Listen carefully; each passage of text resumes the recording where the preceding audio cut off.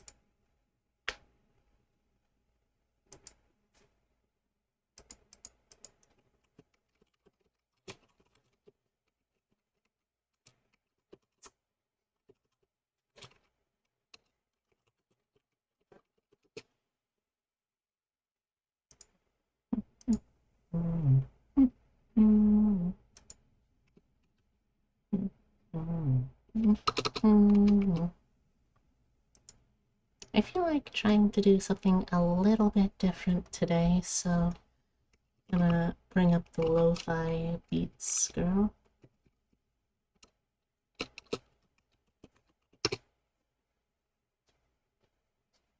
Can you kiss my boo-boo? I'll go disinfect it from my kiss. What? Go disinfect it from my kiss. It's not open. Still. I'm gonna be showering after I put the paper towels. Alright. Okay, so they said that we're allowed to stream using their audio just fine, provided that they have some kind of added announcement, so do that real quick.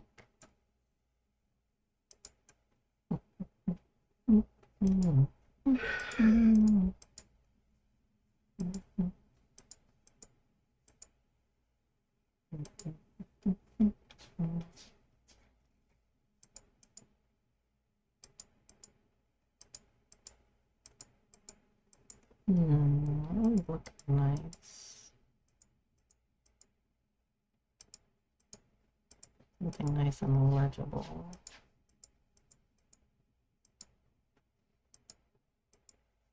That'll probably work. Okay, and put this up like this size font.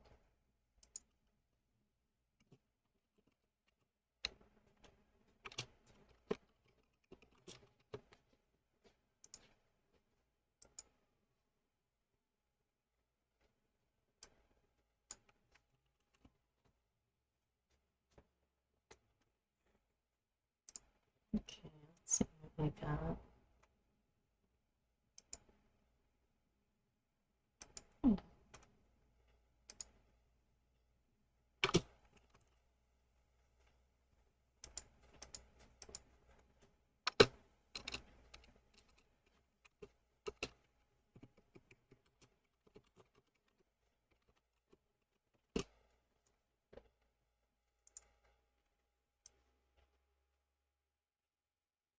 There we go.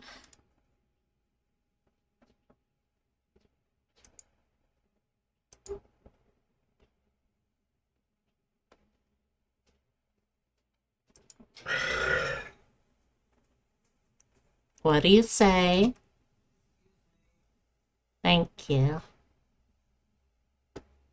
I won't usually be that much of a stickler, but when I am on stream, I will be. And don't apologize for that.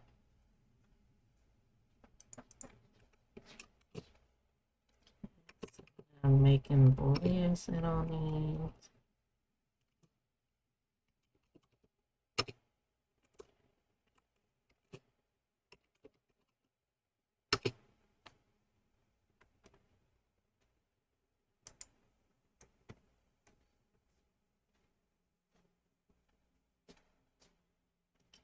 So today I'm going to be trying to do something a little difficult. Basically, I am going to try to take all of the people that are especially close to me right now, my partners, as well as my queer platonic partner. And there's this cool event that LGBT is doing where they're going to have. Oh, hold on, let me get something.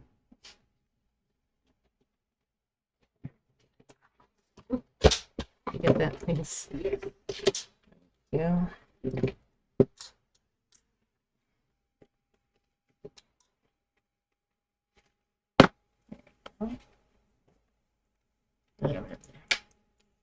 I'm gonna go shower. All right, have a good shower. Okay. All right, so there's this cool event going on, sponsored by LGBTV, the Discord community, where we're basically going to be doing a virtual Pride parade. So we're all going to be. You're following the guidelines for the. So we're basically going to be drawing myself and my partners and queer platonic partner, and we're all going to be marching in the parade.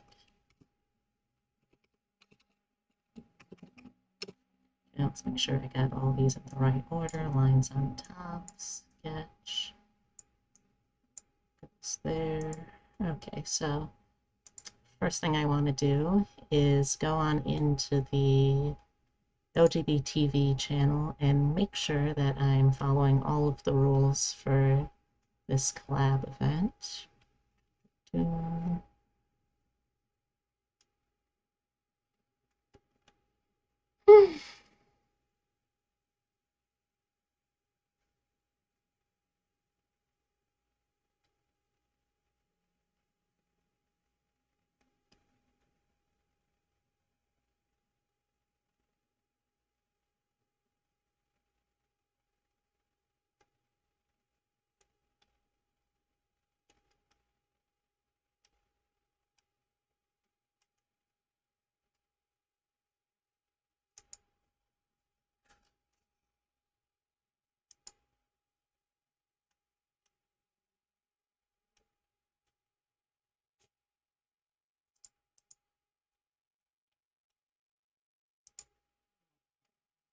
Where was it?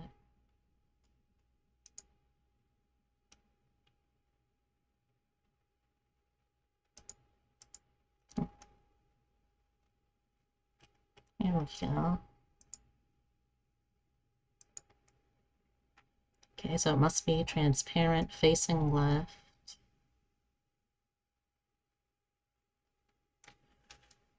Alright, this all seems pretty doable. Nothing super complicated.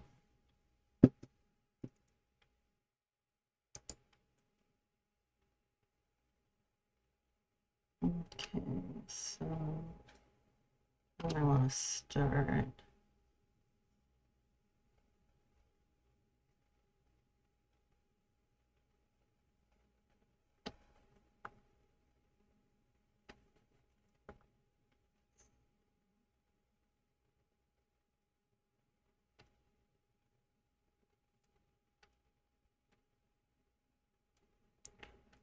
Okay. Well, let's start by getting some references. Oh, and also making sure that y'all can hear everything that I'm going to be doing, which doesn't look like you can. That should not be happening. Come on. Gotta use the right device. Okay, there we go. That should work, I think. Okay, well. First things first, let's get the reference. Or actually, maybe I should try and sketch it out first. No, let's get the references. Okay, so one of the people in this picture is obviously gonna be me, as is my picture. And I'll cry if I want to. Cry if I want to. Cry if I want to. You would cry too if it happened to you. I feel old just saying that, even though I was young when I learned that song. It's not like it's even that old of a song, it's just a very dated song, I guess. Okay, reference 1.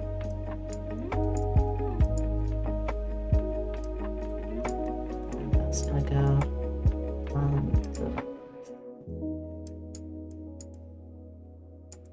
Okay.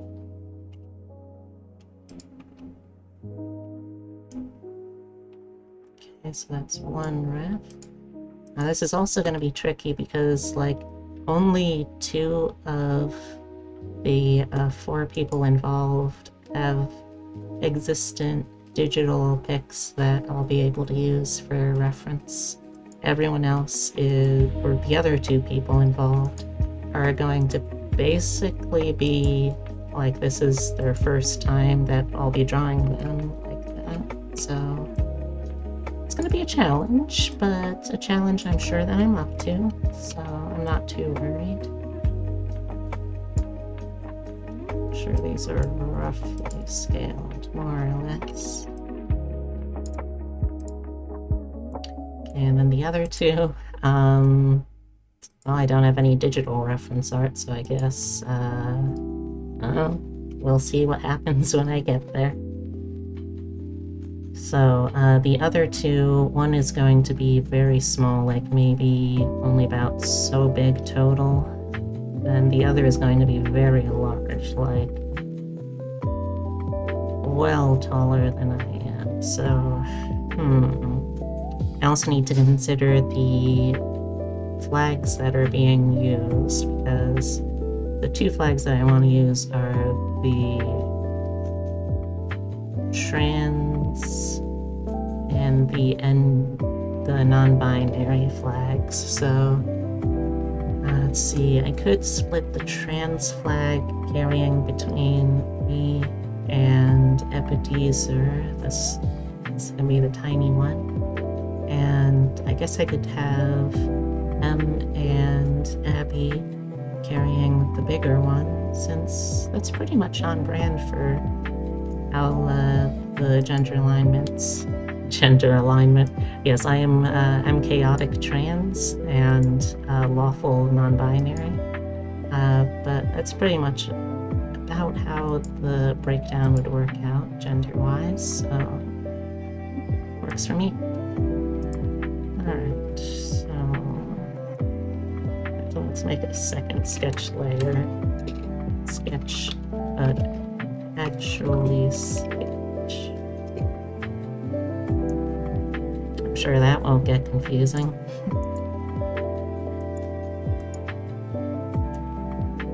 Alright. I also hope my mouse decides to cooperate. It's been very finicky the last couple of art streams. So, I mean, I'm not going to be able to fit all 4 of us in, like, full-size form, so it's probably going to have to be more, like, a little bit super deformed. So, let's see, do that. About how many heads tall am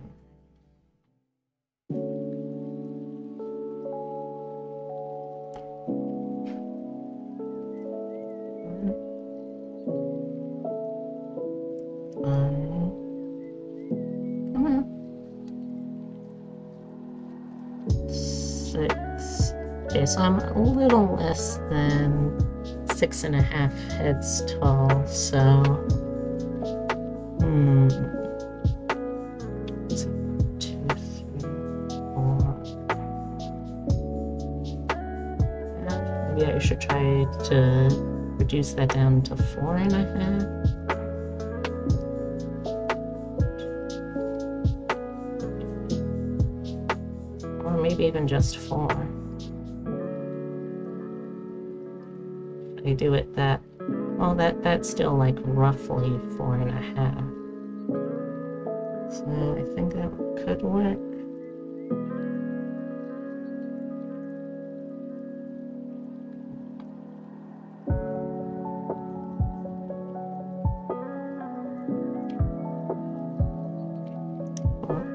let's try.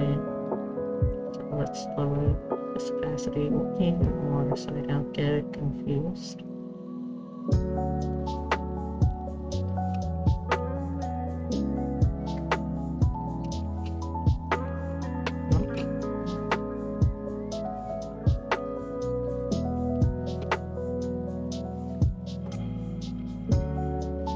Again, 5-point size brush with dynamics off, smooth stroke on.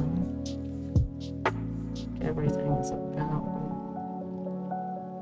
right where it should be.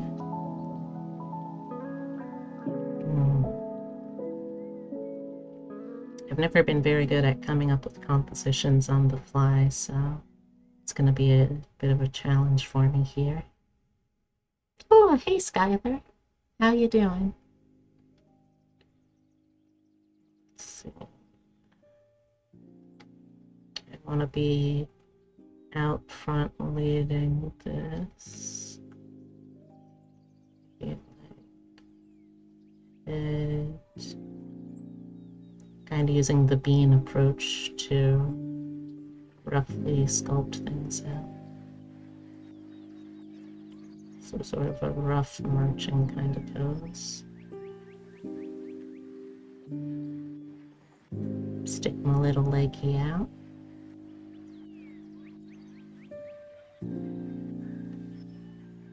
Good, good. Wanted to chill while working on schoolwork? Nice. I'm always happy to share the art room with anyone who wants to. Make yourself at home as always. I hope you've got a good week in store for yourself. So let's see. Could have like one arm kind of pointing like, yeah, we're marching that way. Maybe? Of course, I gotta have the bunny tail.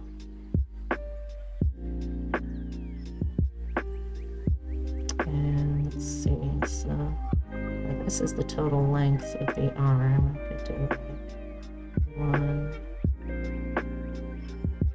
2, so sort of like, come on.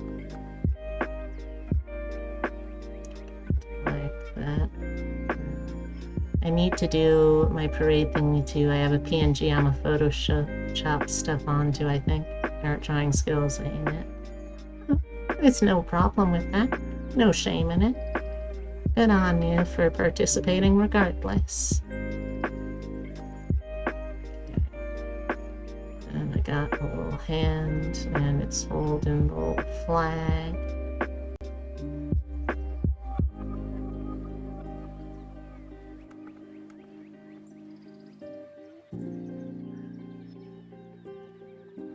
Wait a second, Epitome, you're in the shower. What are you doing? Don't use your phone in the shower, you'll get electrocuted. You'll be electrified, but also made cuter, I guess. That's what that would mean.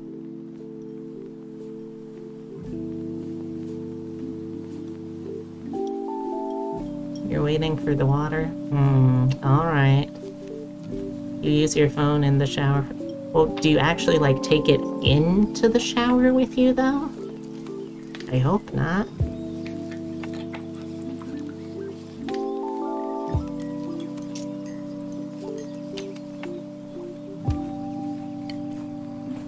I couldn't hear that one. What? I said I hope you don't take the shower. Take it into. You can, it's designed for water cases. Alright, that's not too bad. Epitome's definitely isn't though, so I hope that they remember to not take it into the shower. It's a Galaxy device? Oh cool, so it's made for space travel?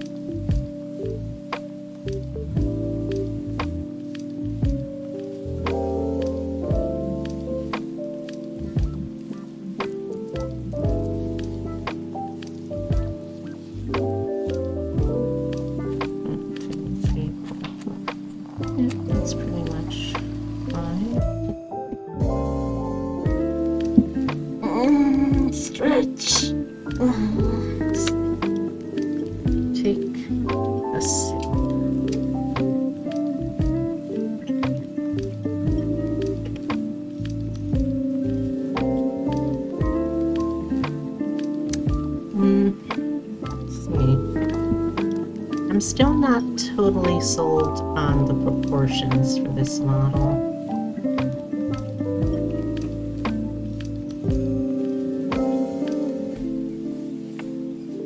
You certainly want it to help me travel to new planets. Nice. I bet it will be really useful when you get there. I'm not really digging the proportions that I was drawing with, so I'm gonna try scrapping that, starting again.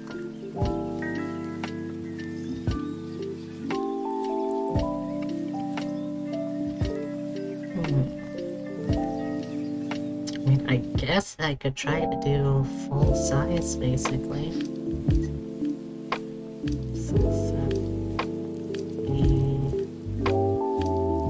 I think that would probably be doable still. So let's see.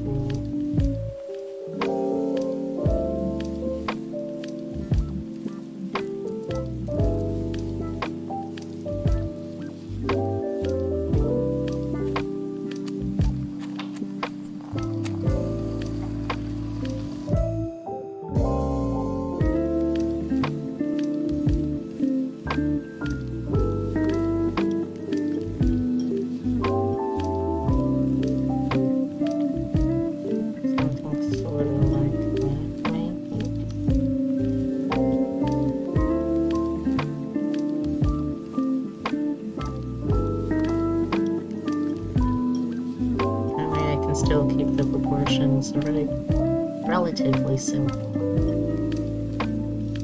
And I could reduce the size of this too to make it fit more in scale with what I can do for the rest of the page.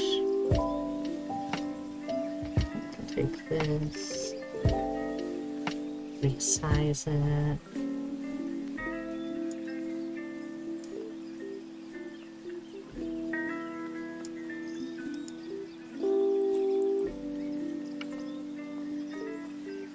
I had a very relaxed start to today, though.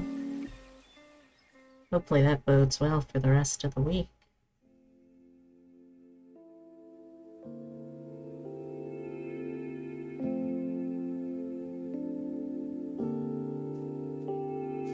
I haven't really done much today other than get on stream. But I'm doing stuff now. That's good enough for me.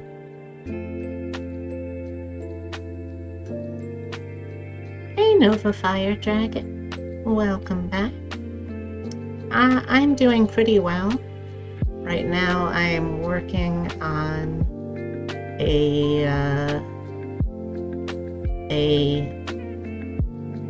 what would I even call this? I'm working on a little scene because there's a digital pride parade this month at the end of the month, and I thought it would be fun if I could march in it with some of my partners. So I'm doing this both for my polycule and also for Hemlock, since they're like a queer platonic partner.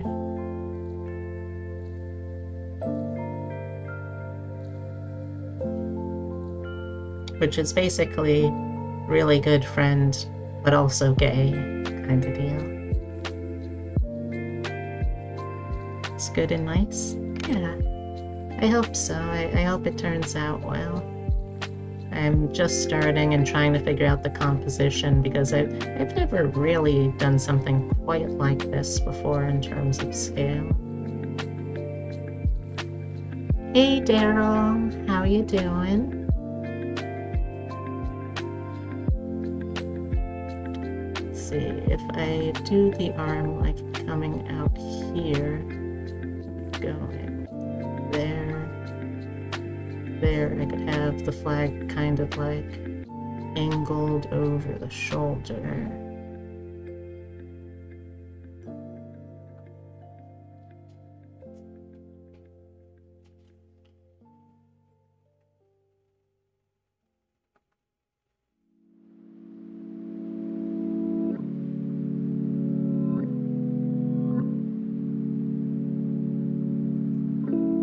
You're doing great. You relax in bed with a cat on your lap. Nice, nice, nice, nice. What's your kitty's name, by the way, Daryl? I don't know if I've ever asked that.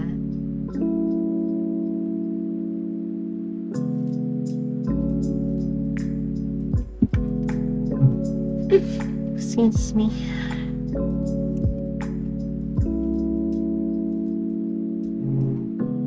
You have 2 cats and a dog? Nice, nice, nice, nice. Tell me all about them. We're currently looking to potentially adopt a cat if we can find one that fits what we can provide for them. And we both used to live with dogs too. Though sadly not anymore. One is Charlie, the other is Freddie. That was their names in the shelter. Aw, that's cute. What do they look like? It sounds like they would be like pretty close siblings. Oh, right. I remember that now. The Lynx Point floof ear Siamese specific markings. Yeah, I remember that now.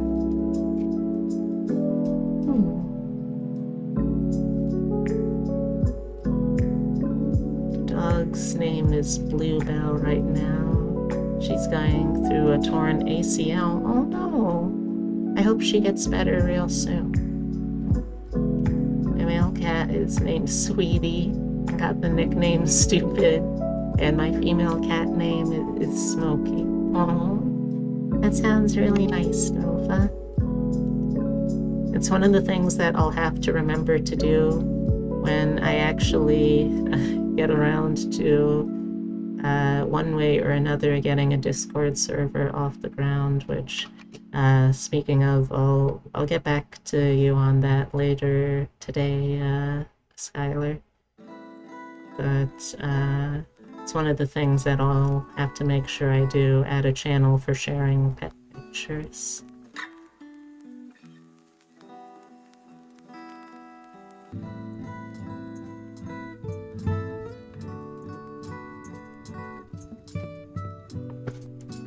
Yeah, I hope Bluebell feels better soon. Alright, so let's see, then maybe the other arm, let's see, the other arm could either be like out in a, yeah, we're going this way kind of deal, or it could also be like sort of a angled kind of dealy. Thank you. I'm clean.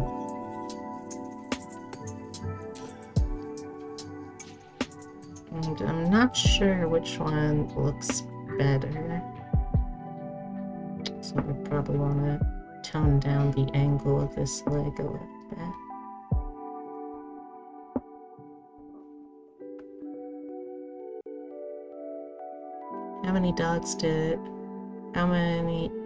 How my dogs did that was she was running too much around the yard and also apparently has anxiety. Oh, poor baby. Anxiety is such a terrible thing for anyone, especially if you can't really like communicate very effectively about it, like a lot of pets wouldn't be able to, I mean.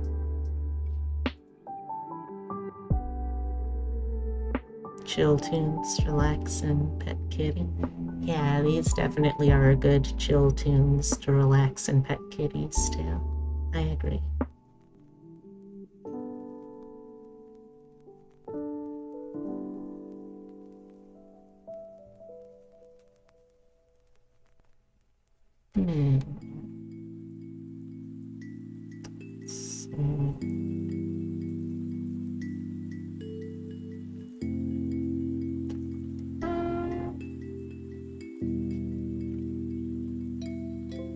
No, I don't want to print.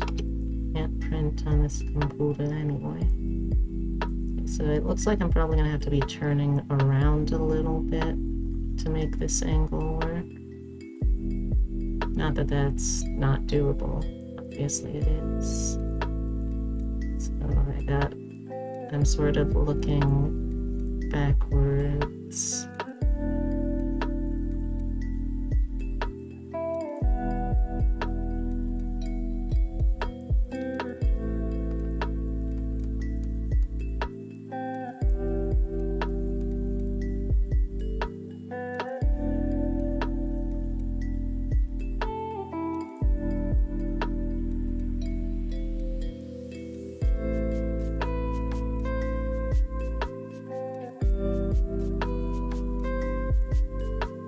It was oof.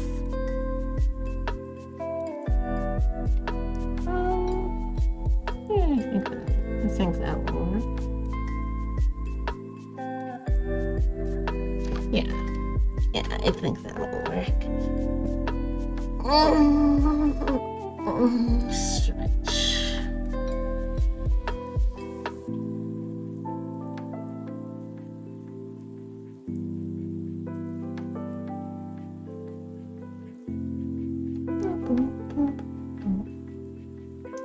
Let's also adjust the canvas size. Let's see what 3600 looks like for the width. Maybe a little more.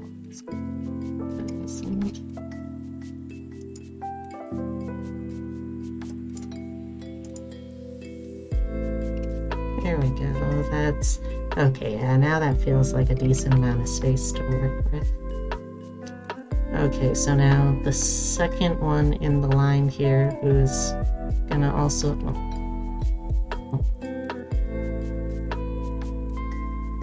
Wait a second. What happened here? How come you got shrunken? That's not right.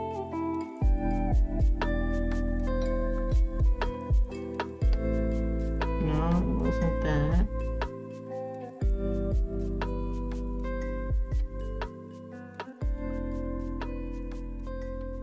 Okay, I guess I'm using a 10 point instead. Could have sworn that I was using a 5 point just a moment ago. Ah well, doesn't matter that much.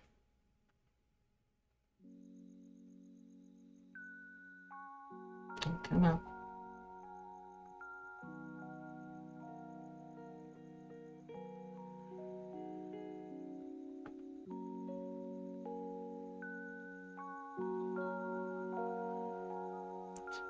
One, two,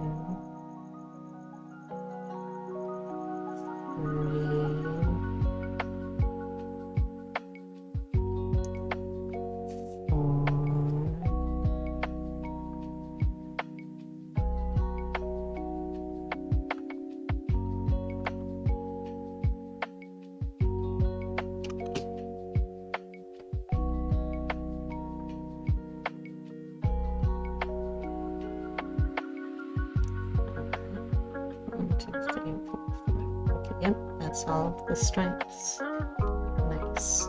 And you know what? I'll probably do a more comfy, lightweight outfit for this because otherwise, going marching in this in the middle of June, nah, that's not going to be a fun time.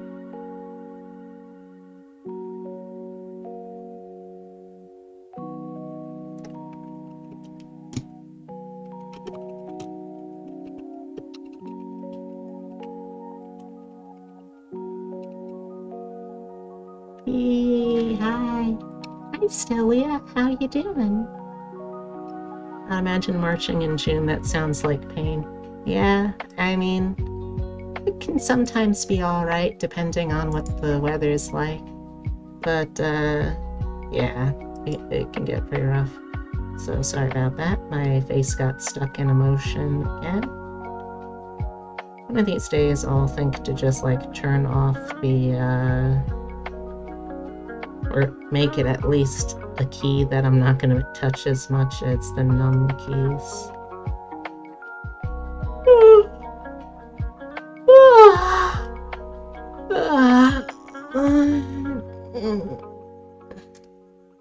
someone who is in marching band, I've marched in 100+ degree weather in a wool uniform.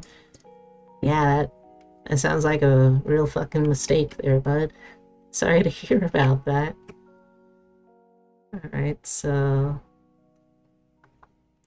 this partner is a real tiny little chubby little fairy dude.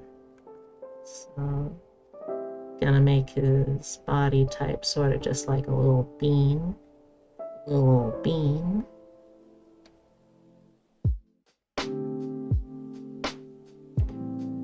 You've never been more uncomfortable in your life? Well, maybe that's a good thing. Like, if that's the most uncomfortable you ever be in your entire life, it could be a lot worse, right?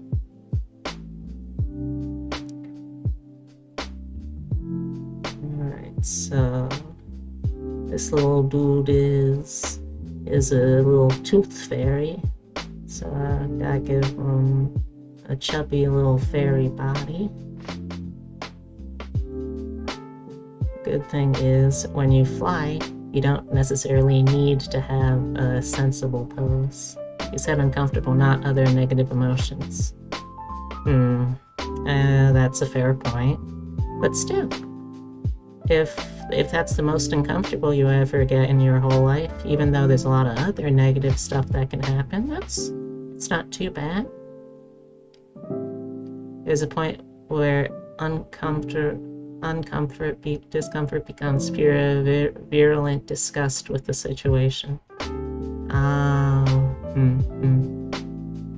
Understandable. I would also be very upset in that kind of weather.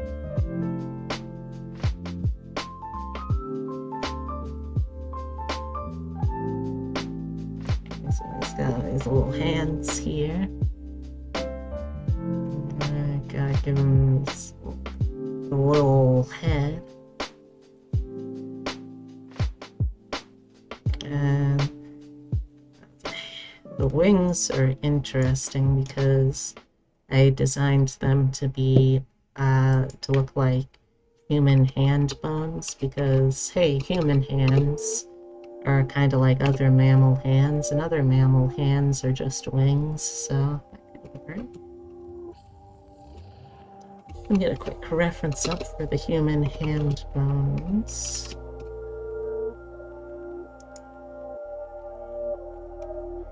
It's not like it has to be 100% accurate, obviously.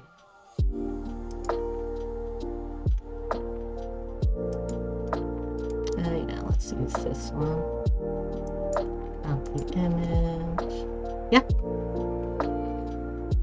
You didn't really give me an idea for how big you want it to be, so I'm gonna just try to roll with it, you know? Scale that, and this is gonna go this is fine. Hold on.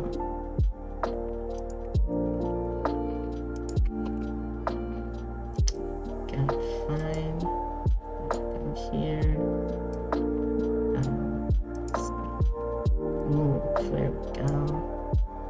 I'll put this on new link. There we go. Considering size fluctuating is a thing with that character, size is good. This is a good size? Alright, so you're like roughly the size of one head. So I'll keep that in mind for the future, thank you. And now let's flip it. And see what I mean though? Does the human hand, when you reduce it just to the bones like this, does that not look like a quirky little wing? I think so, anyway.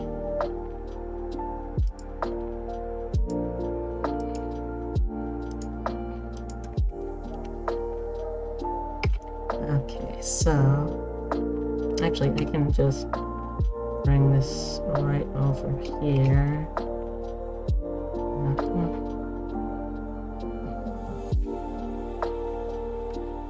Delete all that.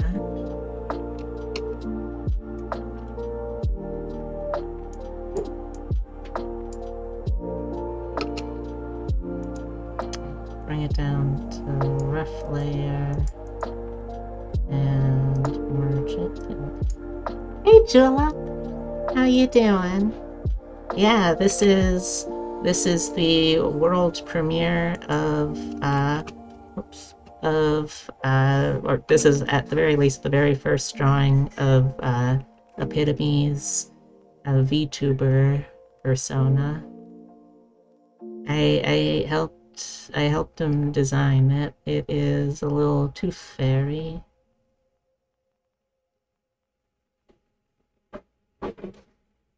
Yeah, I like it. It's a very cute look. We were stumped for a while on what would feel right for them, but eventually we stumbled on the idea of some kind of fey creature, which eventually ended up settling on being the Tooth Fairy, because that seems to be the best combination of, oh, this is cute, this is morbid, that is a set of descriptors I feel is accurate for Epitome.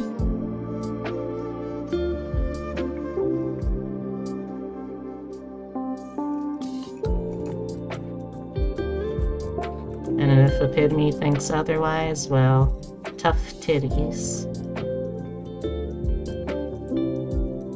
Adorable. I'm okay. You're napping? Good, good, good. Make sure that the sleepy piggy gets a lot of sleep. Work with me here, tablet, please. Don't be a drama. Don't be a drag. Just be a queen. Wait, who has tough titties? Should I order a mammogram? No, it's a saying. Tough titties, said the kitty, but the milk still tastes the same. I was friends with a kitty, that's who taught me it.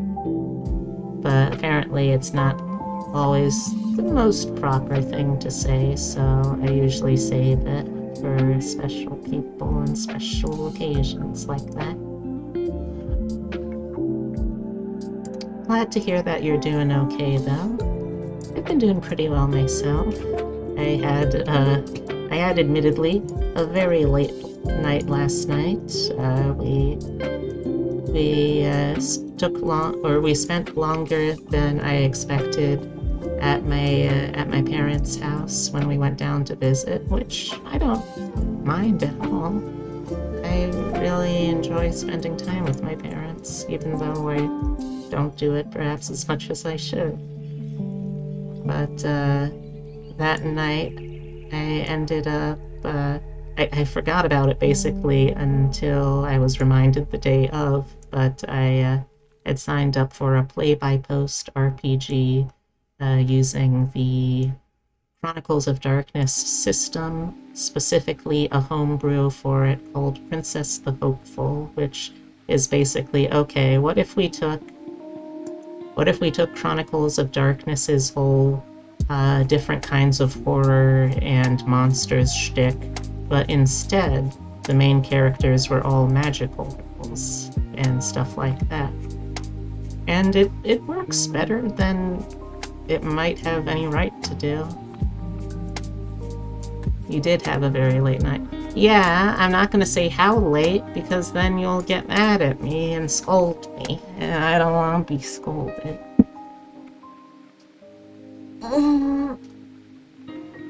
Yes, Daryl here.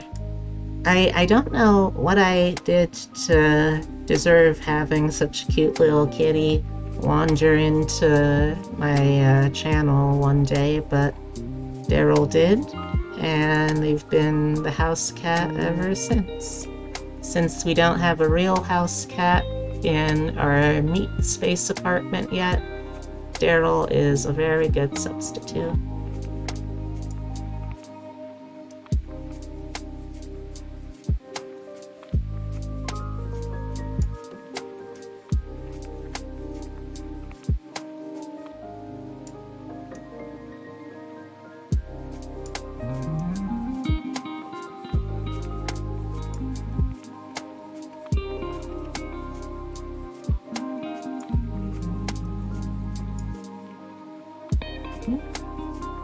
Let's make a second wing and move it over here.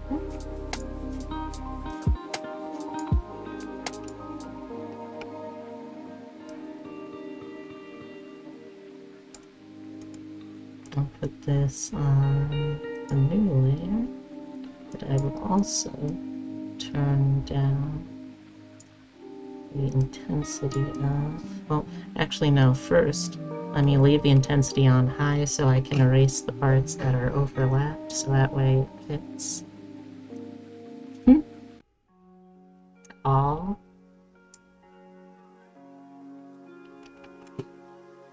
Okay, so come on.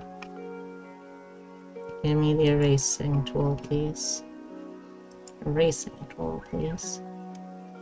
Okay, so this one is the hand that's behind. That means I need to erase the parts where it overlaps with the hand in the front.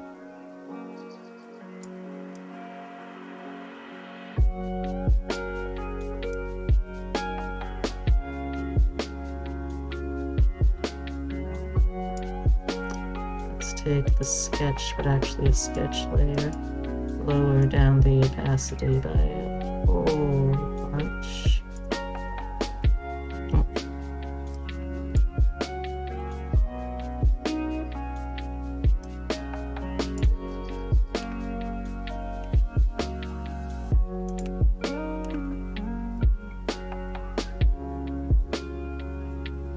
There we go.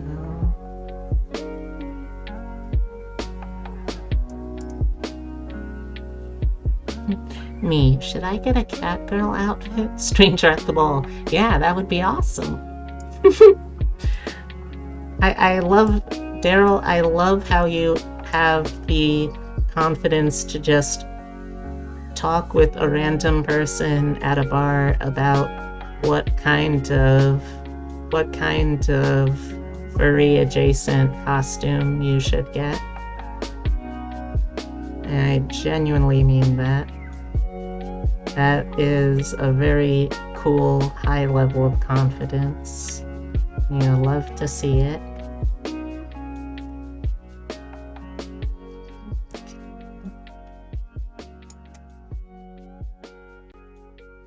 I think that's all the overlap.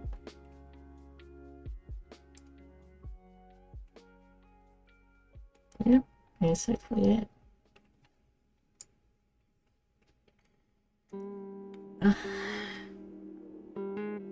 Okay, so I'll come back to those in a sec.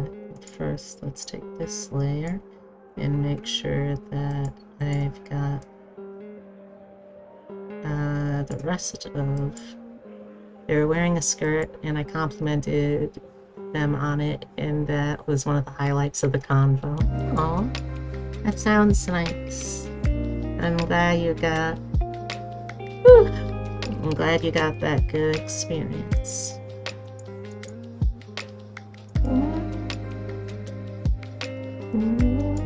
Oops. No, I didn't want that. I wanted to delete that layer. Okay, now let me open up my handy-dandy sketchbook and remind myself what kind of details I've got for our little dude's face and body. So body, it's pretty simple. Got like the little work apron. It's gonna go around the back. And yeah, so that has to actually continue up over the arm, which is like there. Oh, thank you very much for the hydrate. Let me take care of that real quick.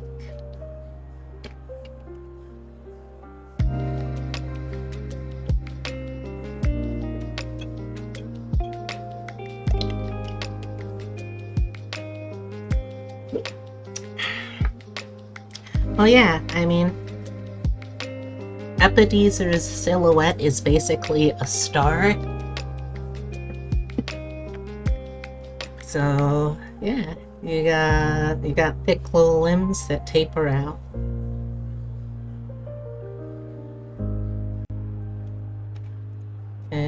got the, like, little rolled up sleeves.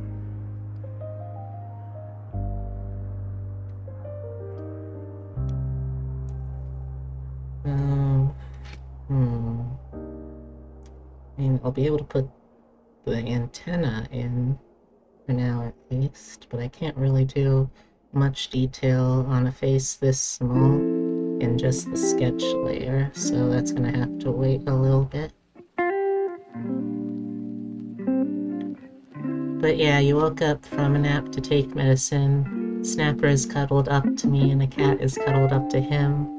Parent's dog is in her bed next to us snoring. Very comfy vibes. I like that. I'm glad you have that, Julep. I can at the very least kind of denote where the eyes are gonna be.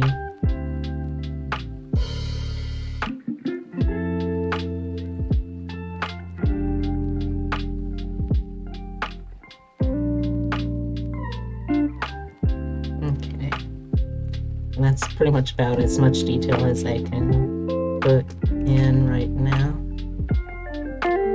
So let's make another quick save. Let's see. I hope whatever cat we find snores. Okay to me. Why would you wish that on me? Do you want me to have to worry about 2 people in this house's sleep apnea?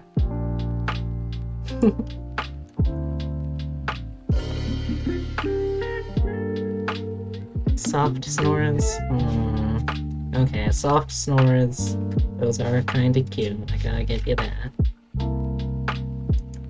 Like, my Ebenezer is so cute, I love this chubby fairy. I do too. I also love the tooth fairy form I drew for him.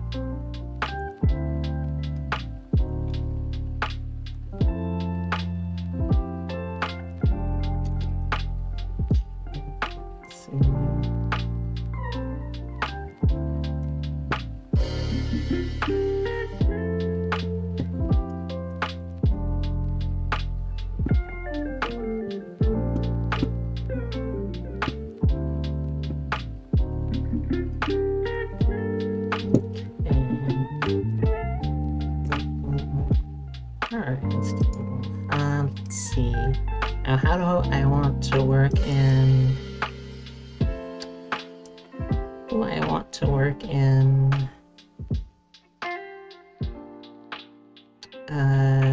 Hem and Abby? I mean, I could do a pose similar like this since Hem flies as well, but that doesn't quite feel right.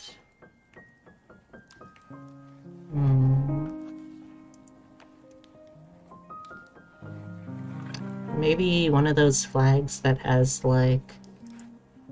Or, I don't think it's even really a flag at that point, but one of those flags that have like... here's the flag in the middle, but then there's like pull, you hold onto the pole, there's like people here holding onto it. Yeah, maybe something like that. Yeah, I think that could work. Let's also start a new layer just because I can. Oh, hey Heart, how you doing? Always good to have you back, even it doesn't matter how far ago or how long away. It's always nice to have people back. Sketch. But more sketch. I am just increasingly losing any sense of meaning for having these sketch layers. Okay, well. Okay, so... I think it would make sense to have the tallest person take up the rear, so that's gonna be Abby, so next is Hem. Gosh, it's been so long since I've drawn Hem. I can't remember if they have cannon height. Let me check that real quick.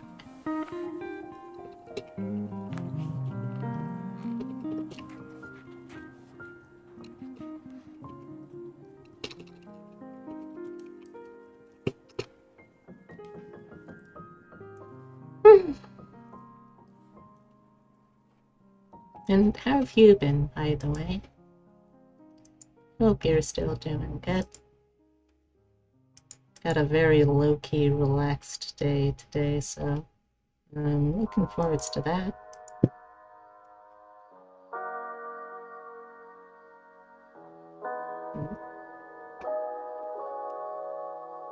That's weird. Okay. Okay, so hem is like a little on the short side, but we can still do the pulls with the flag in the middle idea, I think. Let me see if I can find a good reference for that, though.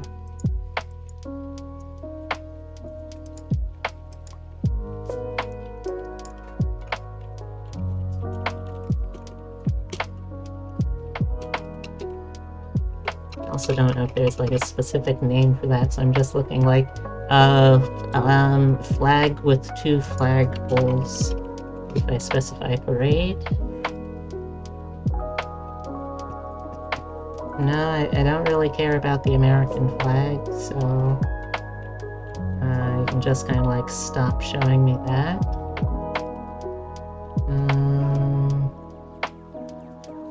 Oh, and that's just straight up the Confederate flag. Cool, I guess. Huh.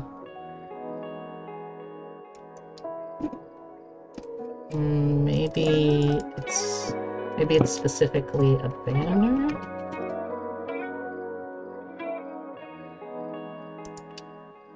Oh, okay, that's another idea I could do then. Like if they're standing kind of like roughly side to side, and like it's one of these bars, and the flag is hanging off of it like this, and it's come on.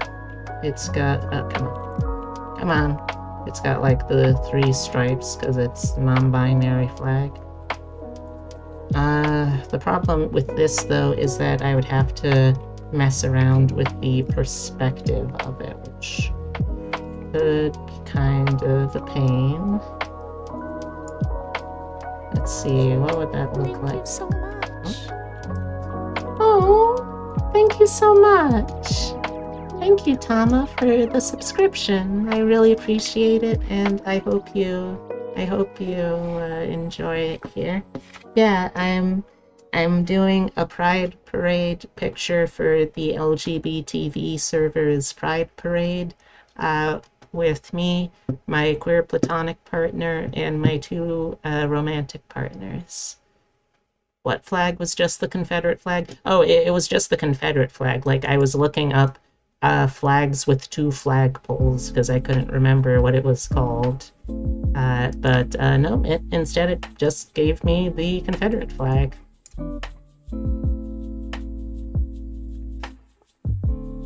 Alright, so let's see which one. Oh, right there it is. Shift F.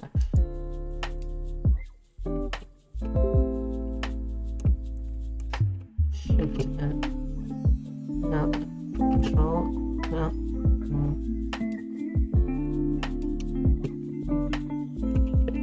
There we go. So I would have to do something kind of like this to get the perspective part across. Plus, I would also have to do foreshortening with my pictures, so I don't really know if I like this idea, to be honest. Also, thank you for the hydrate, Tama.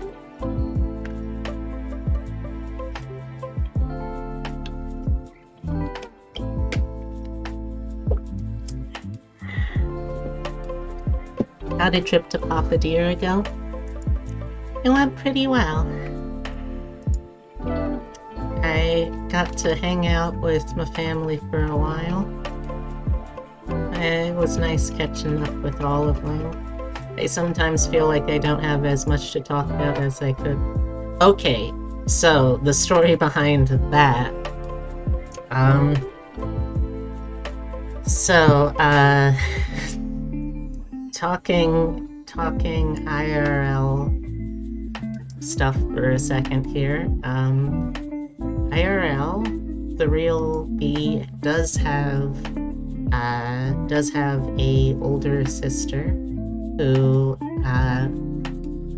does have 2 daughters of her own now, and the youngest one is only like around 2 years old, so she's still just learning to talk. And because we live out of state now, we don't often get a chance to just like go down there to spend time and hang out and make sure that they remember us so we aren't just weird strangers to them.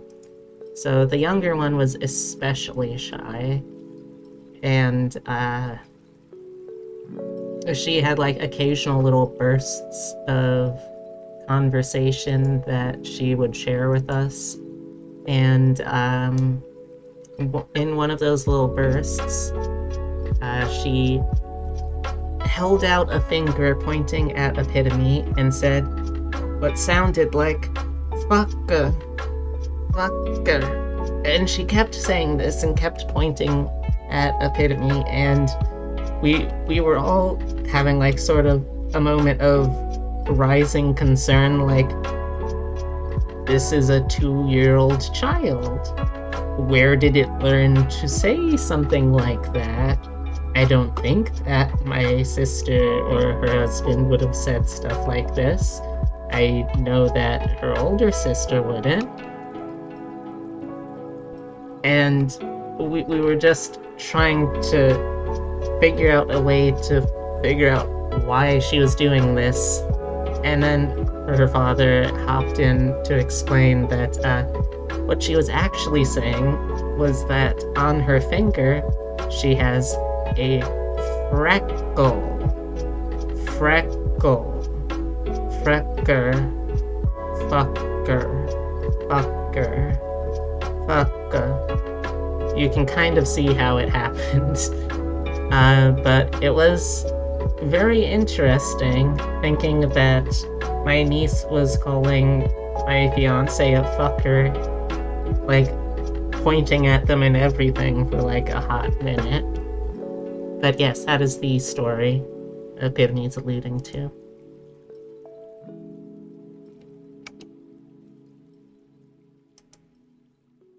Children do go brr.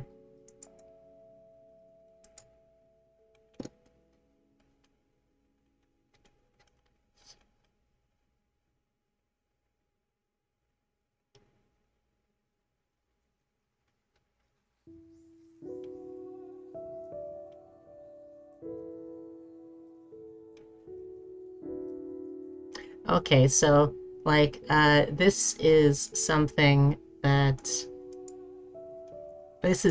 kind of like what I was thinking of for the banner, but held sideways. How is V 2.0 been coming along? Pretty good, pretty good. I've got all of the art assets in. I've got all of them basically with their own mesh. I've got a lot of parameters starting off, so like I can look in different directions, I can turn around on the Z-axis, I can blink, that sort of stuff. I still have a lot to go, but it's getting there. But what I was kind of thinking of was something like this. This is something that Razbubby posted for their submission, or one of their submissions. So something kind of like this, except held more horizontally, so that way it doesn't have to be like that kind of foreshortening depth, you know?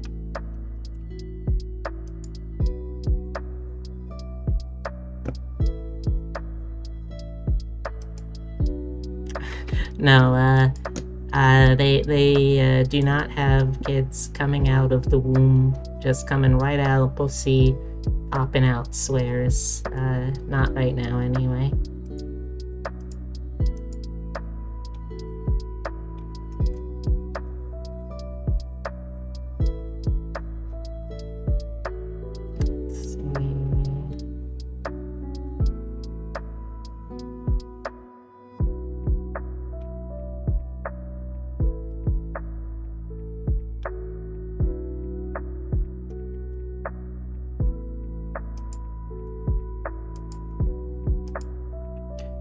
So, I mean, I think I should be able to do that still.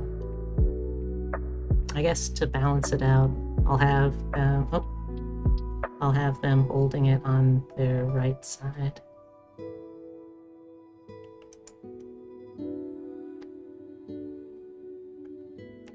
Okay, so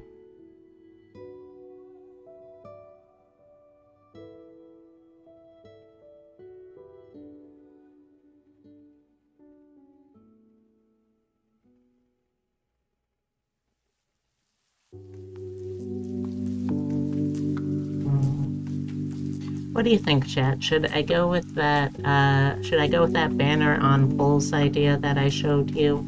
Or should I try to do something similar to what I did with Epidezer here and have Hemlock flying to hold half of the flag? I'm kinda on the fence about this. And sitting on the fence is really uncomfortable, so if anyone has any ideas or input, I am happy to hear it.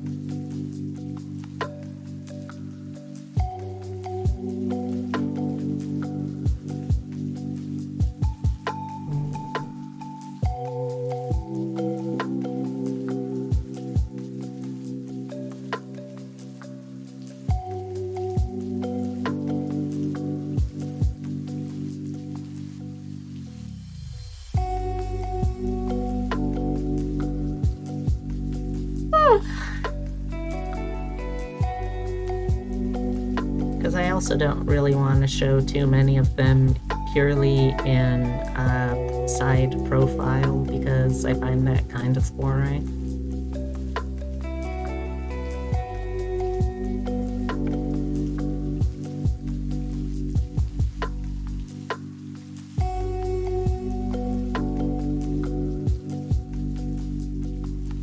I guess I could kind of like angle him, sort of like that.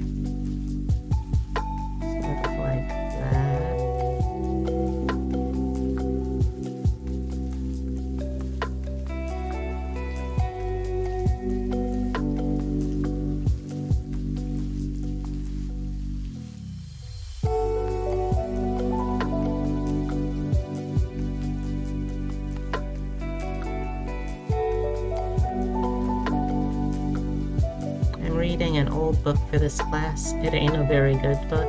Huh? What's the book? Or is it a secret book?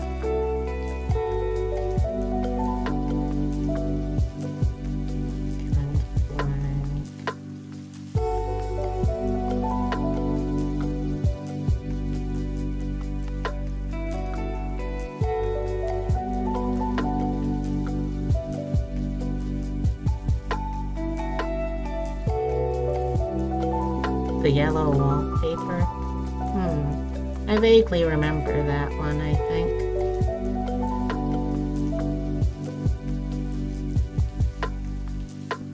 It's the one where, like, a lady sees weird shit in a wallpaper and, like, goes slowly mad because of it or something, I think. It ain't it. Very boring to psychoanalyze. The gaslighting book? I thought that was literally, like, called something like Gaslight or something.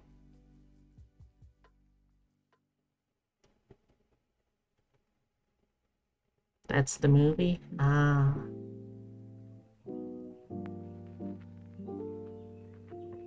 It sounds like we have triggered your special interest trap card.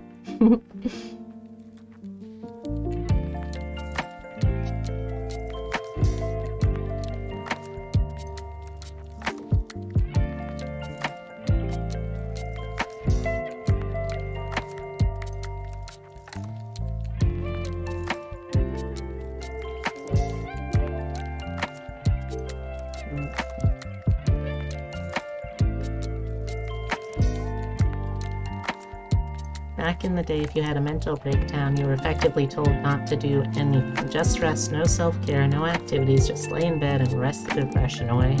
Those Victorians, am I right? So this one, you want to summarize it so I don't have to read it, you're Gucci with that.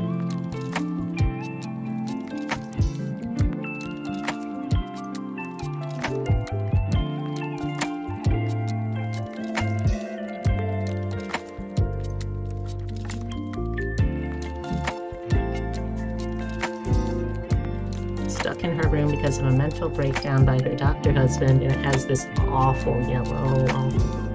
Hello again. Snapper's up and you got some kitty snuggles? Nice. Sounds like you're living the life, Gillette. Excuse me. Owl, sleep dust in my eyes. Let's get that out.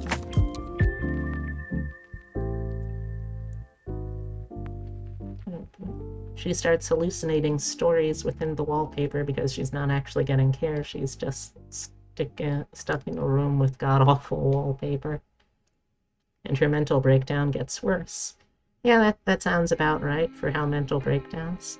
Wait, are we discussing Gilman? I don't know who Gilman is. Also, hey Aline, how you doing? Stretching there. Of course, Hem's got... Oh, what if instead of with their hand, for Hemlock, it is tied onto their tail. So like got a little knot here that goes boop, boop. Kind of expands out from there. And I'm gonna expand the canvas too, so although I can also move this over a little bit to make it so I don't have to expand it quite as far.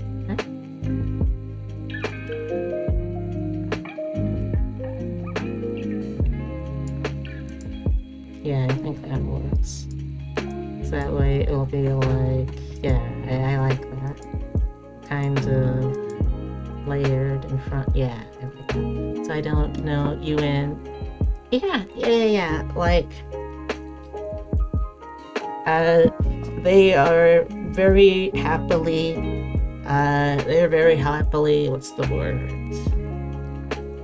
Monogamous, there we go. They're very happy, monogamous, but we still have a very close friendship, and I think that's what a queer platonic partner is. It's been a while since I've actually looked up the definition.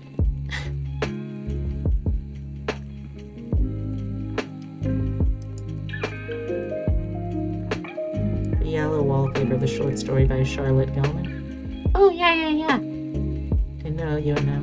Very cute. Never heard of it before.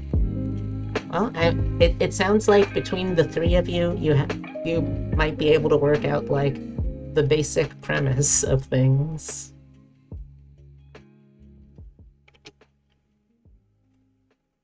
Come on. No, give me that. Okay.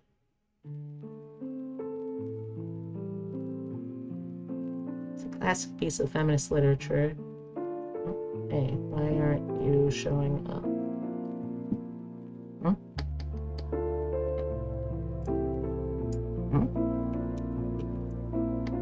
There we go. That was weird.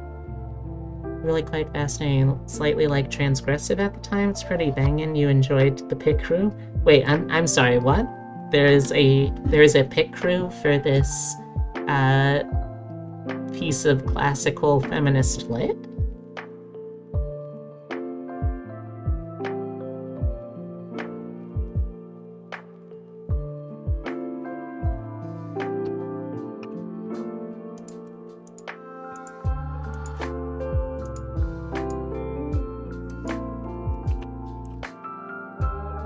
Wait a second. Oh. That's why.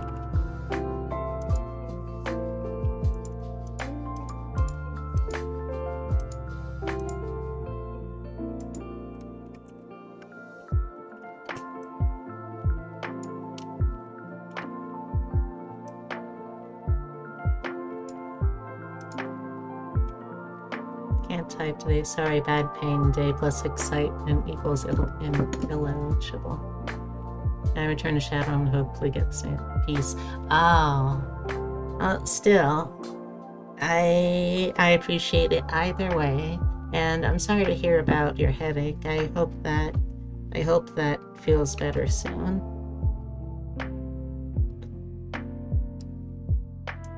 So if I take the rough layer and juice, I don't know why it looks that faded when it's 100%, but you know what? I'll just freaking make deal with it.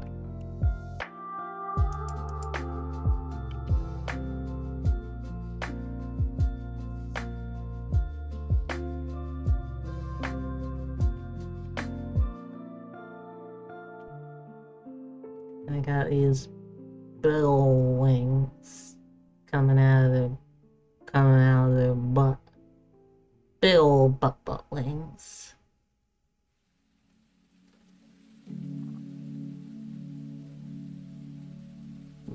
Bill butt wings. It's okay, I'm spending time with y'all and that's great. Oh, well, thank you. I'm doing pretty good.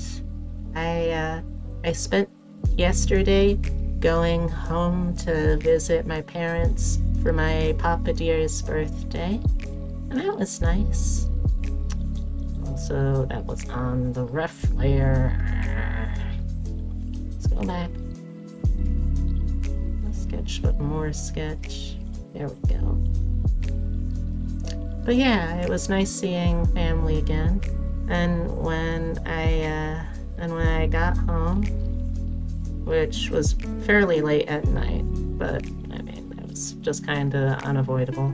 I had session 1 of a play-by-post tabletop game that my other partner, Abby, was running and I was a part of. And then eventually, when that was done, I went to bed. And then I woke up and I had a good morning. And I'm doing this now.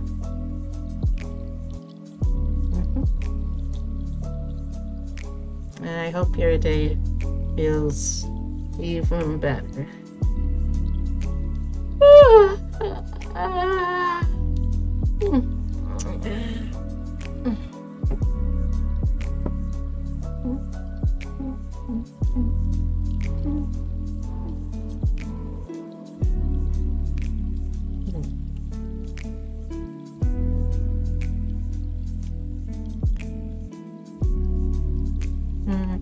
Maybe I won't have it tied to the tail. I kind of like the idea, but I feel like it could look nicer if they were still holding it.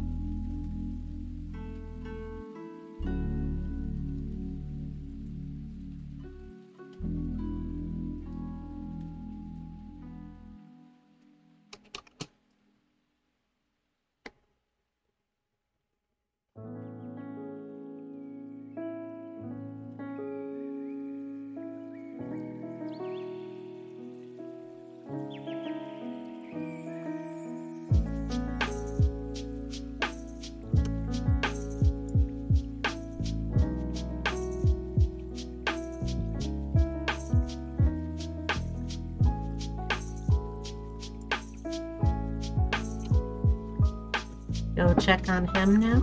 Alright. I believe him is streaming with their partner Forte today. They're doing a run through of the Minish Cap, if I recall. Those who with Magic Box, that's working kind of good. Oh, thank you. I appreciate it.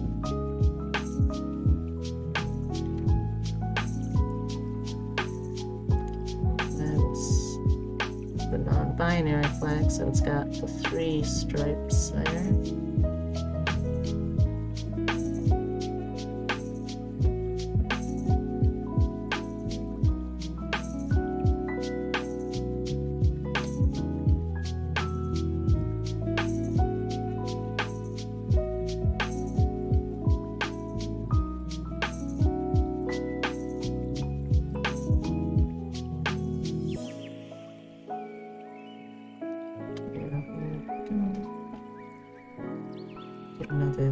Another sexy little save.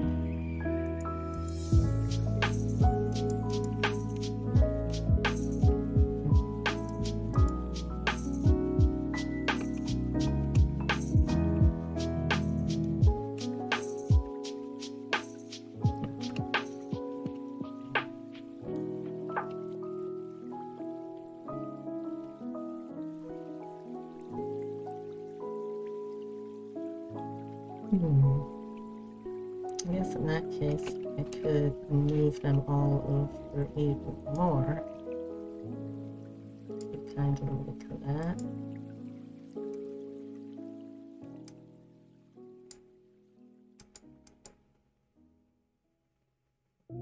So wait,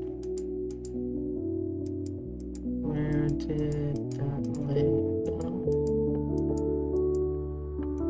Huh? What?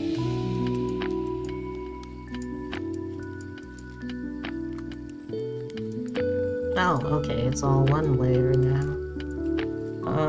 Okay, that works too, I guess.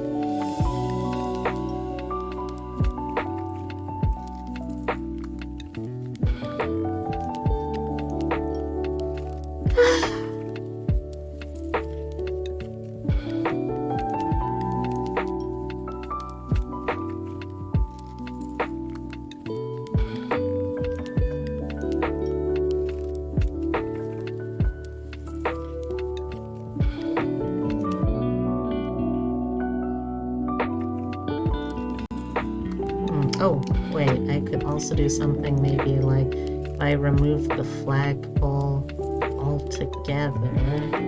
Because I feel bad about having Abby be all the way back here when we're all kind of grouped up here. So maybe Abby can be like holding this corner of the flag while Em holds that corner of the flag. That way I can put them up here. Much closer.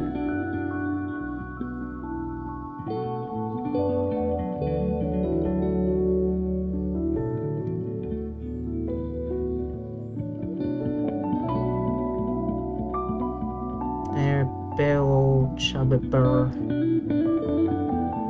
So I'm giving them big old chubby burr parts.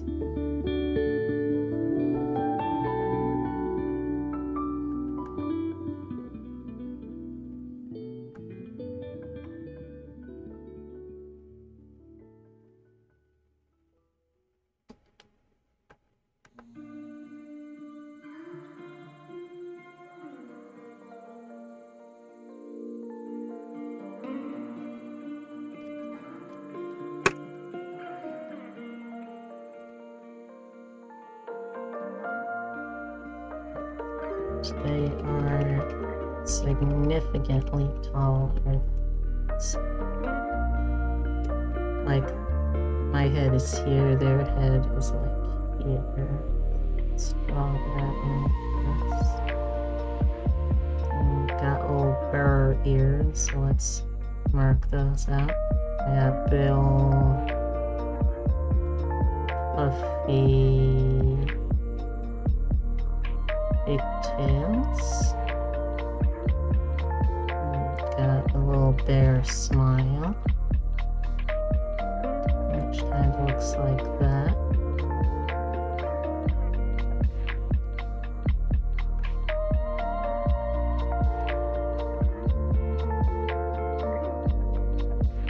Come on.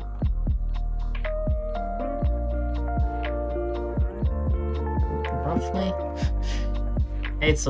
It's a sketch. I don't need to make it pretty yet. Just gotta keep reminding myself of that sometimes.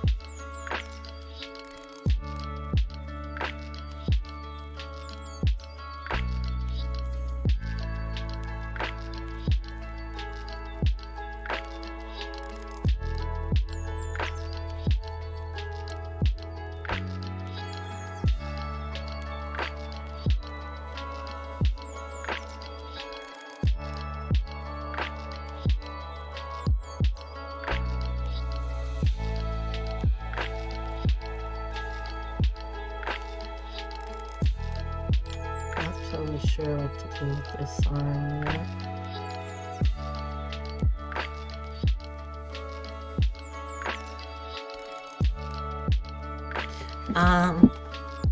This is, so I decided to make it extra hard for myself, I guess, and I'm making this also when I first draw both my partner Epitome, aka Vinny, aka Epidezer's VTuber persona, and also the first time I draw my other partner, who currently goes by Abby on Twitter. I also am going to draw their VTube persona for like the first time in this kind of format.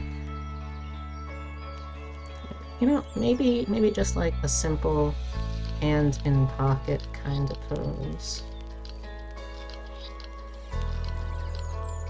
That feels kind of like in character, basically.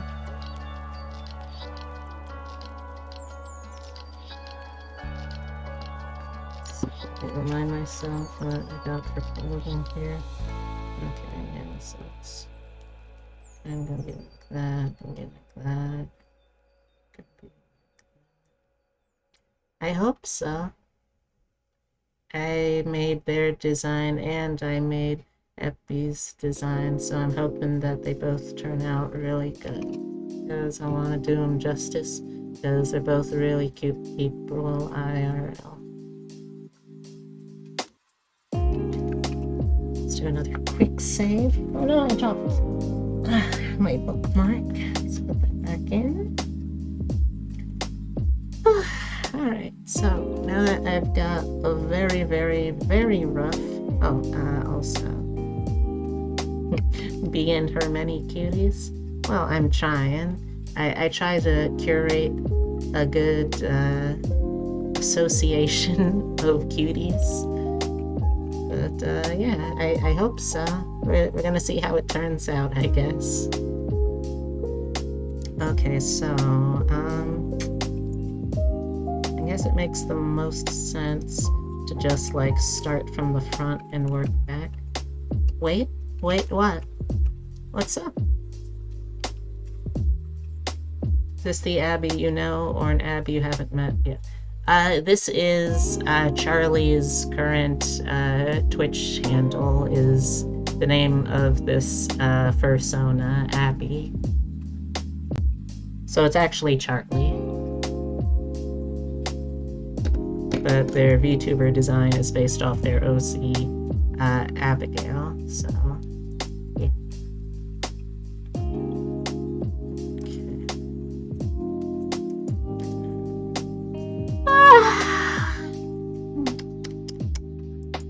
Let me bring something up real quick that I can write this to.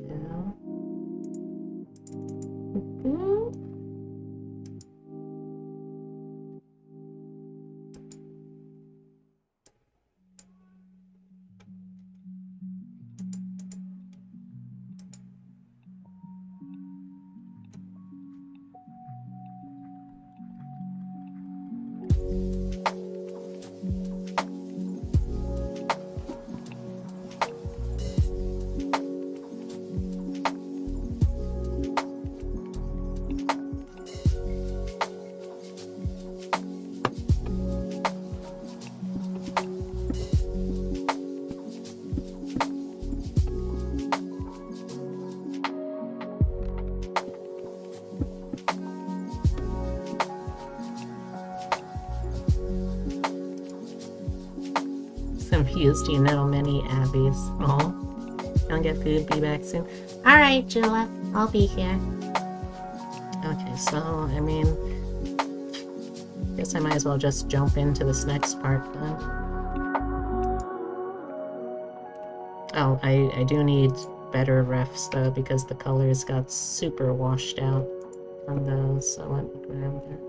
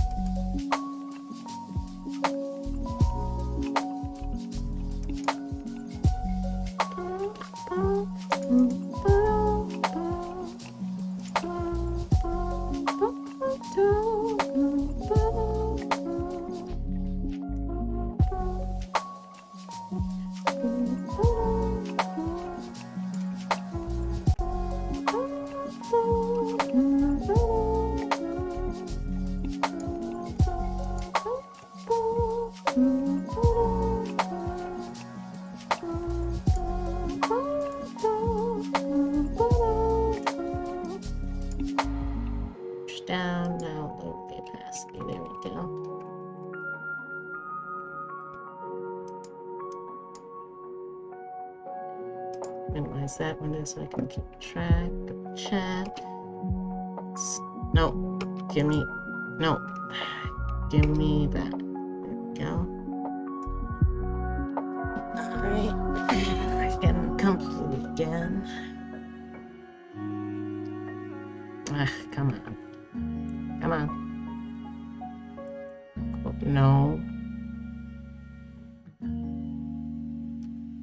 Give me what I want, please. Let's also lower down the size of the brush room.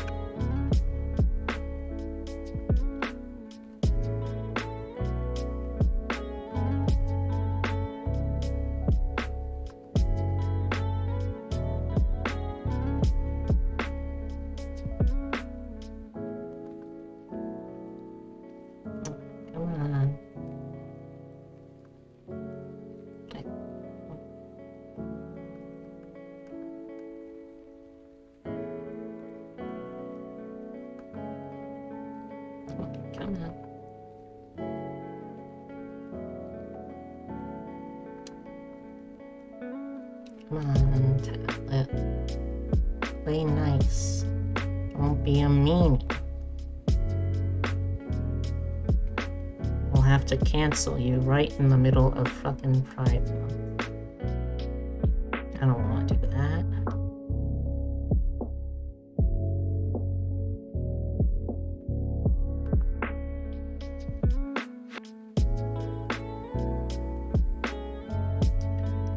Probably do something a little simplified compared with how I normally draw her hair. Also, not gonna lie, like 90% of the reason why I want to grow my bangs in again is so I can just have basically my virtual hairstyle as my actual hairstyle. But people keep telling me that I look better without bangs. Balsam's kind of super hand during landing with false squeak noise and falls over. Welcome back, Kevy.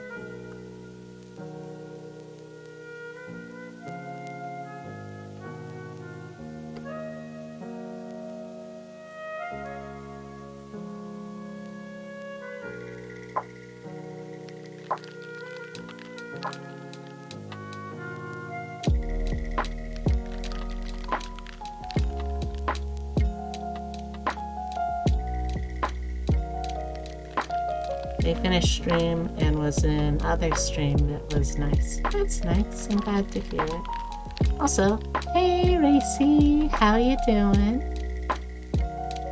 How's my favorite chicken?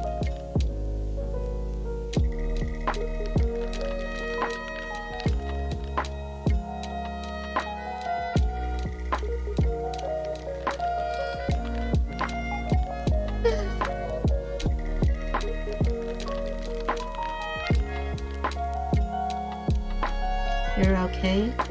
Oh, I'm doing pretty good.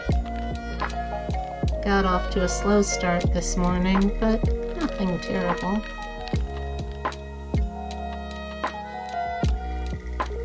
So I realize that this should be a little organized. Let's fix that.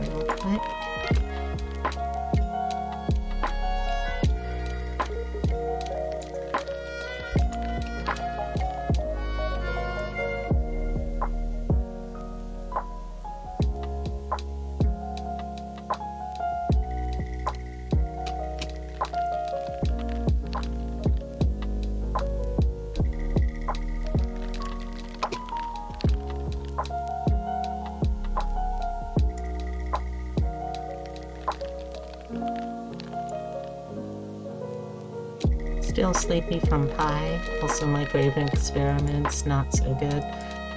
Oh no. You know, Heavy, I'm not sure if I even want to ask.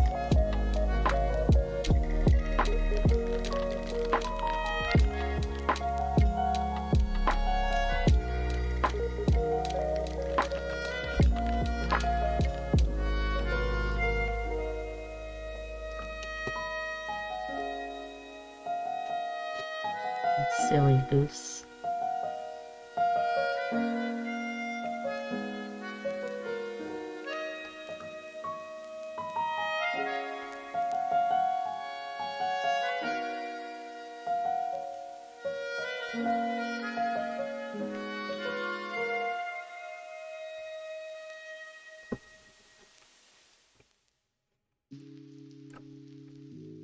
Okay, let's draw this.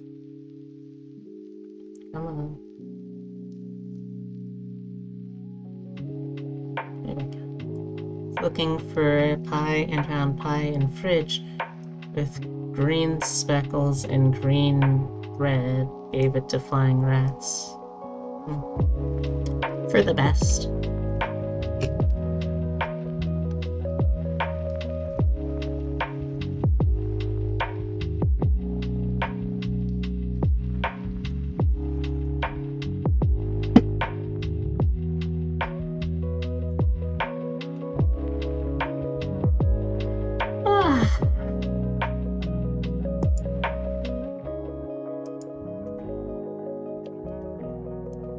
There we go. Alright, so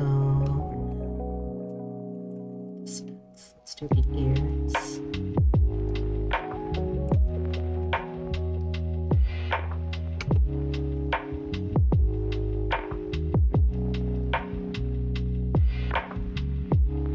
Found small frozen pie, put in microwave. Did it say that you could microwave it on the container?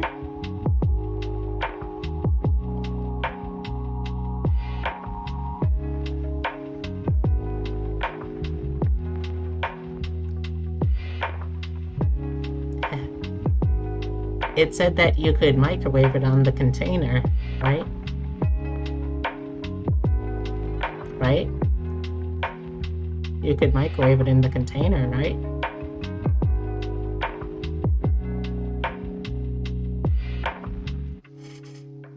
Oh, heavy. Heavy.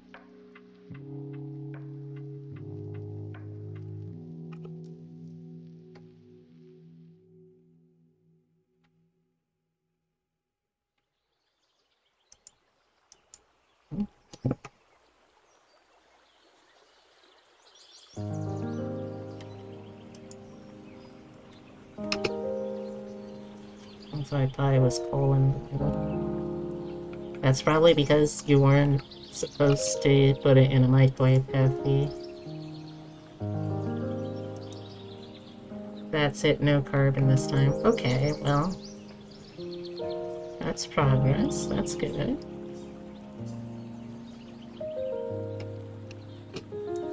Rotate a little bit. Bring it down.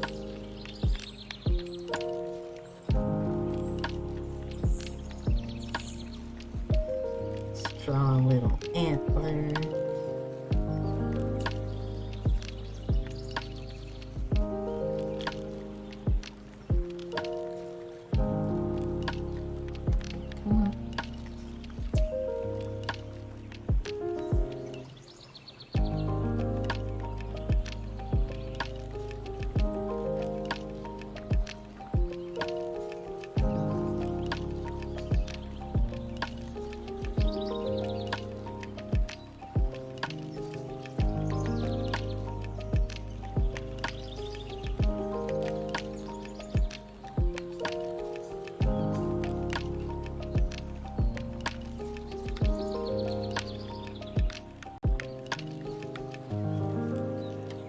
Come on.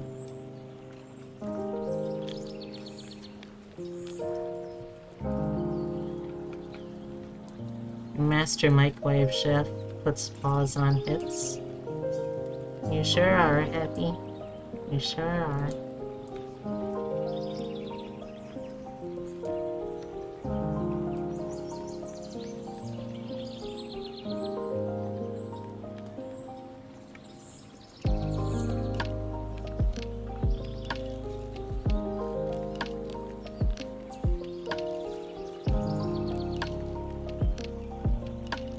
Still want to try to put bar of chocolate and apple pie in microwave to try.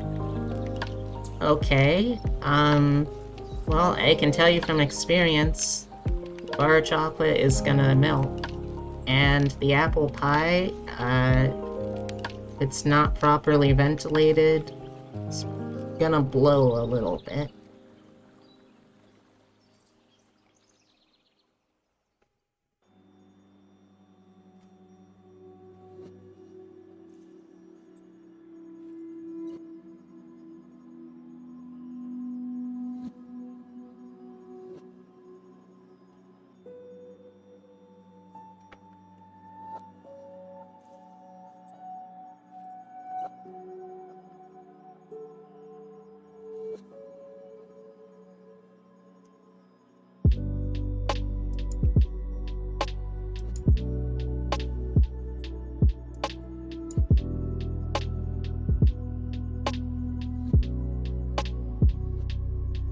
Also, Venti asked a question about soap and microwave, and I'm proud to say I knew the answer. Well, yeah, I mean, sometimes you need to put soap in the microwave while the microwave is off in order to clean it properly.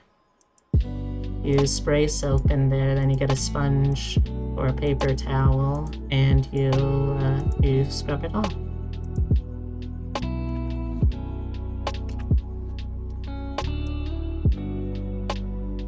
I knew that one too.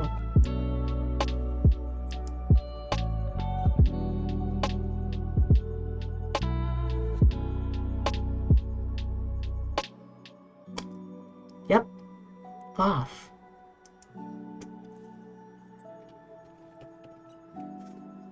Definitely off. Let's make the inside of the ears too. I'm here.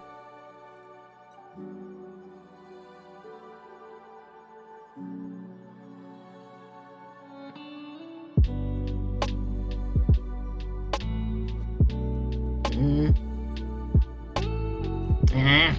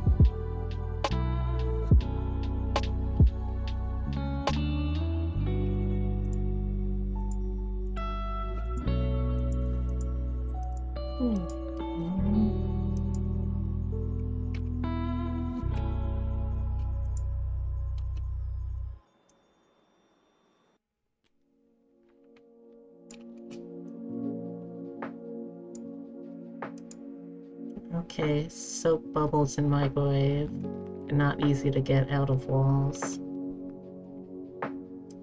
Yep, that sounds about right.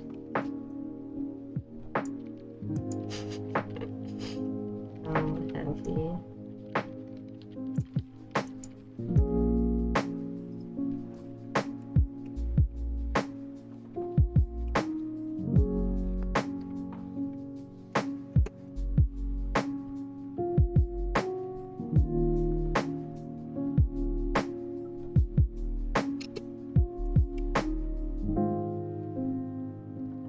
Yeah, asked and answered, I suppose. That's a fair point.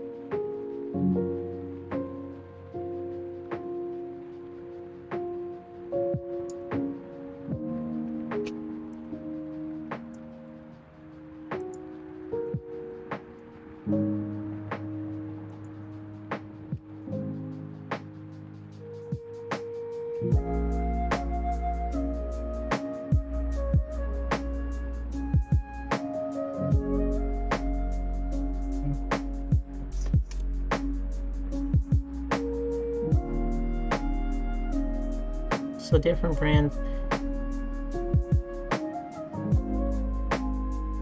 Okay. Well, since it sounds like you already did this much, okay. What have you got for us in findings?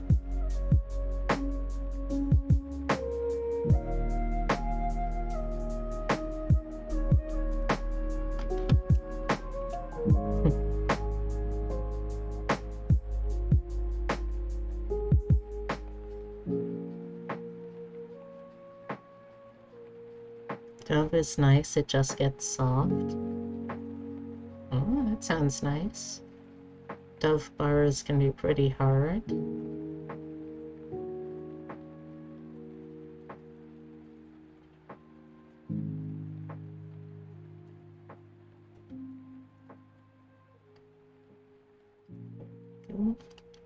Lava soap doesn't do much, it's a lot of pumice.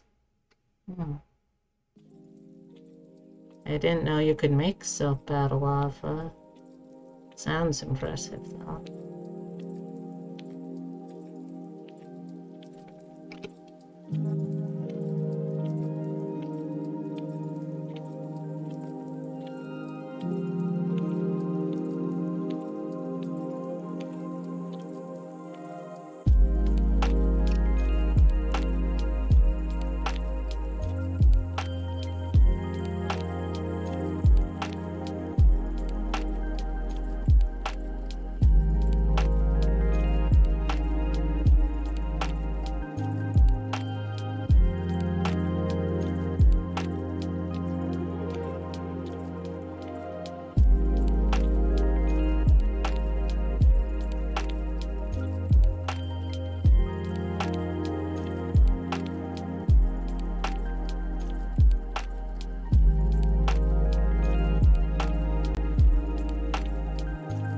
Lava's a weird brand. It's for deep cleaning of hands after oil or stuff like that. Sounds like a very niche market, but okay.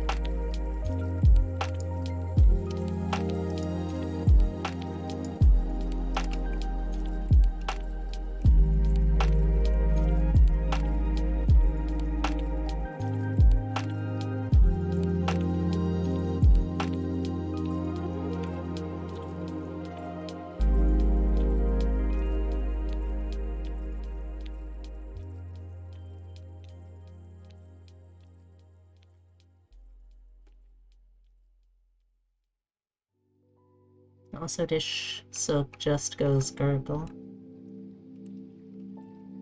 I see. I see.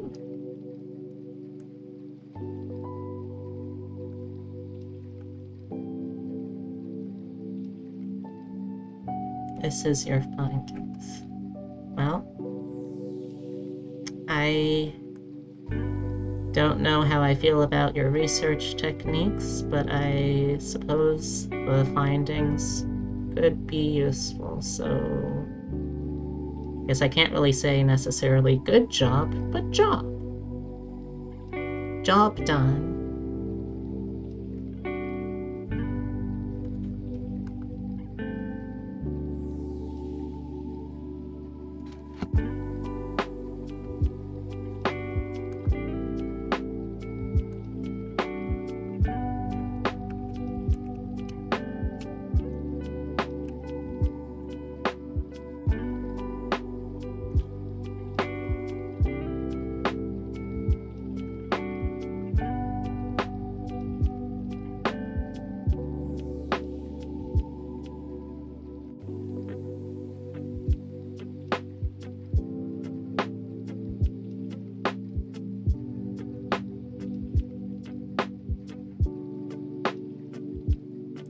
You know what?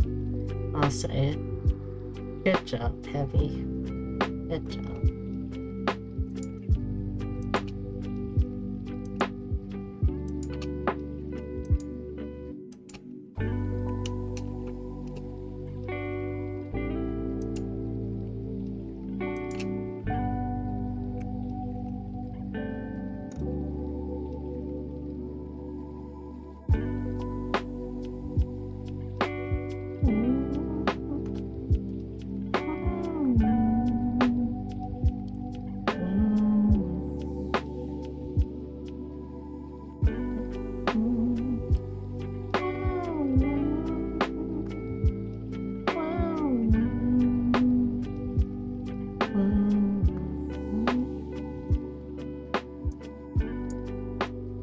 Also, pie was taken out of metal pan. Yeah, that is a very good. That's a very good call. I agree.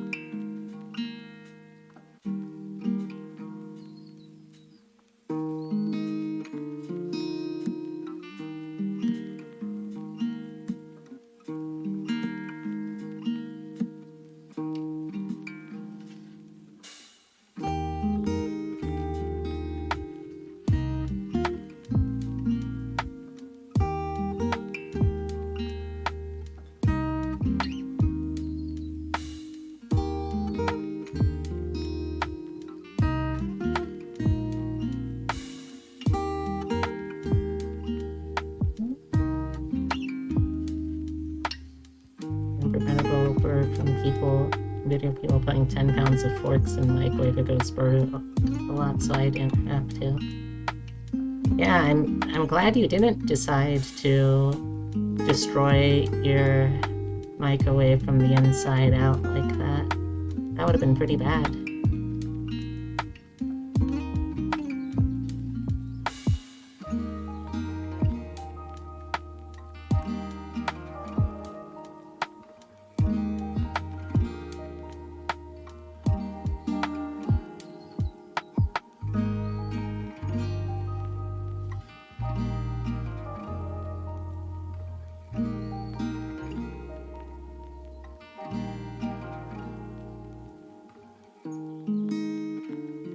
I'll definitely say this about you as an educator, Heavy.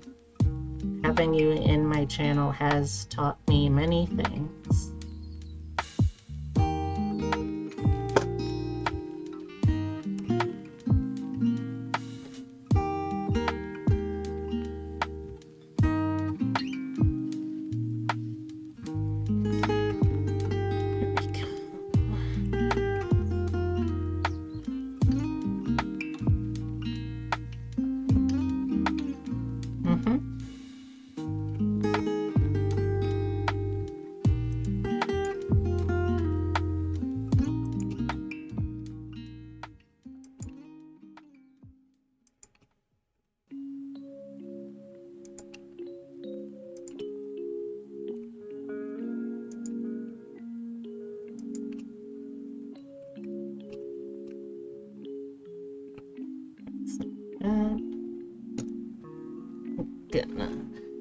I'll be right back, chat.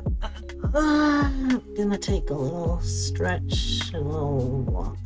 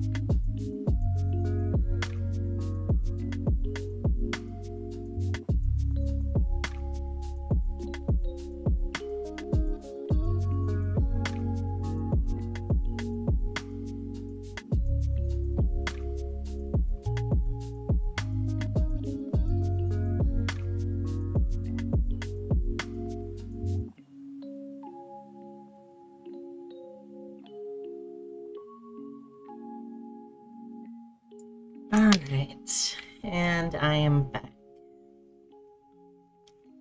Let's get the headphones back in. Turn up the fan a little bit.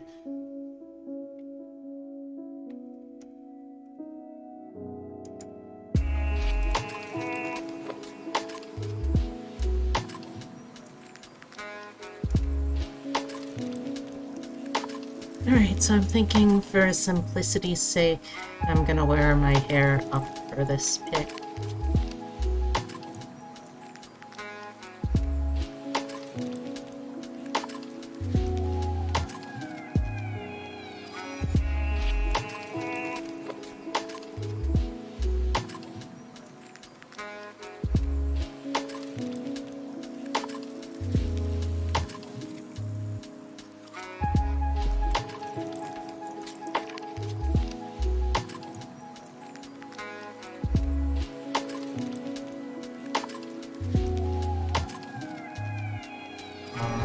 Come on. Come on, tablet. Play nice.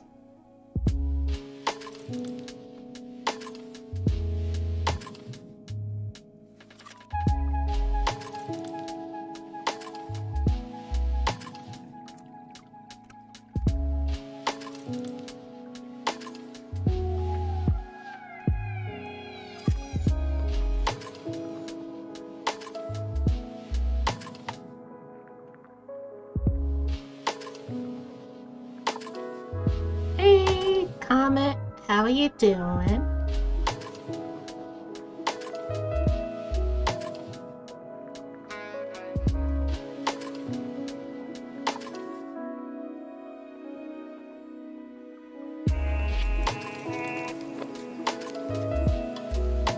You're okay, slow day, but riding the waves? Ooh, I didn't know you surfed. That's really cool.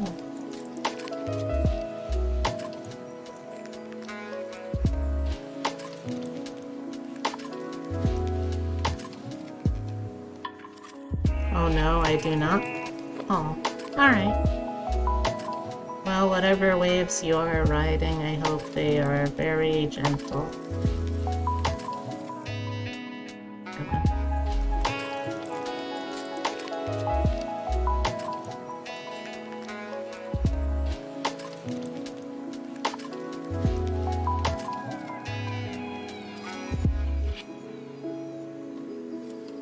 I mean, like, just letting the day take me where it's gonna take me. Alright, well, I hope it only takes you in very nice places.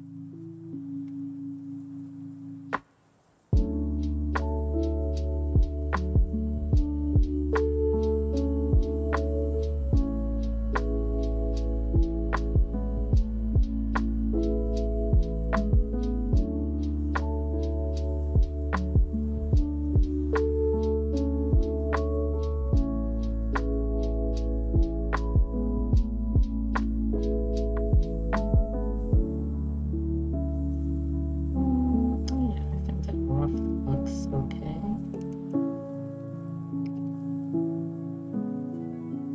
Put one of these. So, hold all this here in place. Also, let's add down here a little bit where it's like boop, bop, move it out.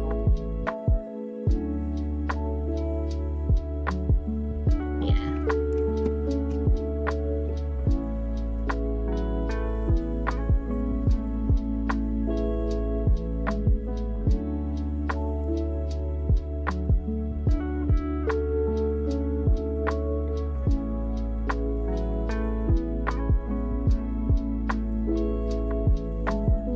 How have you been, by the way? And how has everyone's weekend been? I hope everyone had a good Juneteenth, too.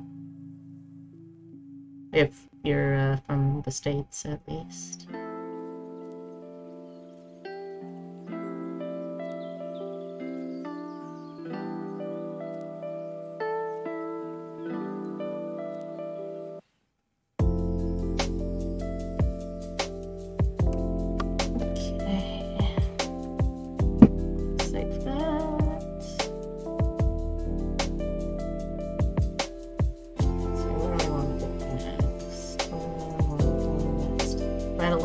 backyard fire with your dad last night and you made s'mores? Oh, that does sound like a really good night. I visited my Papa dear too. We had a good time.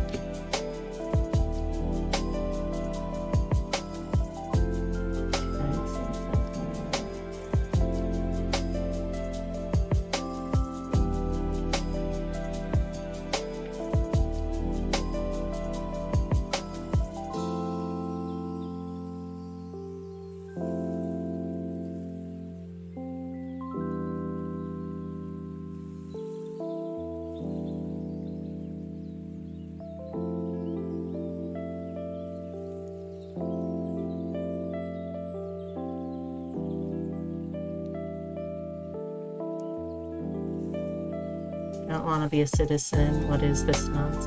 Oh, you got your first jury duty summons? Oh. Well, I wouldn't worry too much. From my experience, most of the time when you get one of those, they don't end up actually using you. But again, that's only been from my experience.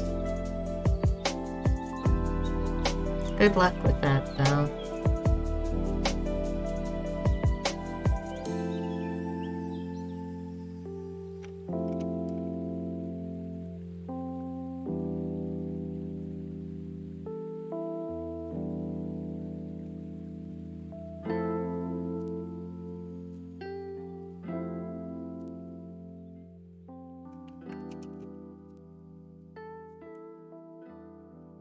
I'll keep my fingers crossed for you.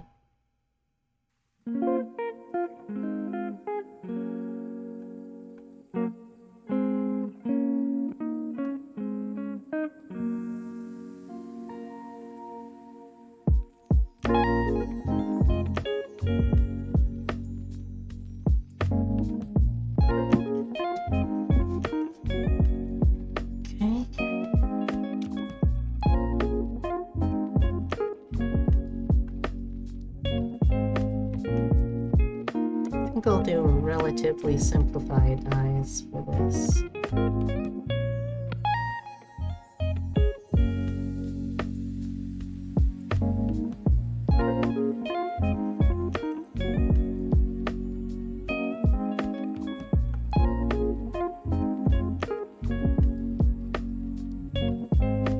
What you working on now?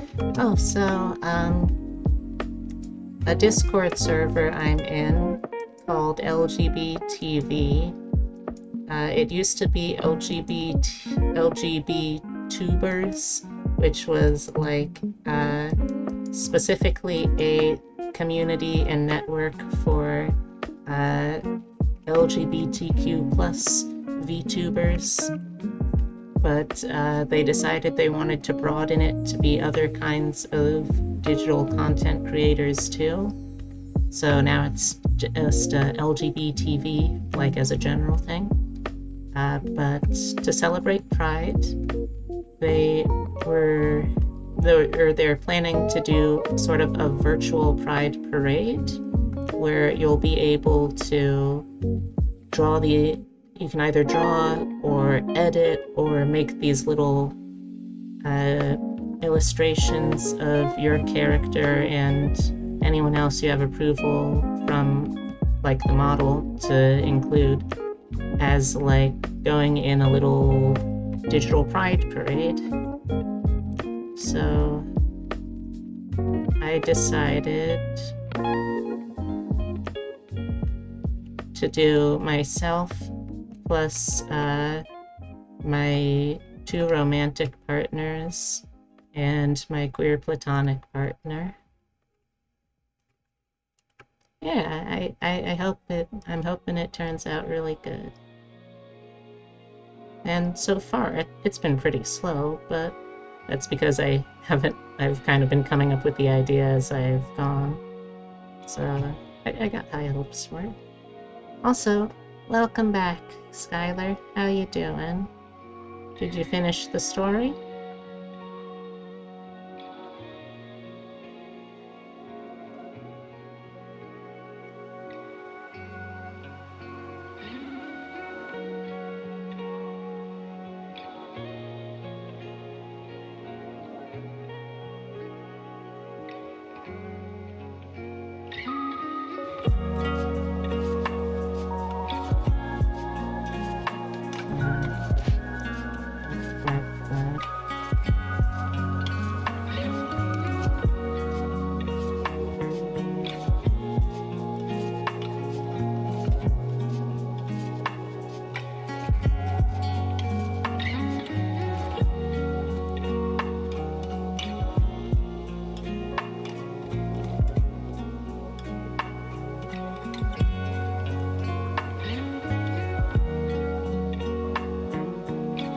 So this is probably also going to turn into what my doodle days will be this week. But you know what? I'm honestly really enjoying this project, so I'm happy to do it.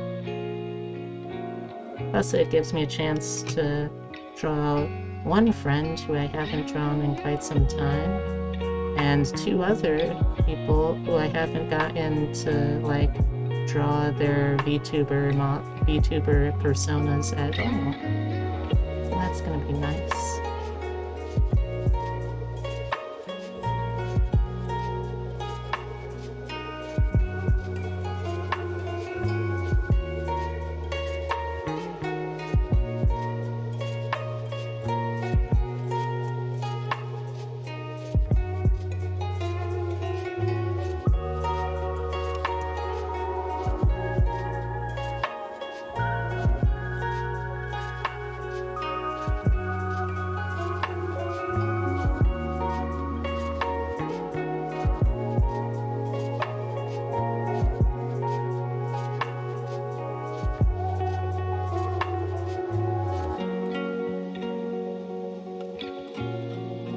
Yeah, it's gonna be fun. I hope so, anyway.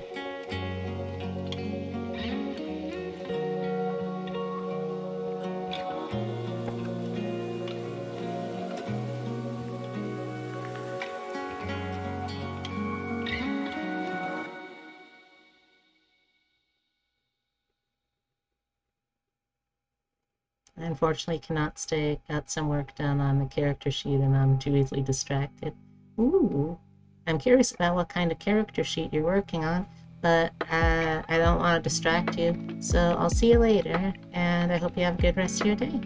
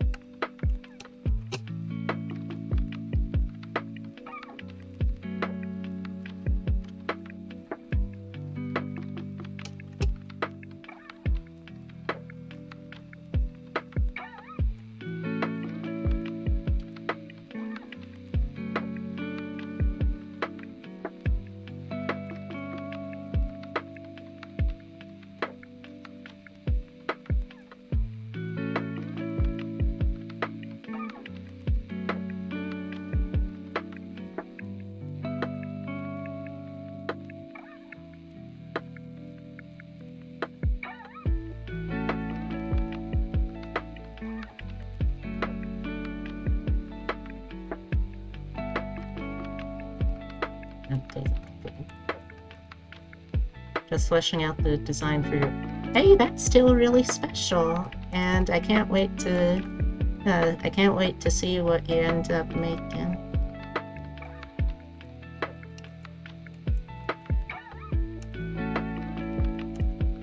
Yeah, I could probably work.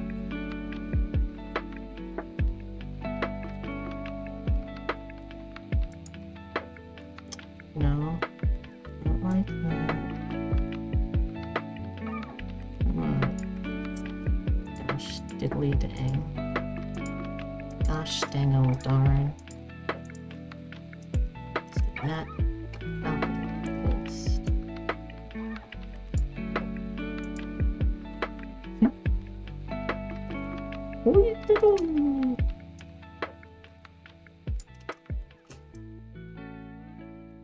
First, let's edit the angle. Move it over again. Let's edit the contents.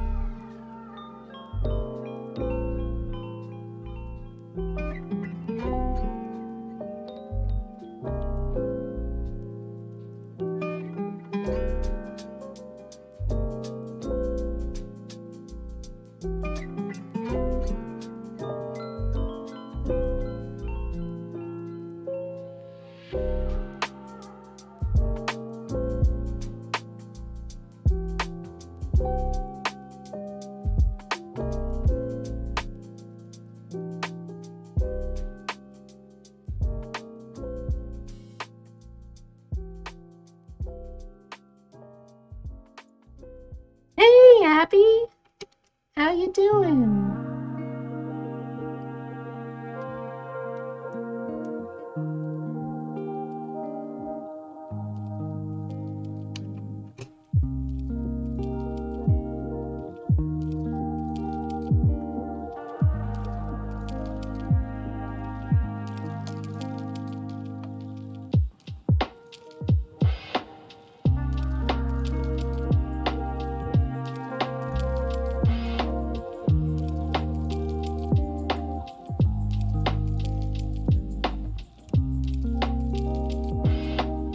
How's my little favorite panda bird doing today?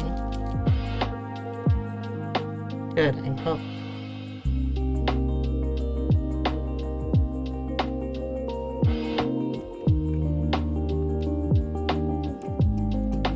I guess I should kind of like erase out the little bit here because I can fill that with color later.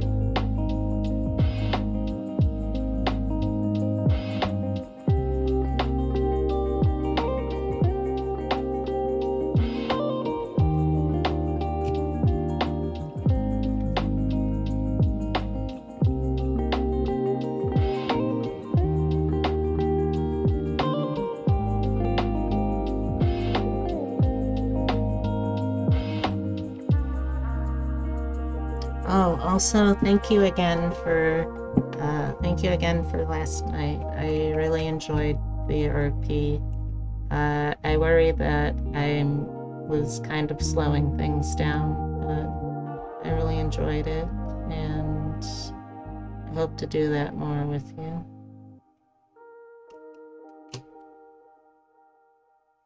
But welcome to the stream. I hope today's been a good day for you. Excuse me.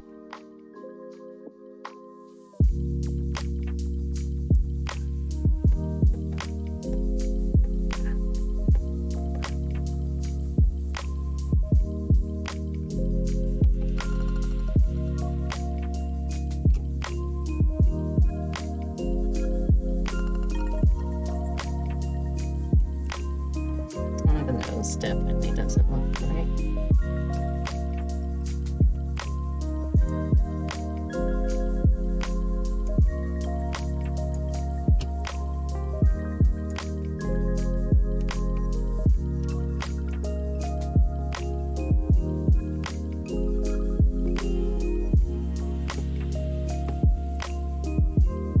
Message.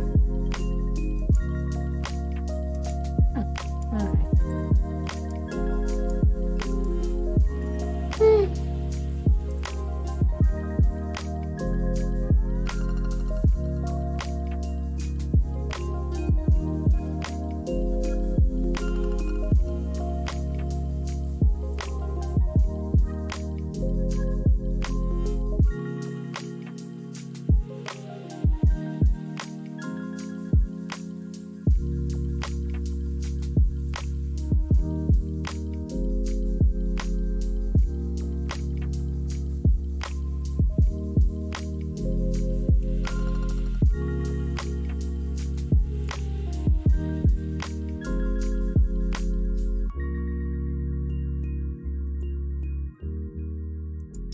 I do hope that you're doing well today, chat.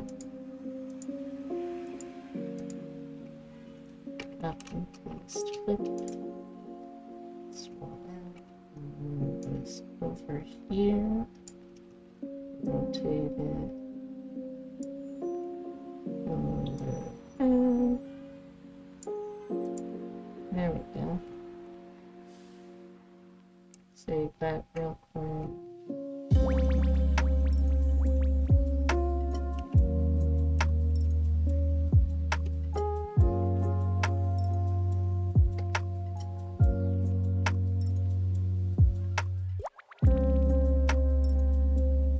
Welcome back, Julep.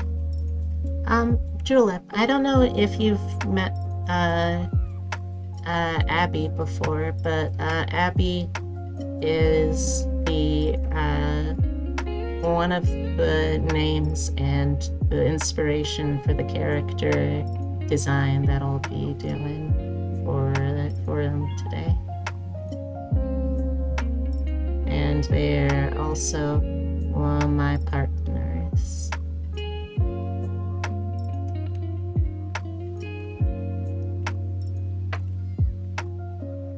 Yeah.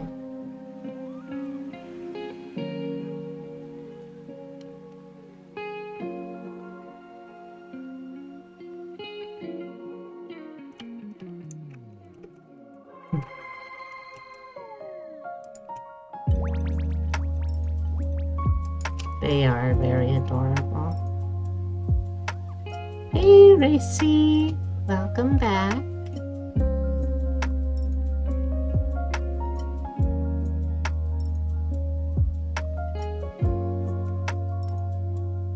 I can't show y'all the concept art I drew for Abby's VTuber persona, but I can promise you it's gonna be very cute.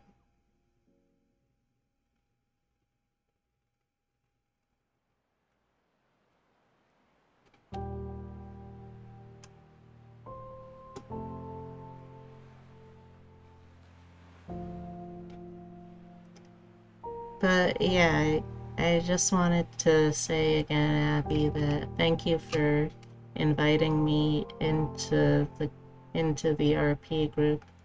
I really enjoyed it. I hope that I'm able to like do better by the group too, though. So thank you. And glad to see you back, Gracie. Hope you're having a good day.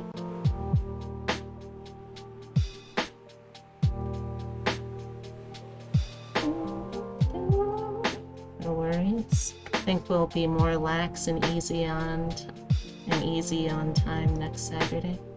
Yeah, I think so. I hope so, at least. How do you feel it went as the storyteller?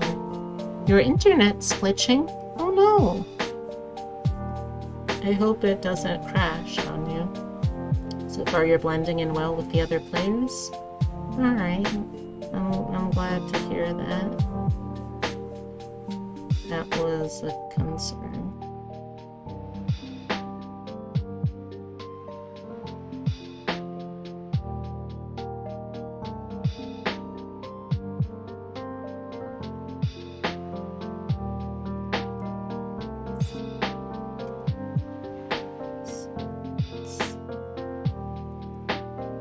Should draw the flagpole at this point, I think.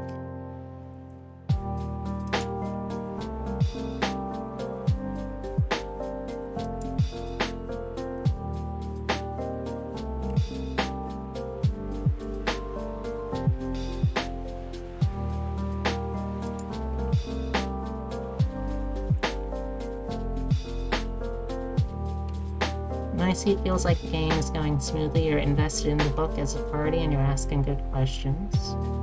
Alright, that's reassuring to hear.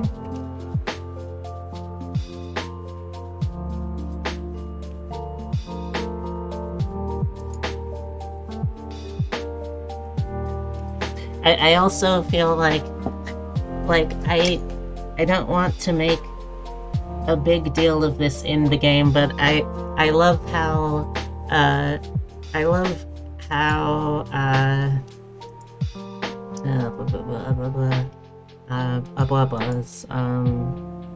love how Mitsuko is like I love how her characterization is like very akin to someone who is severely depressed with some dangerous tendencies.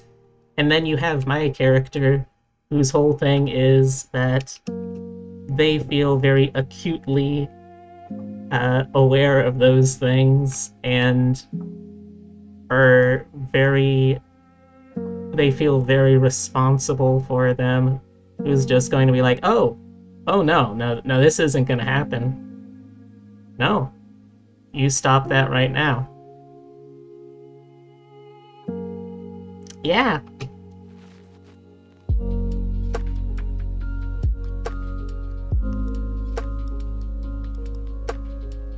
They are gonna be the most aggressive and potentially the most violent person to still have affinity with the club sport. And I'm looking forwards to that.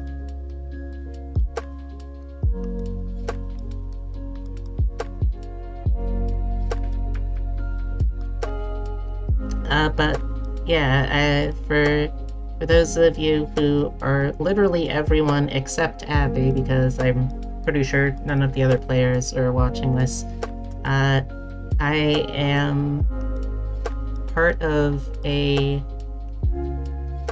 play-by-post campaign run by Abby using a no, I don't think it looks.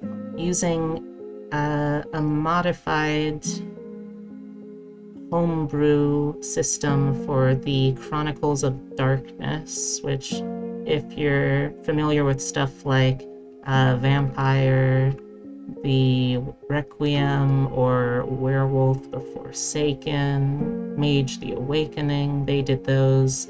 Back in the 80s, they also did stuff like Vampire the Masquerade. That was easily their far and away most famous. Although, to be honest, hot take, I find that the vampire game lines for White Wolf, and in general, actually, I find, you know what, I'll say it like this. I find all three of the core, like, Chronicles of Darkness, World of Darkness game systems to be the most boring and, like, least engaging of them. Like, Vampire, of the three of them, I feel, is the strongest. But mood except for Werewolf? See, I don't know about that, because, like, here's the thing that bothers me about Werewolf the Forsaken.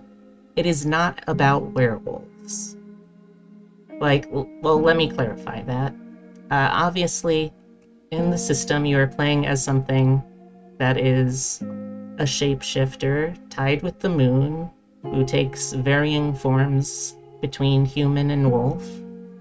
But, like, none of the mythos that you have in, like, real-world belief systems about the werewolf at all gets put in here, and instead they've come up with a completely original world setting about, like ancient moon goddesses and wolves that banged and were supposed to be super-powered spirit world eco-terrorists that, like, lost the way. And I feel like that could be interesting, but it has nothing to do with werewolves. Like, give me a system based, like, if they had gone with the idea that instead of just connecting it all to the same overarching mythos, that, like, so I remember in one of the splats, I think this was in the newer system, they basically had one splat which was basically, yes, we are werewolves, but we're also feminist Amazon werewolves, so we get angry about misogyny. It's like, okay, see, that could be an interesting concept. What if the game was less about, like, what kind of, like, cycle of the moon goddess's transformation you were turned into a werewolf, because you don't get turned into a werewolf, you were always born a werewolf and just get awoken to it by having someone else who's a werewolf bite you, which, again, feels pretty silly. But what if instead of it being based off of that, what if it was based off of what your trigger was? Like, werewolves, we think of them as something very much tied to anger, passion, that uncontrollable id that drives us, that as civilized humanoids we try to push down, but as werewolves we just completely lean into it. What if it was based off of that? What makes you angry? What makes you transform?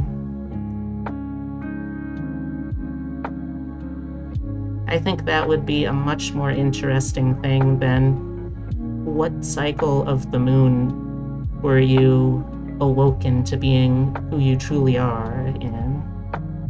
That's my opinion, at least. Also, I find it really weird that, like, they gave the role of intermediary to the spirit world and, like, animist problem-solving police force to the line about being a werewolf, rather than to the line about being a literal shaman who uses powers granted to you by a spirit that has bonded to your existence.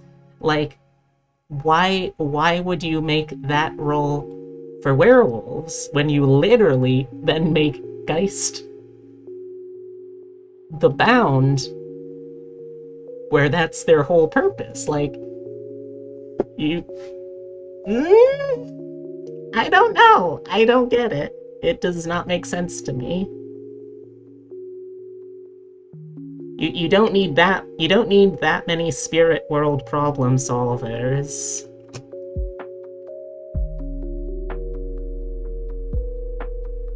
And don't even get me started on Mage.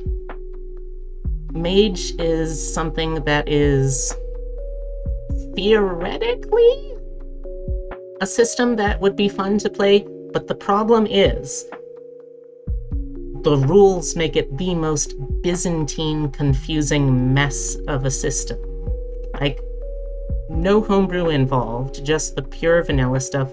I actually have a copy of the Mage source book, and sometimes I just read it to try and read it.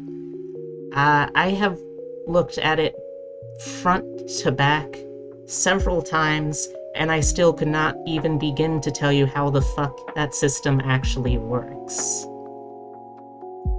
It is such a mess of unnecessary rules and bulk and fluff, not to mention, like, the first version of Mage the Awakening, not that interesting because you tie everything again to one interpretation of what it means to be human with weird, dangerous magic powers. Like, I'll be honest, y'all. I'll be honest. Atlantis was never intended to be a real place in mythology. When they first wrote about it, it was only ever meant to be a parable. They all knew that it didn't exist. It was just a bunch of weirdo New Age people that decided it was meant to be an actual thing, rather than just an allegory for how great Athens was. But even after that, when they switched to a version which is a little more like, okay, maybe you're not all descendants of an ancient Atlantean bloodline of mages, but even then, it's still such a freaking mess. And also, the whole concept of, like, being this omnipotent magic power wielder, it really clashes with one of the core themes of World of Darkness, which is, in many ways, you are very much outmatched. You are not the most powerful thing out there. And let me tell you, if you want a series that is about being a not all there mentally mage in a modern horror setting, you don't want to play Mage the Awakening. What you want to play, and this is one of my favorite systems I've ever had the pleasure of DMing before, you want to play a series called Unknown Armies. So classes and fun. I have to do like 5th grader sheets on basics of the story we read. Ugh, that does suck. Sorry to hear that, Skylar. Alright, but so Unknown Armies, what is it? Basically, imagine a setting where the world, similar to Mage the Awakening, the world is ruled by a collective consensus on what reality is. If people believe something is a certain way, then it will be a certain way. The entire world is fundamentally built around a humanist concept that how humans view each other become archetypal entities like the trickster, the king, the warrior, the lovers, those kind of roles. There are places that become archetypal of what it can mean to be a place or a thing or a person. And you have all of this going on, and it's all entirely it's all entirely humanist-driven horror. So when you encounter monsters and terrible, corrupt people and magic, it is not scary because it's something unknowable and alien and mysterious. It's because someone who is way more similar to you than you would like to ever admit decided that the world wasn't right the way it looks right now, and they worked hard and non-stop and made great sacrifices, and they changed the world. They did it. You did it. It's not scary because it's these unknowable alien eldritch powers. It's scary because this was all done by other people just like you. It's a game about being a inherently damaged and hurt and emotionally scarred individual like anyone is, and then seeing something wrong in the world that no one else can seem to see and working to make it better. What you think the world is better, and sometimes it's beautiful and sometimes it's terrifying and horrible and a nightmare. But isn't that the fun part of getting to find out? Isn't that what makes it that beautiful line between an urban fantasy and an urban fantasy horror? That's the difference between humanist empowerment fantasies and humanist horror, and that's why I love that system. That, again, is Unknown Armies. I cannot recommend it highly enough. It is such a fun system. Also, I'll add, that system has one of the most in-depth and realistic portrayals of how to handle any kind of, like, quote-unquote sanity system, like any kind of mental health system. It has a really good system for that because it tracks the trauma based off of like 5 broad spectrums, like trauma based in the unnatural, based in the concept of yourself, in your capacity to witness violence. And each one of those has both things that the less trauma you have there, the better you are at doing them. Like, if you never have to lie about who you are, if you're always honest, then you're much more certain about what you know to be true. But if you're constantly lying and acting false and having to live false truths about you, then it becomes much easier to lie and much harder to be able to recognize when you are in a truth. Like, that's an actual built-in mechanic, and I love it about that system. It is such a cool way of doing it. I love it. All right, I think I managed to get all of the rant out of my head, but yeah, basically, the core World of Darkness systems, really not that good in my opinion. I feel like they didn't actually hit their stride in the Chronicles of Darkness, New World of Darkness, until they got to, like, Promethean. Promethean I actually thought was really good. That's the one where you are a artificially created simulacrum of humanity. Like, you know, like a Frankenstein. And reality hates you because you're kind of a living paradox. And reality doesn't like paradox, and you drive the entire world around you just a little bit more vile and angry and hateful because of how unnatural you are. But the only way to escape that is by figuring out how to become a human, how to become a real boy. Oh god, I could rant on this stuff for hours, but I don't actually feel in the mood to right now, which is weird because I like ranting usually. But I don't know. I just kind of want to be cuddly and comfortable with people today too. But yeah, those are my thoughts on the current Chronicles of Darkness games. If anyone has any questions or comments, I will now be taking those. Thank you for coming to my Theodore talk.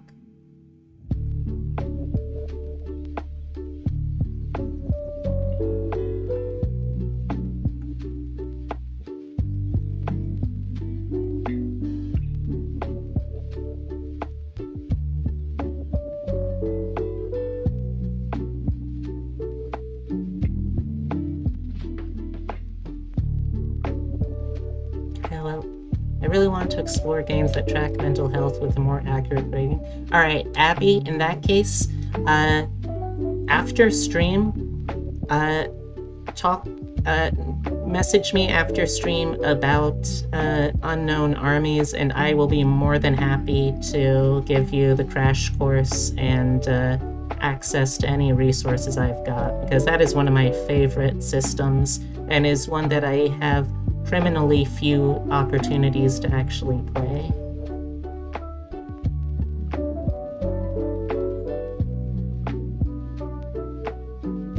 Like, I'll be honest, I am going to enjoy the D&D game that I'll be running for the local gaming store, but the real reason I'm doing it is so I can get my foot in the door to then after that have enough clout to run an Unknown Armies game.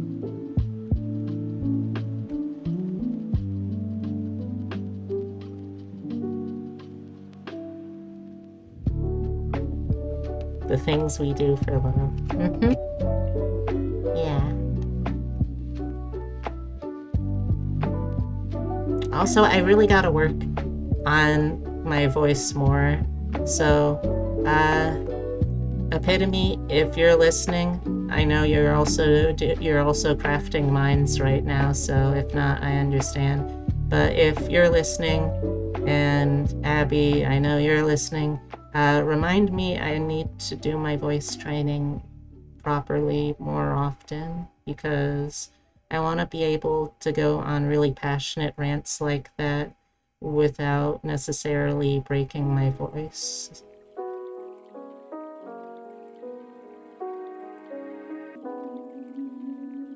Thank you. I love you. Hey, Racy.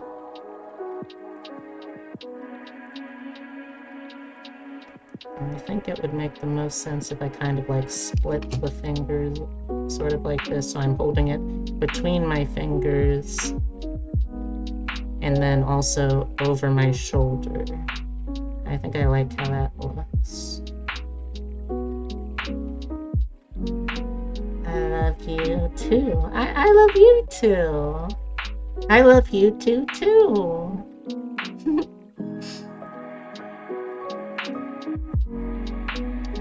Wait, no. Let's see. If I'm doing it like this. No, yeah, I was right. If I'm doing it like this, it should be over this part of the arm. Yeah, over this part of the arm, over this part of the shoulder. Yeah, I got it. Okay.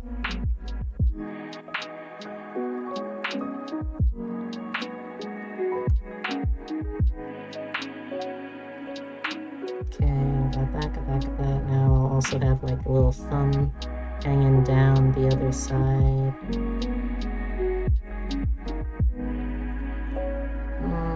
No, it would be the other way. More like that. Yeah.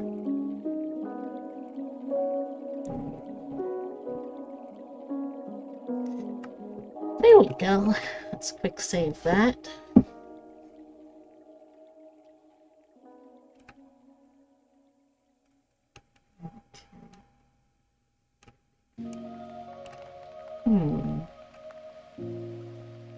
Hey, chat.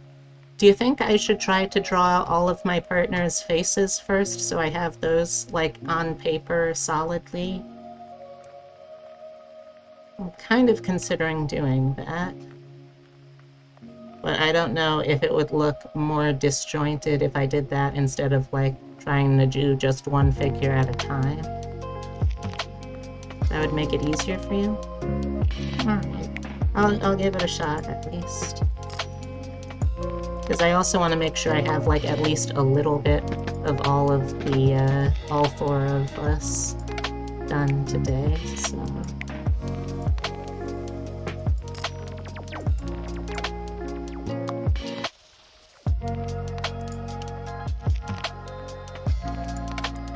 Let's go back here.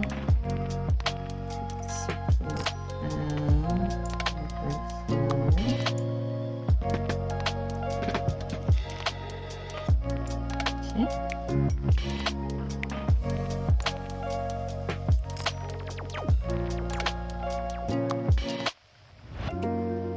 okay.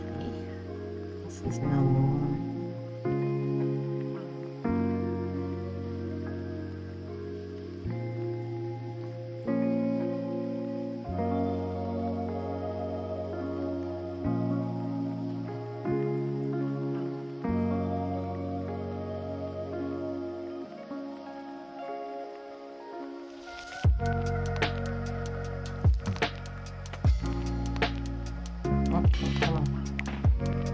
No.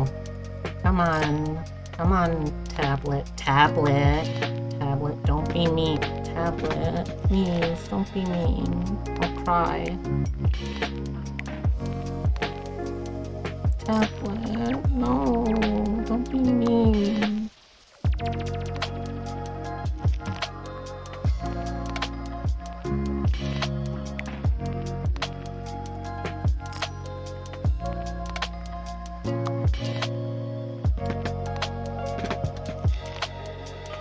Screams at tablet.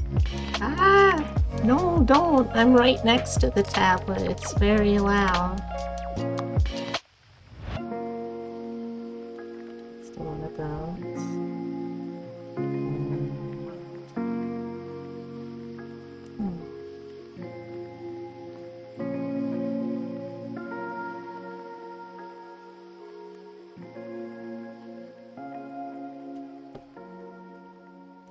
Thank you. Fix that. Just kind of goes like that for the other part of the hairline. Let's move that more to like there so I can move this up. Have that become this outer line here.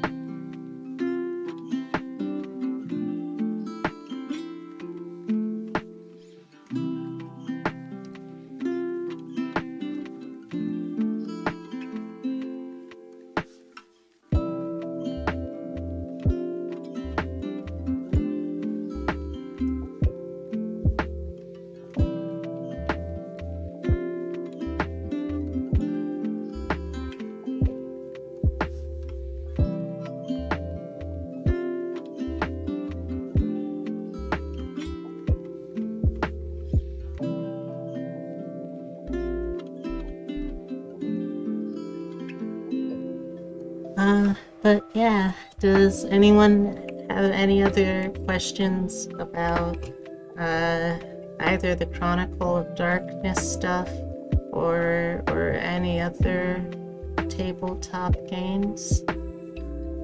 I got myself into special interest, passionate info dump rant mode, so figure I might as well see if anyone wants me to continue with anything there.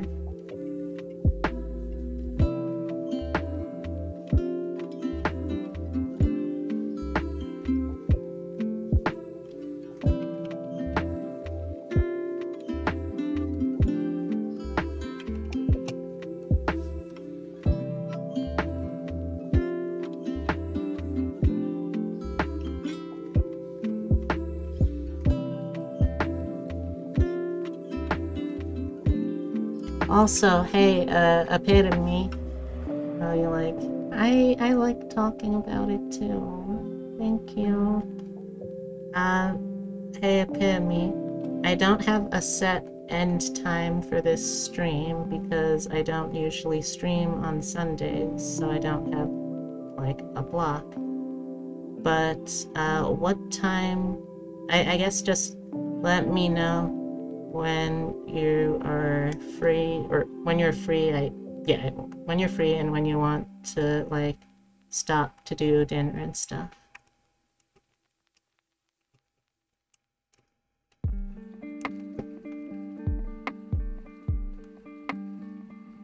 If I ever somehow get to partner heavy, if I ever somehow get to partner, I will do like a 12-hour streamathon and see how I feel at that point. Maybe I'll go on. Maybe I won't. But first I would have to get to partner. Okay?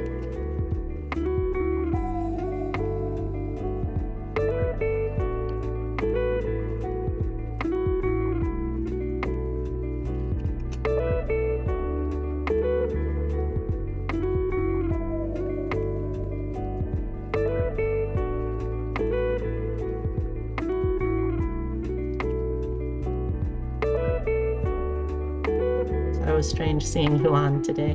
Yeah, I wanted to do something kind of like a makeup slot since I didn't stream yesterday.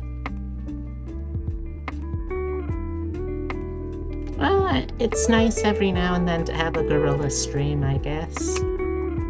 Without any gorillas.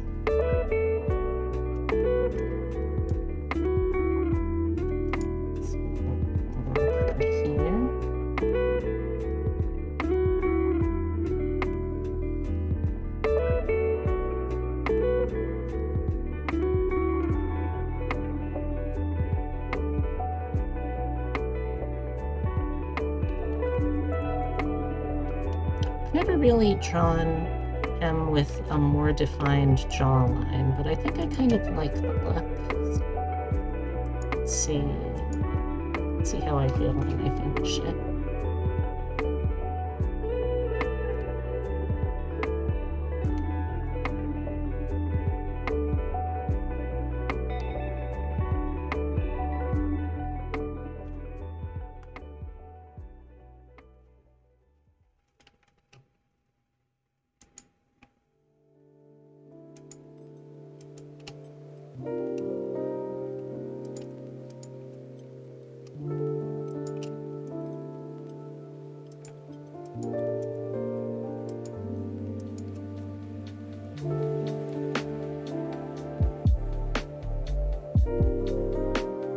Yeah, I think I like that.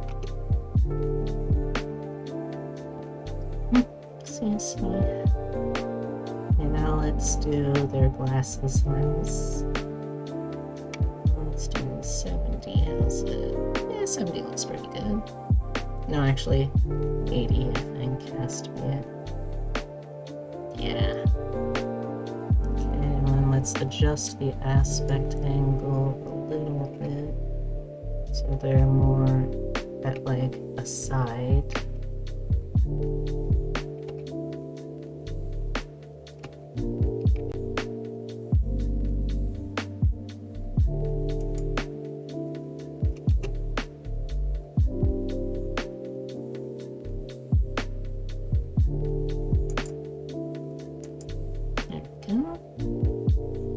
Do it to test new items you get. Well, that's fair. It's definitely not for everyone. Some people can get away with it, some people can't. I don't know what kind of person I am yet. Maybe I'll be able to regularly do these kind of streams without feeling bummed by turnout. Maybe I'll end up enjoying it more. I don't know.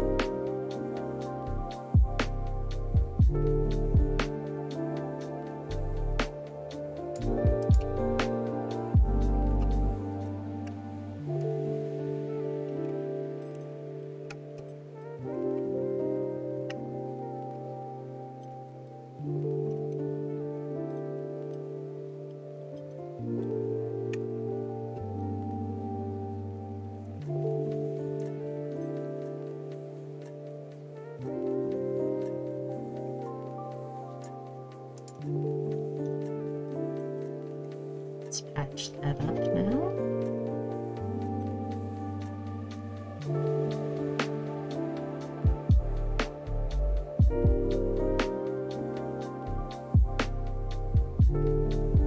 I'd love to expand times, but no clue how or what to do.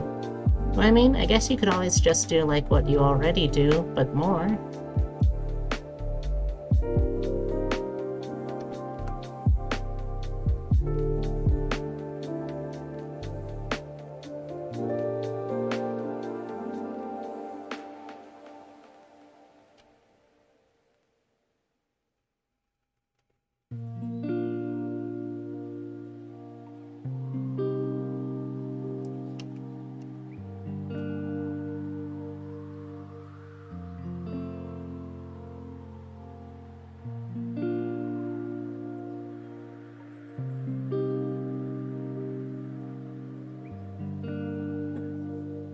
Rearranging myself in the seat. Scroll down. Yeah, I think I still like the seat.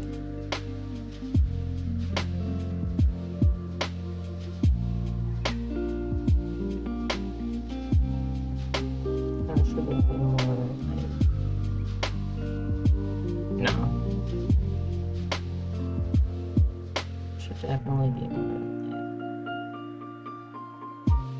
Right now it is fly jets and shoot demons. Well, those seem pretty good.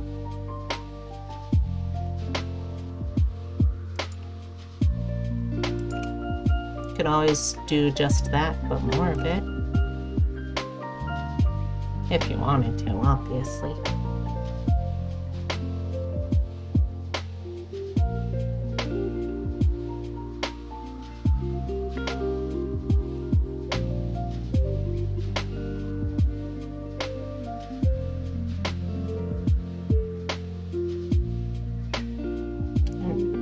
And you get through it.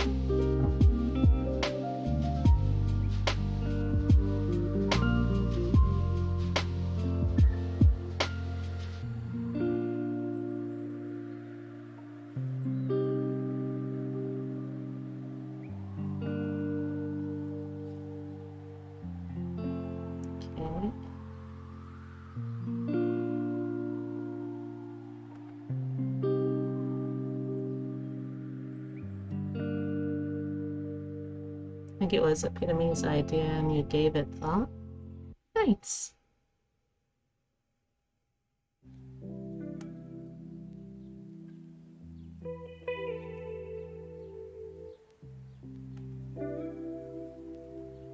There we go.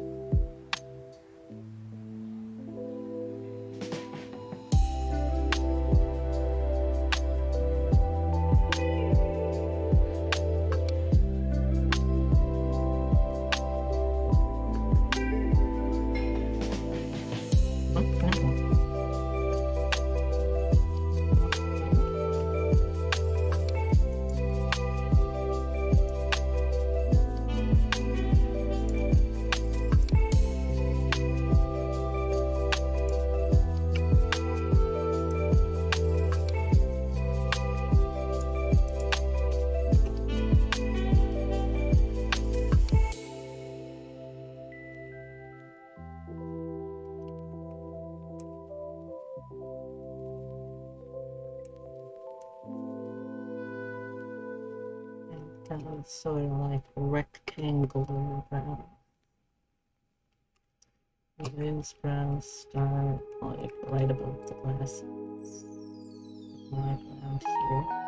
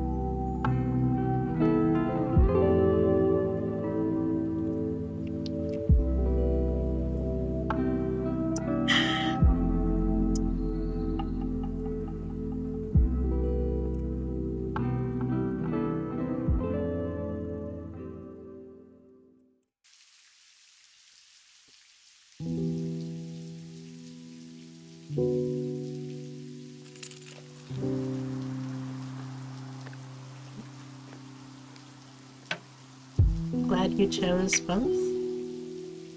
Huh? Glad you chose both what?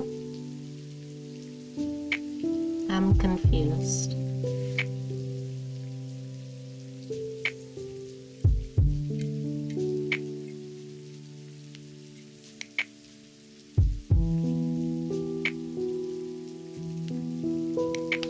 fly jets and shoot demons. Nice. Nice. Oh, that's alright, Epitome. I know you are busy.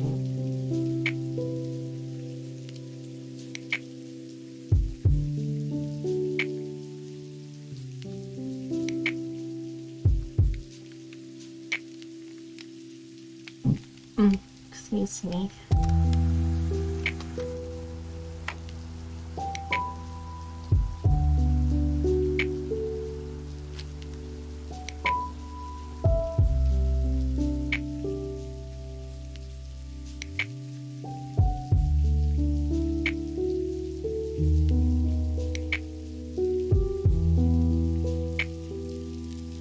Less busy, more drained and tired.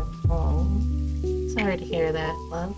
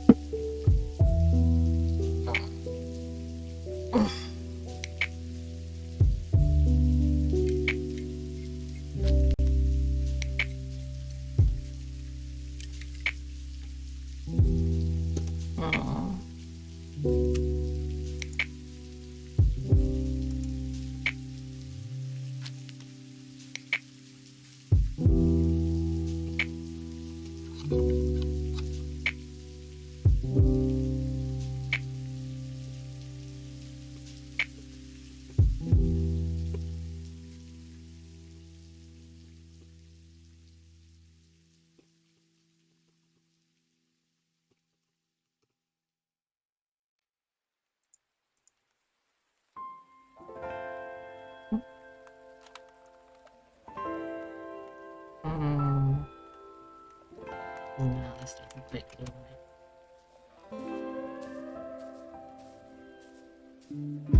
Maybe it would be more like that anything. Come on.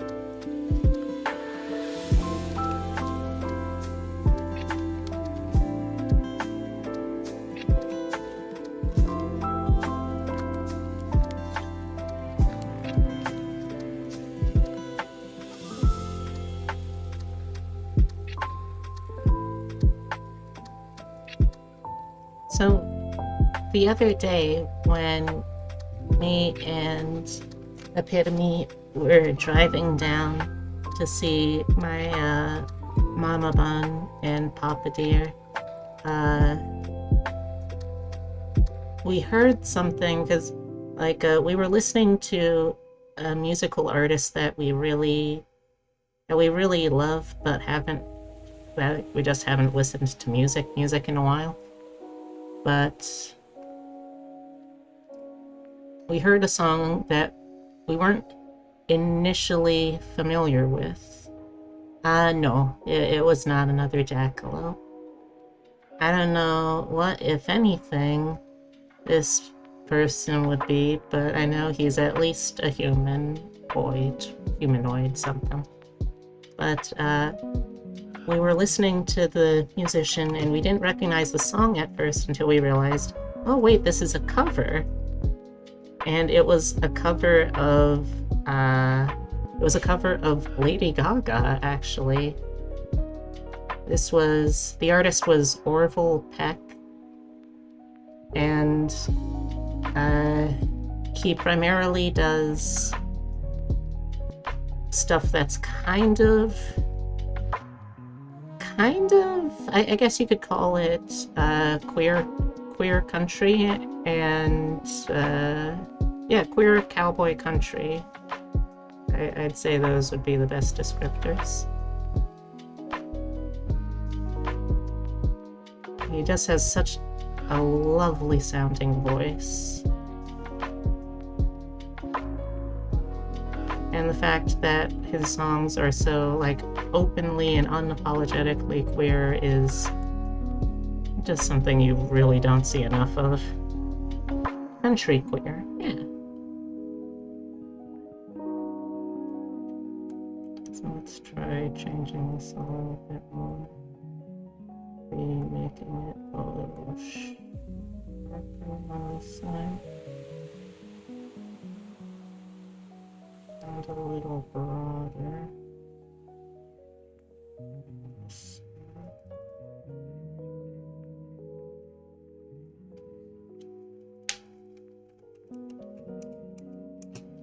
No, not rotate.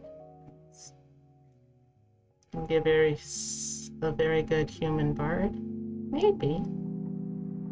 He certainly has vibes of that.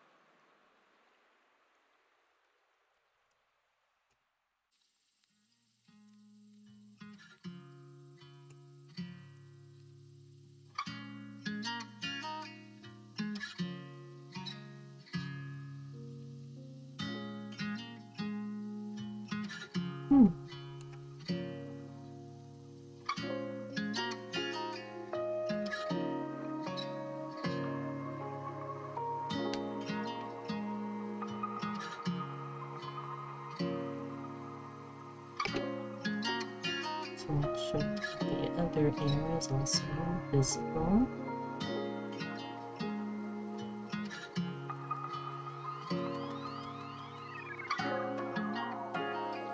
The very tips of the nose.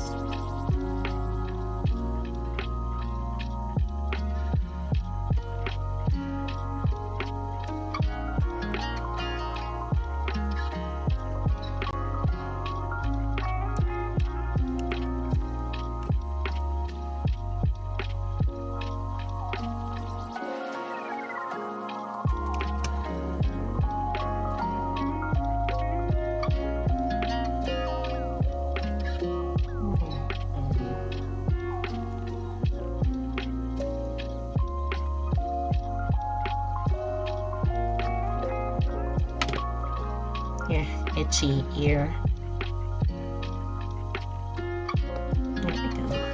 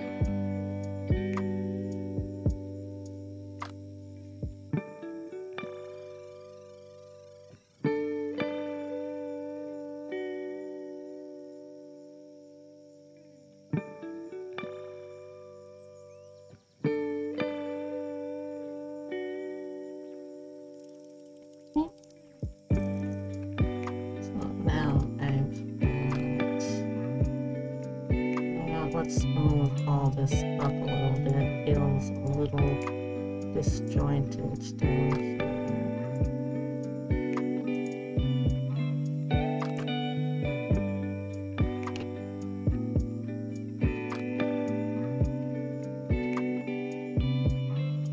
Yeah, it feels a little better.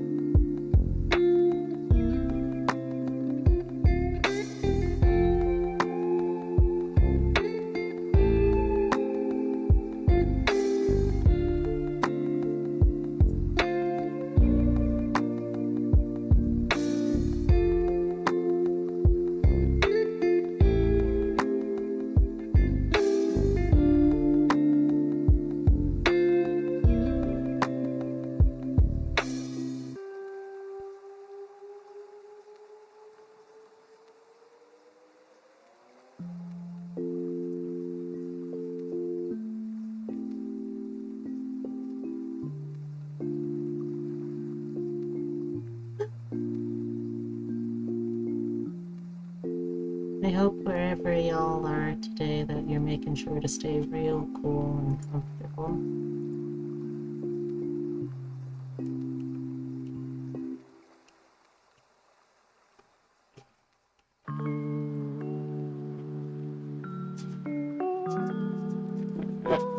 Excuse me.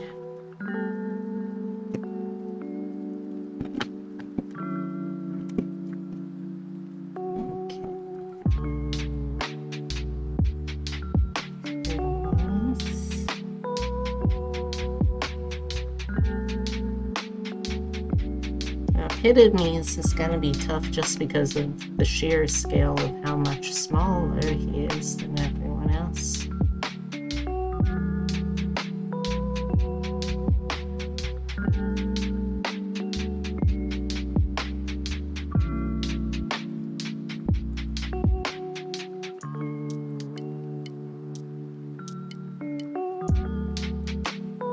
I'm thinking of tonight's stream and playing 3DS and listening to this. That sounds like a very nice, relaxed stream, Heavy. Wish you the best of luck.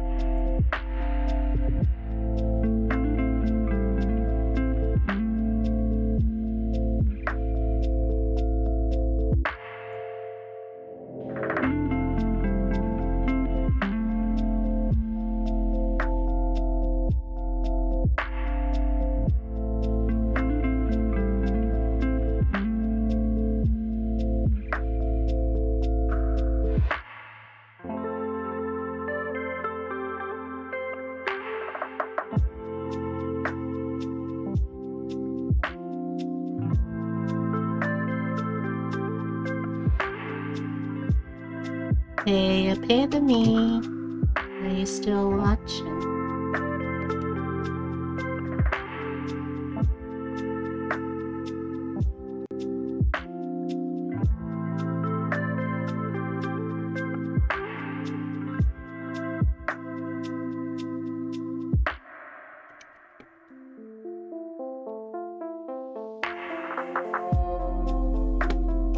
Alright, I just wanted to make sure you saw whose face I was getting to now. I'm trying to make sure I get everyone's face on it first.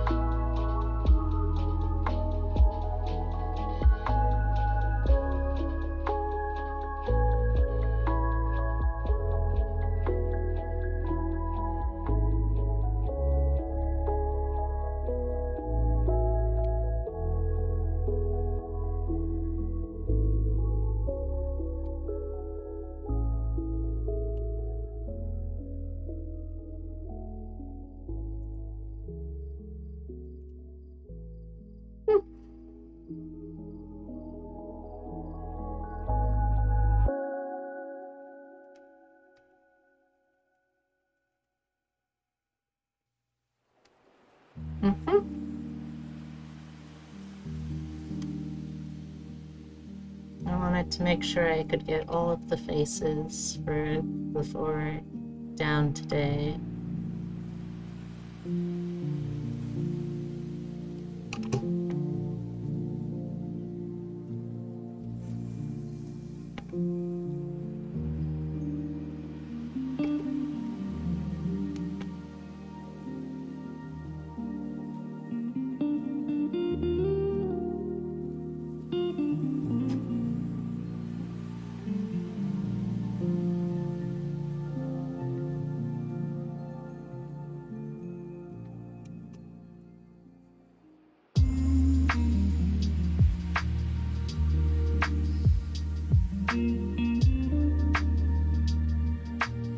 Yeah.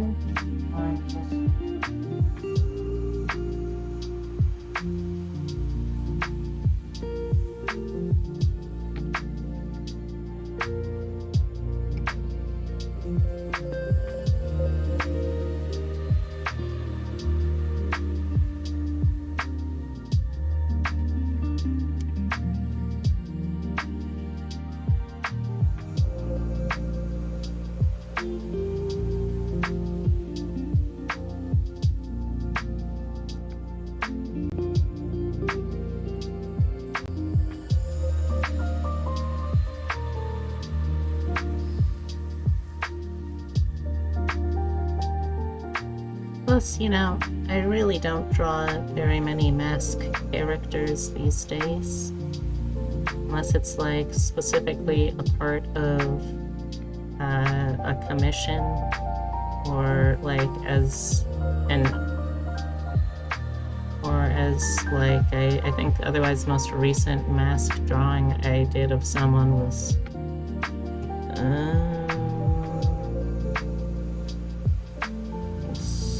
Sir Hades, I think?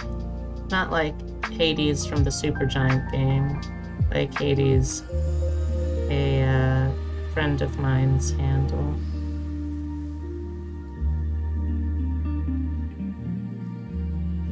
Yeah.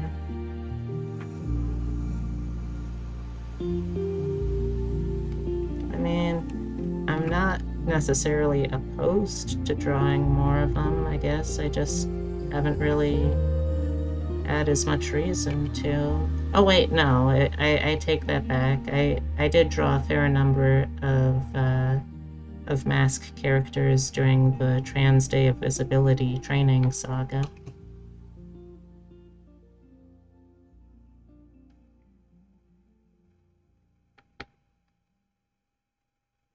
But I do agree, it wouldn't hurt to try to broaden my artistic horizons either. I mean, I'm gonna have to draw at least one mask character sometime soon for whenever I get around to drawing Hinata.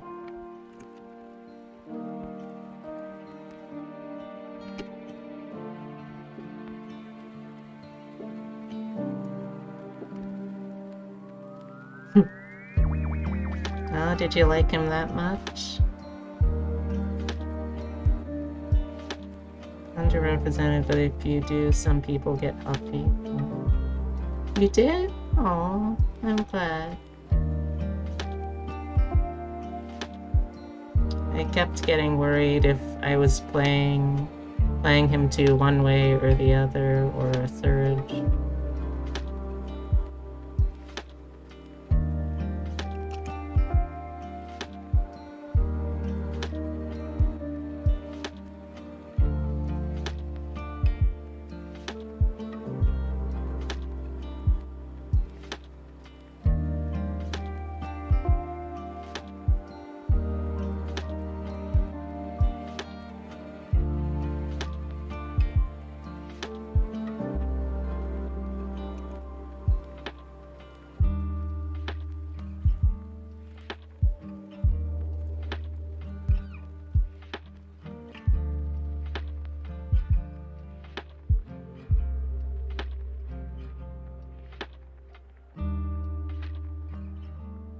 I am happy to hear that, though. Thank you.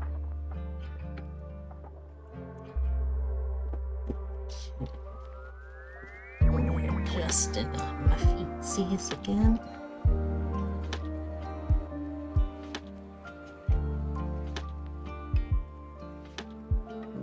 Soft voice speed? Yeah. I mean, like I've been saying, I have been trying. My voice is slightly metallic now?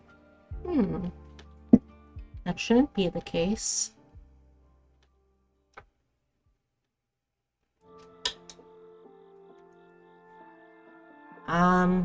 Is this any better? I hope so. Has a slight aftertaste? That sounds troubling.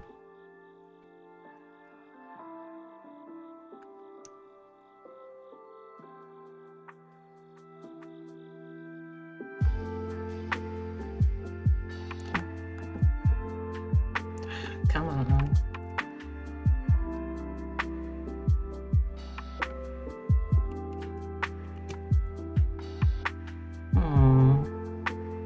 I'm sorry. I don't really know how to fix that, I'm afraid. Is anyone else getting that kind of effect?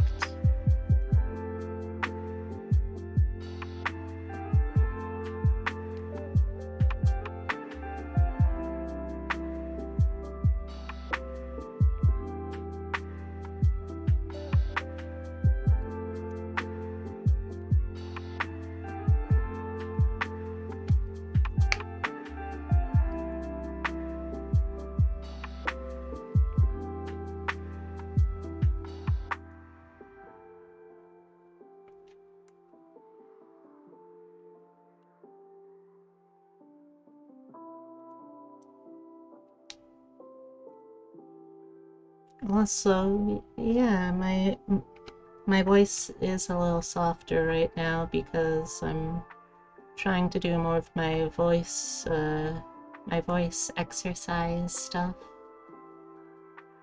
Because I don't want to risk sounding too masked if I get excited or stuff like that, you know?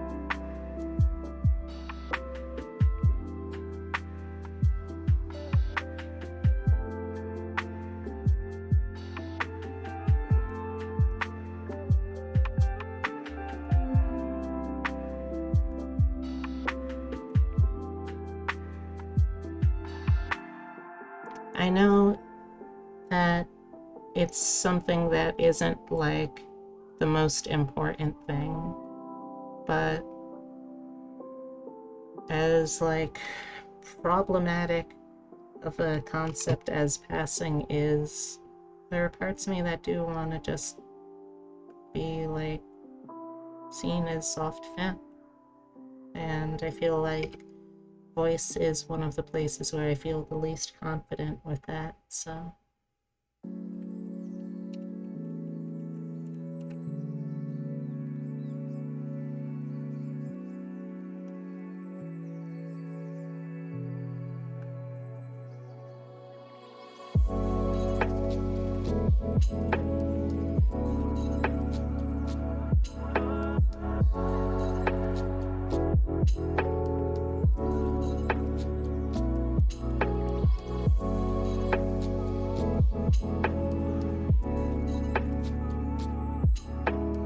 Maybe this is all the neck. Yeah, I think this is all the neck that I'll give them. Quick save.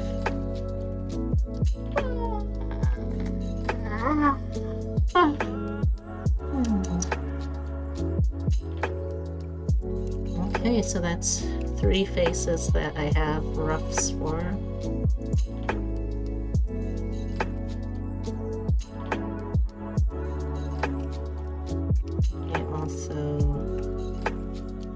My smile, I feel like I would be smiling like this in this situation, but I also feel like it's a little too big for how I usually do it. So let's try something more like that, maybe? Nope. Oh, come on. Okay.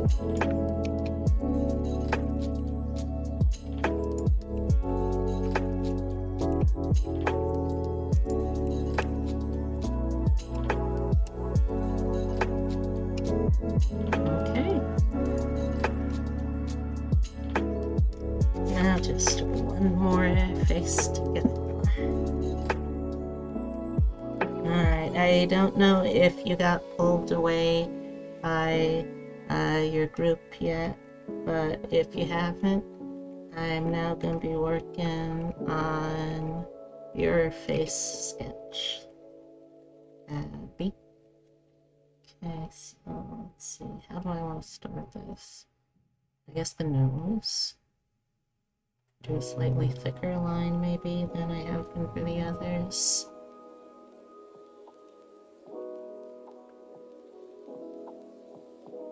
Something like that, maybe?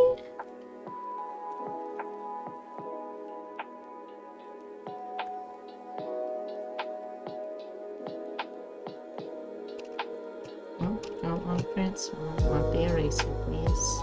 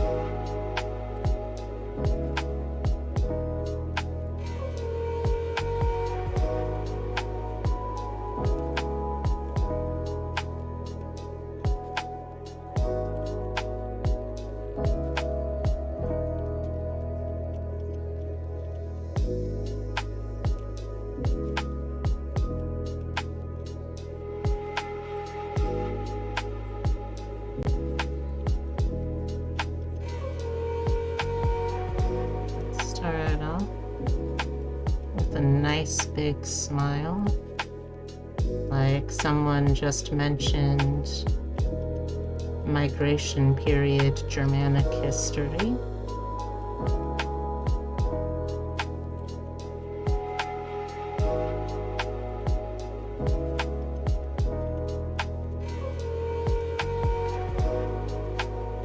Okay.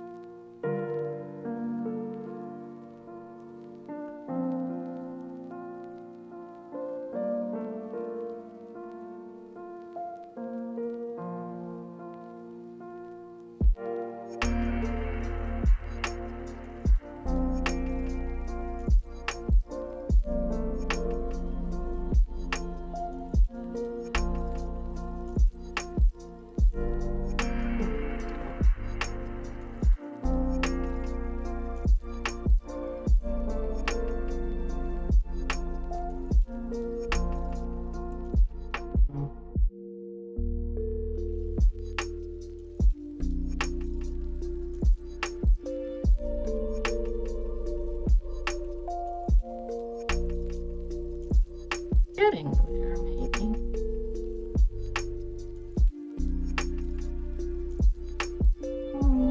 Yeah. Or let's clean up. Nope. Let's clean up.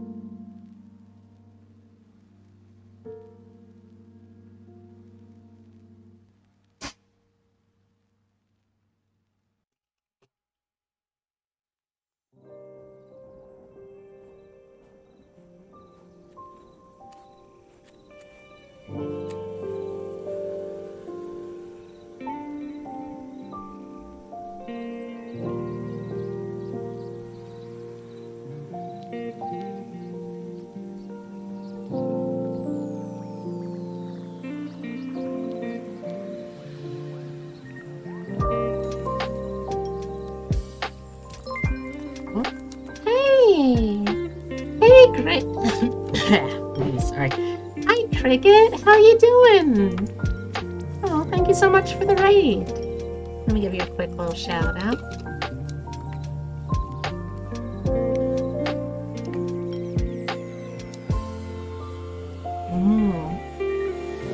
Chat broke you? Oh no!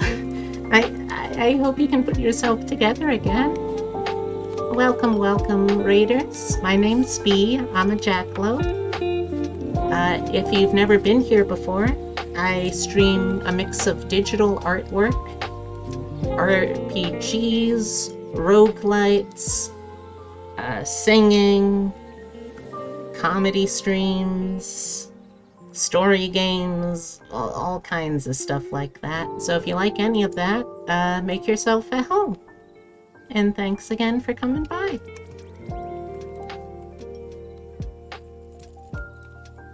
Right now, so to explain a little bit of what's going on, yeah, I guess I am a little bit of an all-arounder. To explain what's going on, though, there is a community I'm a part of called LGBTV, and basically it is a community made for and by LGBTQ plus content creators. So originally it was just for VTubers, but they expanded into other kinds of content as well.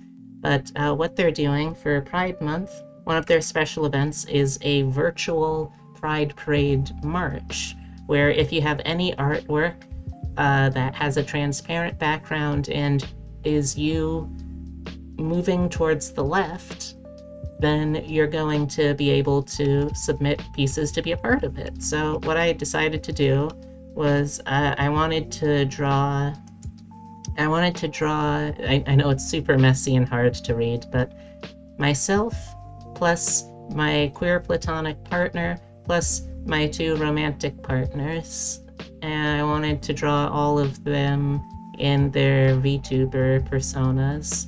And I've got me and Epidezer have the trans flag, then Hemlock and Abigail Lynn have the non-binary flag.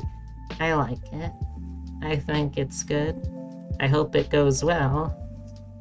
And right now, I wanted to make sure that I had at least a solid part of every character down, so I had like a feeling of where I was going with them. So I decided I wanted to try to have at least everyone's face drawn in this first session. I don't know how long I'll go, but hopefully at least long enough to do that much.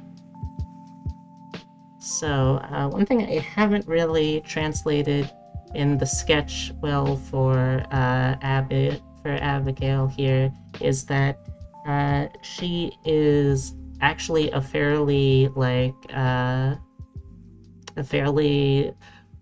lo-fi goth. She's my lo-fi goth GF, if that makes sense. So I've got to make sure I add stuff like the panda marking eye bags.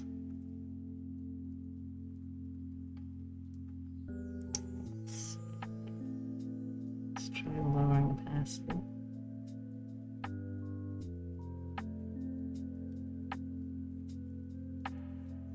Yeah, lo-fi.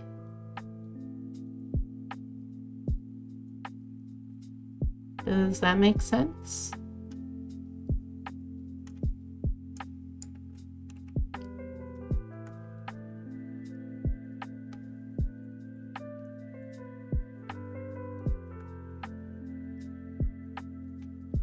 All right, I'm glad.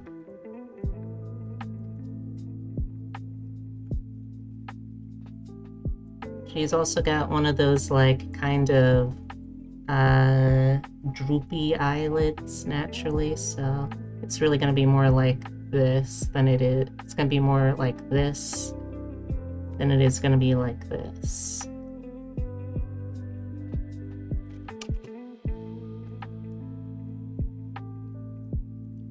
I promise she's not a scary person once you get to know her. She can just be a little intense if you're not used to it. Just a little bit spooky. A little bit spooky as a treat. Okay, I'll lower it down a little bit. Go back in for the eyelashes. So, how was your stream, Cricket? What were you up to?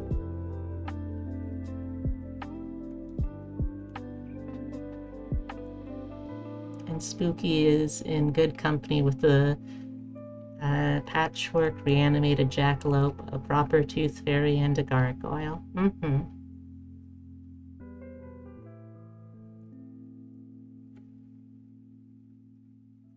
A gothic occultist bear, panda bear, a tooth fairy, a jackalope, gargoyle. Playing Hollow Knight, we beat 2 bosses, explored some new areas, met some cool characters. Nice. Is it your first time playing through the game?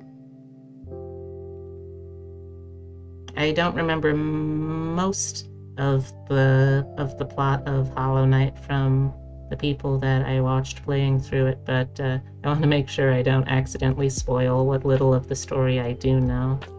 Unfortunately, it's one of those kinds of stories where it's told mostly through environmental stuff and like items and optional dialogue that you can miss. Sort of dark. It's sort of like a Dark Souls sort of game. I don't know if you've ever heard it called something like that before, but yeah, something's. Oh. Thank you very much, TV's Frank's Wild Years. Coming to ABC this fall. It's TV's Frank's Wild Years. But thank you. Welcome to the Warren. I hope you enjoy it here and make yourself at home.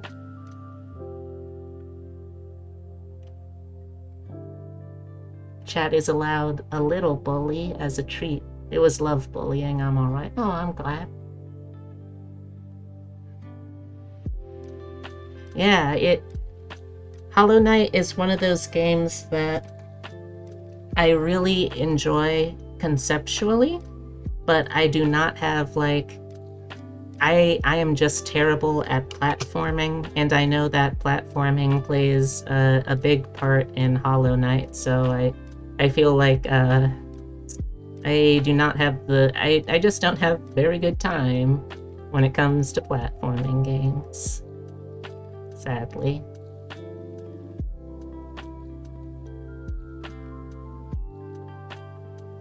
But it is a very pretty game. And I'm glad to hear you're enjoying it.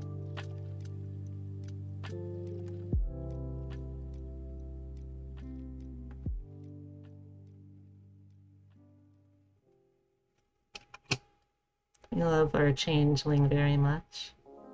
Ooh, you have a changeling? Nice. Wait, what's the changeling in the context of Hollow Knight?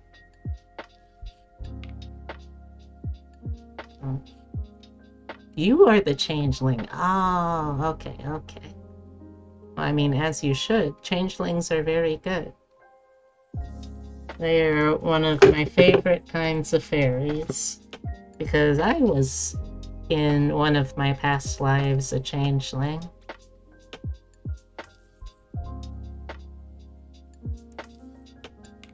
That's a fun bit of lore I can share with you.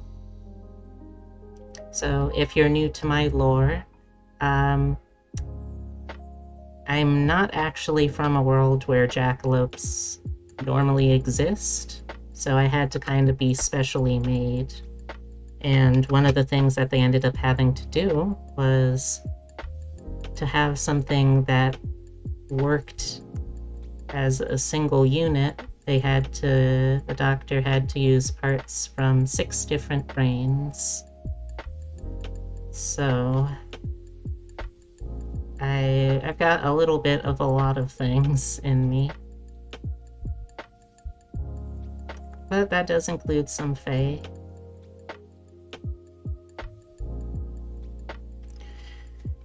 Yep, changeling bodies. Stretching. There we go.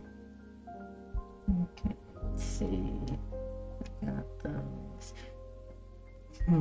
I don't know actually if I like it with all of these in between. I might try just like the few at the top, the few at the bottom, and then maybe like just kind of connecting line between. Sort of frame the eye a little more than just leaving it as is.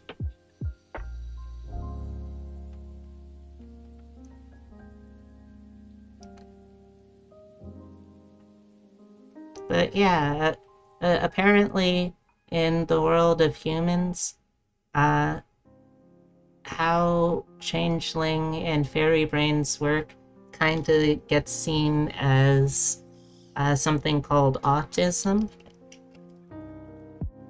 So I found out that a lot of other changelings are also autistic, and it made me feel a little better about it. Anyway, thanks for the hydrate.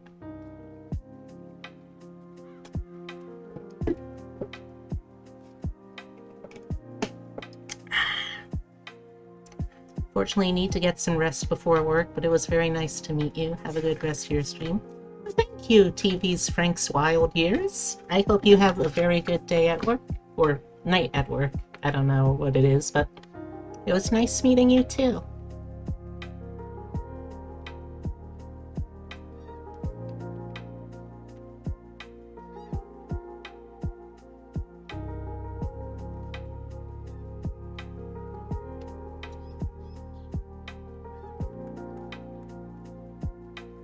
Come on.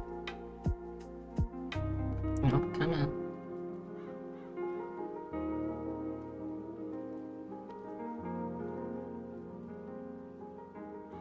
Might need to hop away as well, but I'm glad I was able to stop by. Same. I'm gonna have to check out your stream when I'm able to next. And thanks for coming by. I appreciate the company.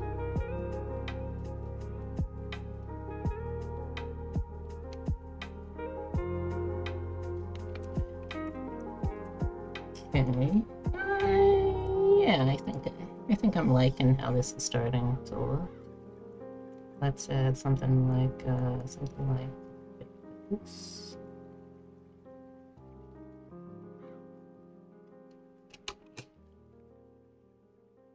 I should probably change the message. I feel like that lurk message that I have is kind of disjointed feeling. It doesn't really totally make sense. I'm not sure what to change it to, though, either.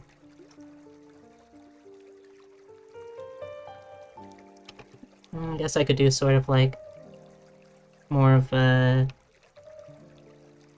come again soon kind of deal, maybe. Hello again, Racy. How you doing? Ah, got hair in my eye again.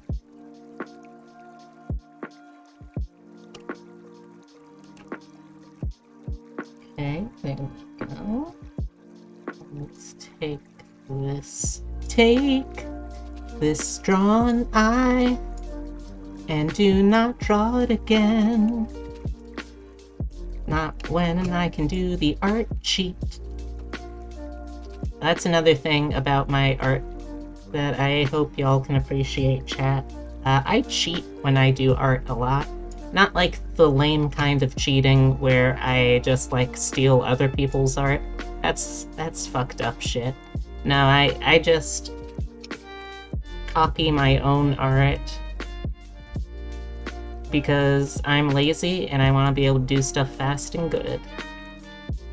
Sorry, being here and gone all day. Racy, it's alright. I appreciate the company regardless. And I just hope that your day is going good too, because I've been having a pretty good day.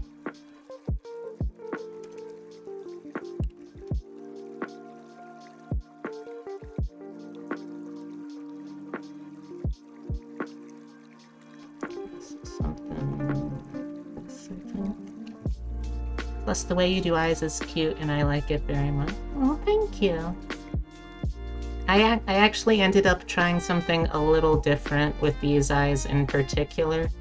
I felt like the way that I normally drew eyes wouldn't quite fit, so I wanted to think a little out of the box with the actual eye shape. Hence, I get this kind of like a trapezoid eye. Excuse me.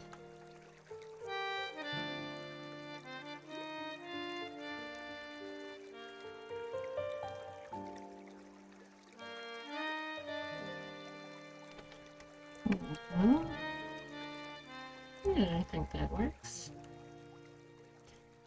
Alright, now let's add the panda brows. With little ovals like that.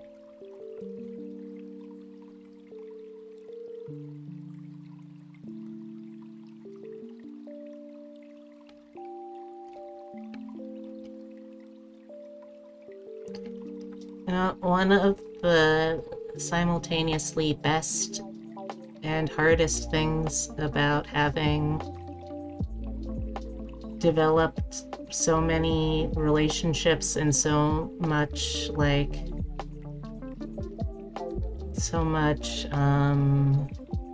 camaraderie with people online is that on the one hand it feels super validating and makes me really happy to think about how many people I know in the world at large that like I can talk to and share company with, and that makes me really happy.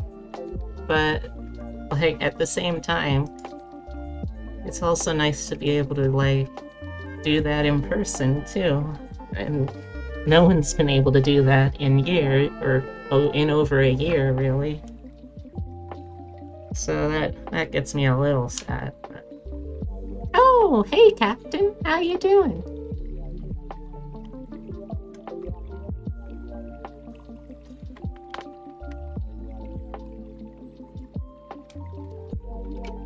But I'm hoping now that I am a quote-unquote grown-up and living with my partner Epitome and we'll be able to have like some occasional time off enough to go places maybe. I'm hoping to be able to actually meet some of the friends that I've made online. Thank you for all of the bees, Heavy. I will cherish each and every one of them. Especially that one in the middle. That one's my favorite.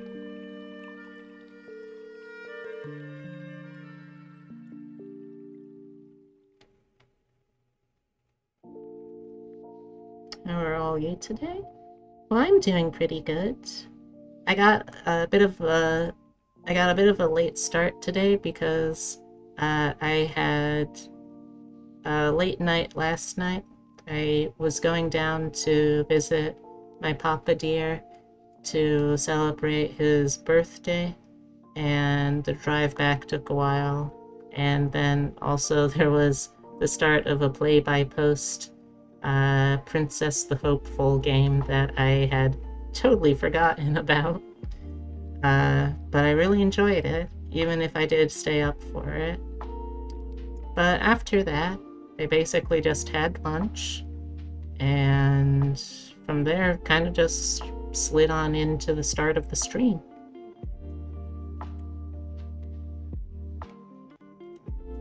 Hey, it wasn't as late of a start as it could have been, and it wasn't as late of a start as your late start. Granted, I know why, and there's a reason for that. I understand that, but yeah.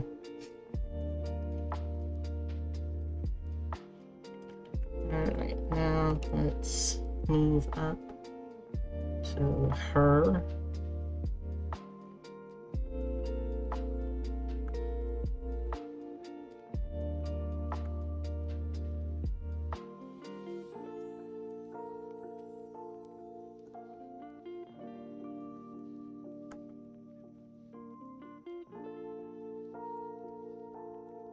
No, not quite.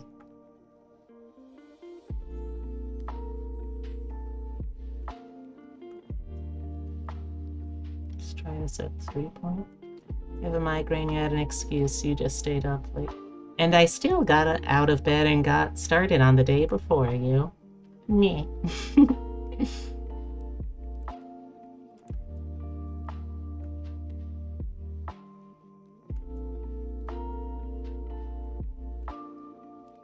I love you. And I tease, of course, too.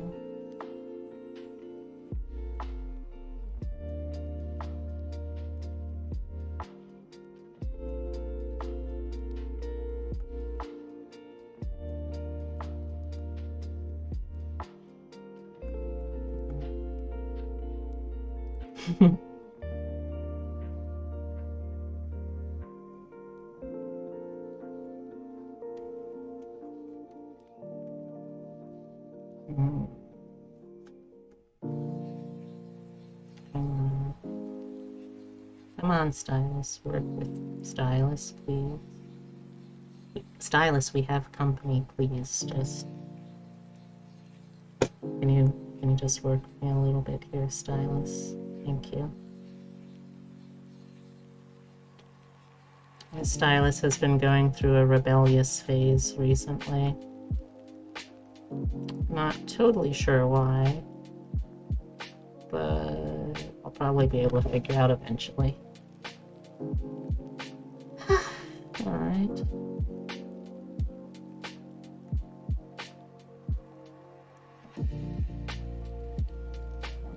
I hope it doesn't turn out that, like, my stylist is, like, transphobic or something, so it's rebelling against me in the month of Pride. It would be very mean of it.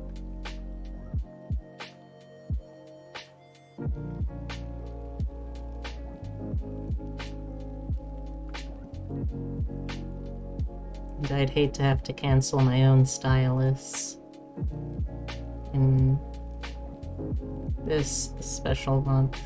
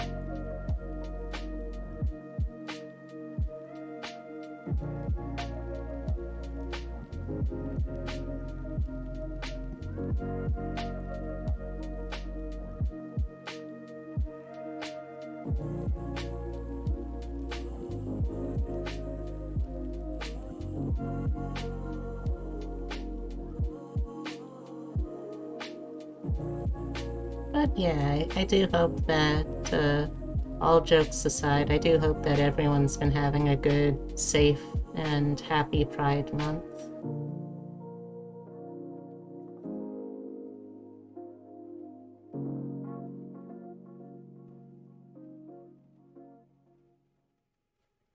I feel like it's usually safe to assume that if you watch me, you're probably someone who has a reason to celebrate the month. I don't think I attract too much cis het clientele. Maybe I do, though. I don't know. Maybe. I'm open to the possibility of straight fans of mine existing. Or het fans of mine existing.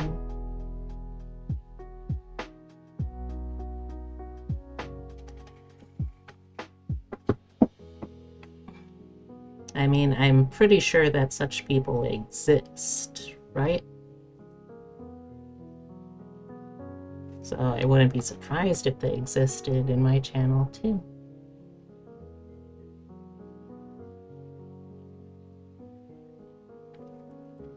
You're just a bunny who likes streamers? Valid. Valid. So we got that side. Now let's do this side where it kind of swoop,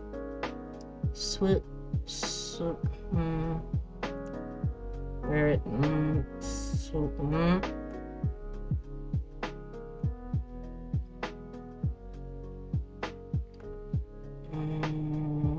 there we go.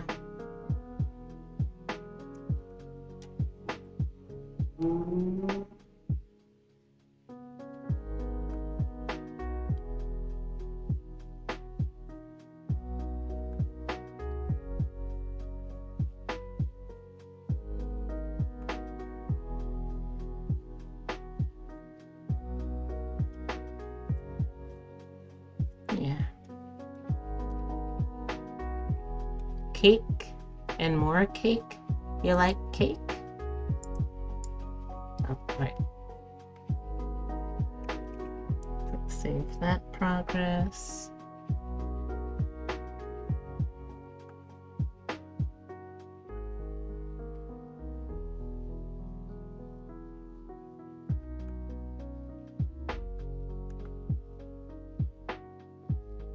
You wish you had carrot cake right now?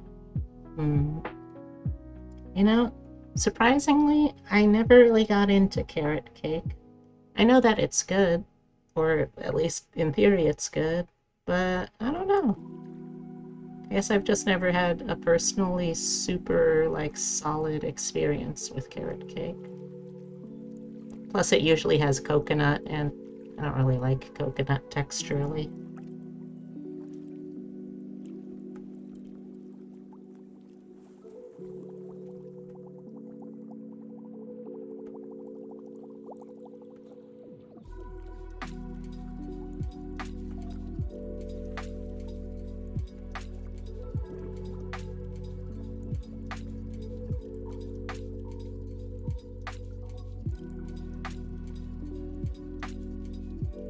Cake is yum, but I don't really have a sweet tooth. Well, that's alright.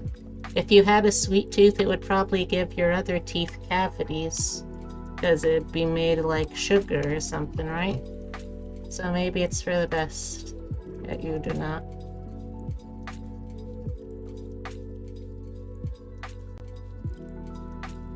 Also, you want to know who does have a big sweet tooth, which is kind of ironic given their job.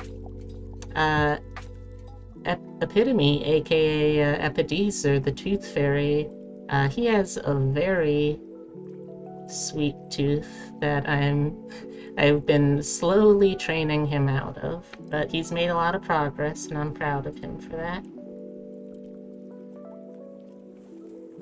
A few times now, he'd buy some ice cream and wonder why I did it afterwards. Oof. Buyer's remorse. That sucks. Let's see. Maybe if I just increase the size of this.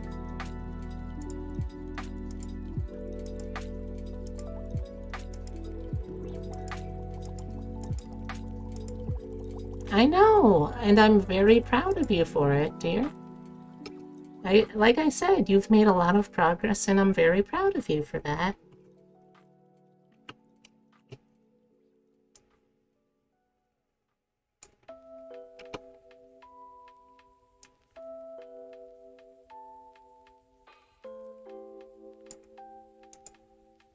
I genuinely am proud of you. We like to joke that together, combined, we are the equivalent of one fully functional humanoid adult. But sometimes that's not much of a joke and more of just an honest assessment of our relationship. But it's good. I feel like a partner in a relationship should be the sort that compliments you that way.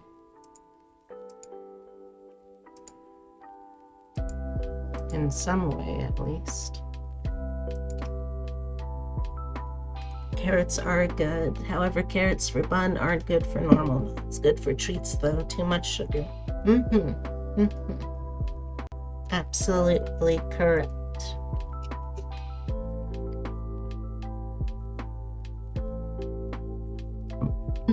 he's... actually, don't think I like that as much. Let's try shrinking that back. Yeah, I think I actually do like it a little better like that.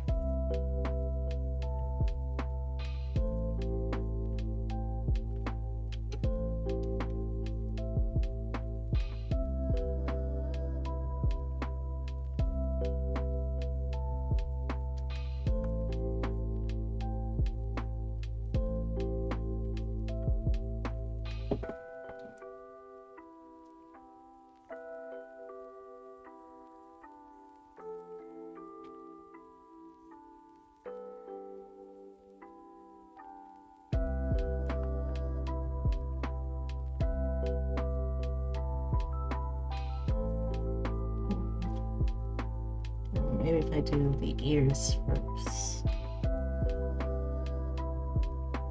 Because they are a panda after all. No, come on. Come on. Tablet.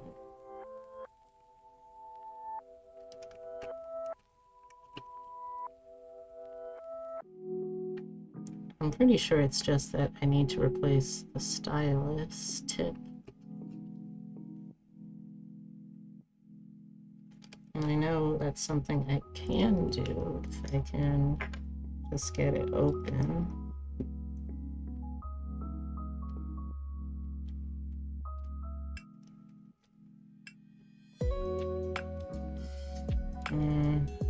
I can wait until after stream though.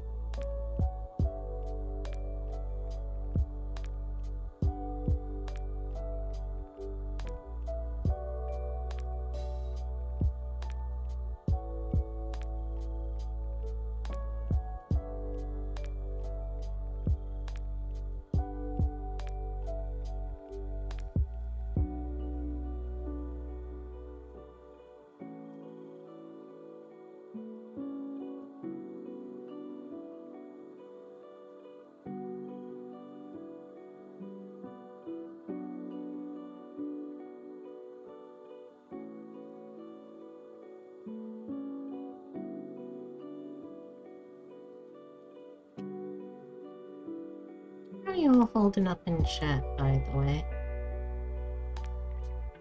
Well, I hope.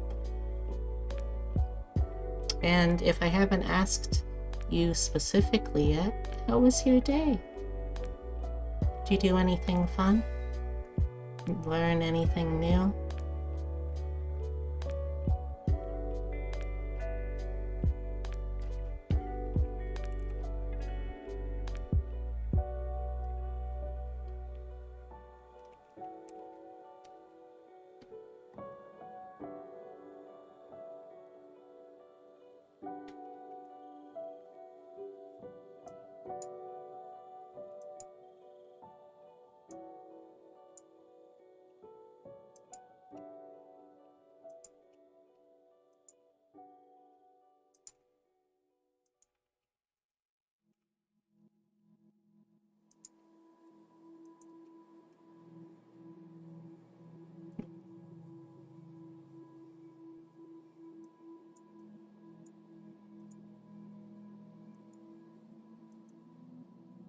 Family drama stretching coast to coast. Fun times. I think your stream is the only thing keeping me sane. Oh, I'm sorry to hear that. Racy, that sounds really rough. I'm not gonna ask because that's too personal. But I hope that what's ever causing all this drama blows over.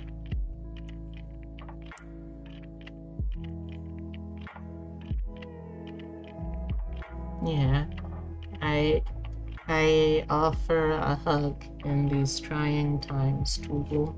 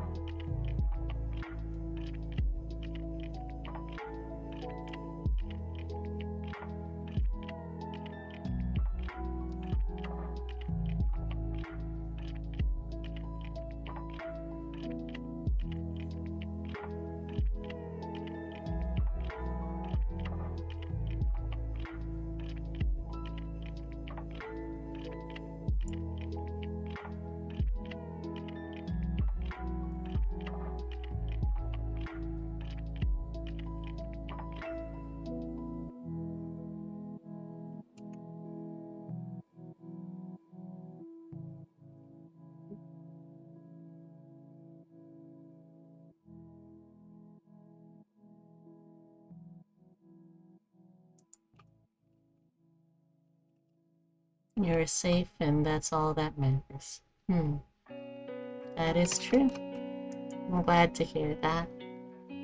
Setting up for Ace Combat 7 and Doom, but not sure what ratio today, or if I should run a roguelike. I don't know. That's up to you, Heavy.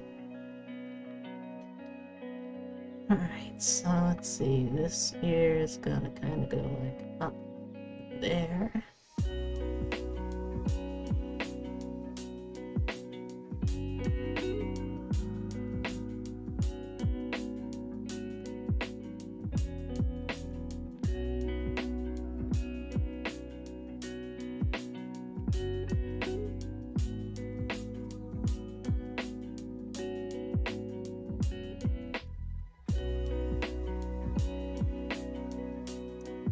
A safe place, just relax. Oofs.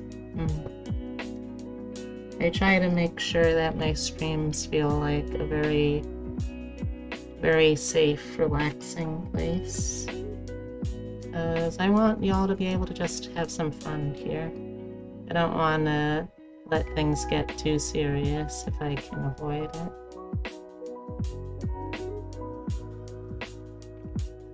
Because everyone deserves a place to just be able to relax and not have to worry so much about every little thing that happens day to day.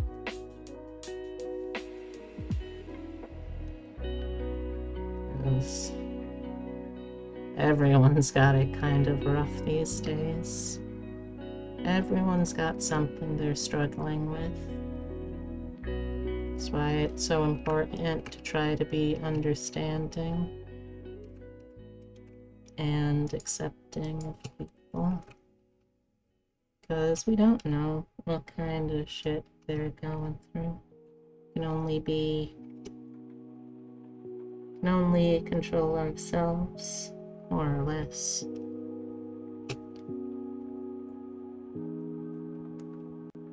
So we can only be the best selves we can be and hope that other people do the same.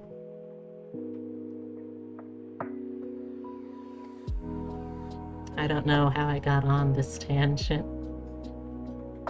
but hopefully my rambling kind of makes sense, maybe. I don't know.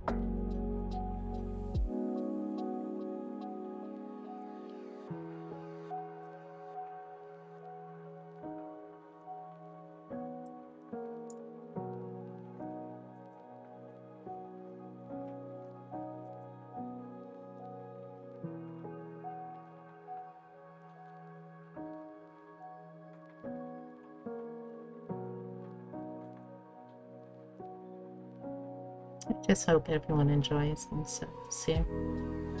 That's all.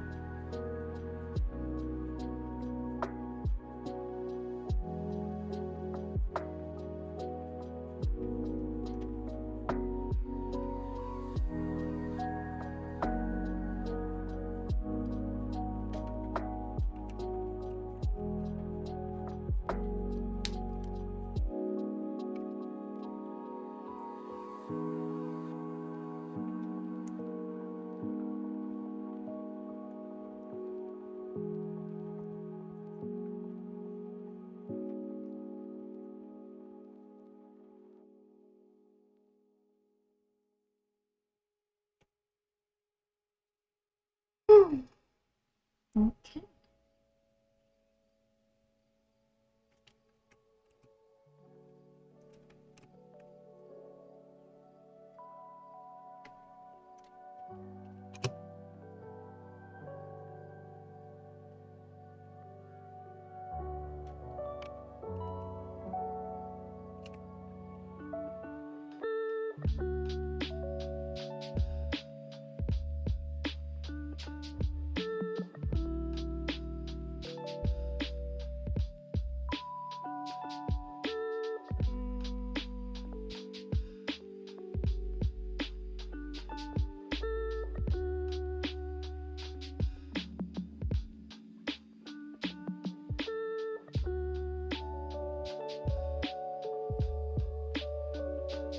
Father's Day tends to bring out trauma. That's true.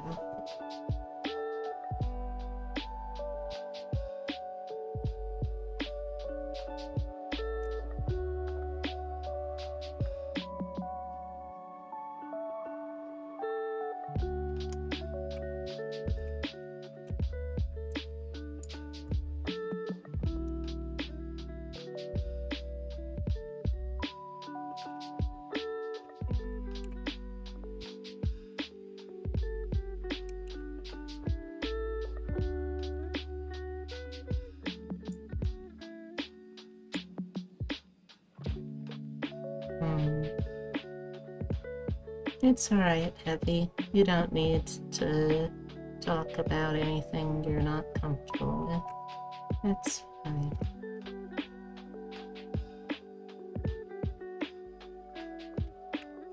No one should feel obligated to have to share if they aren't comfy doing it.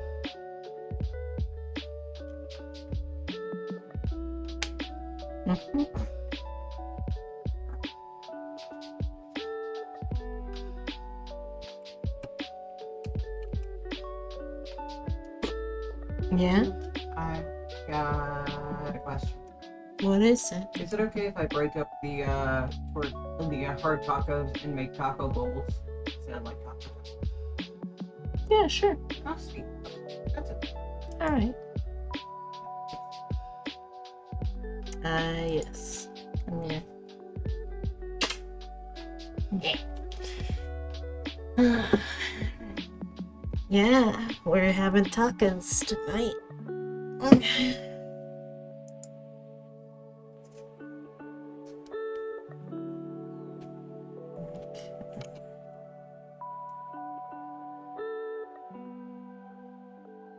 Taco Sunday.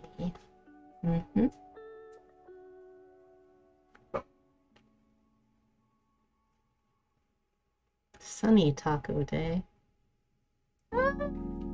Yeah, it's been pretty sunny.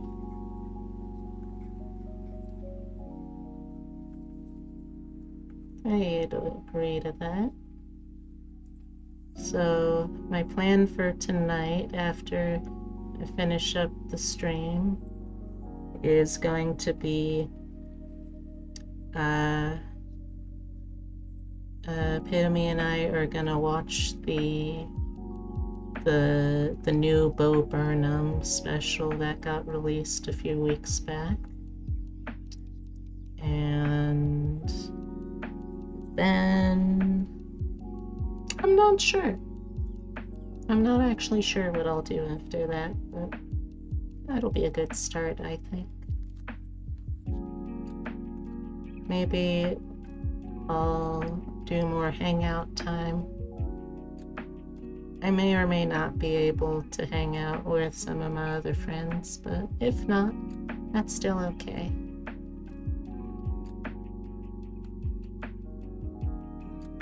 Well, now you remember.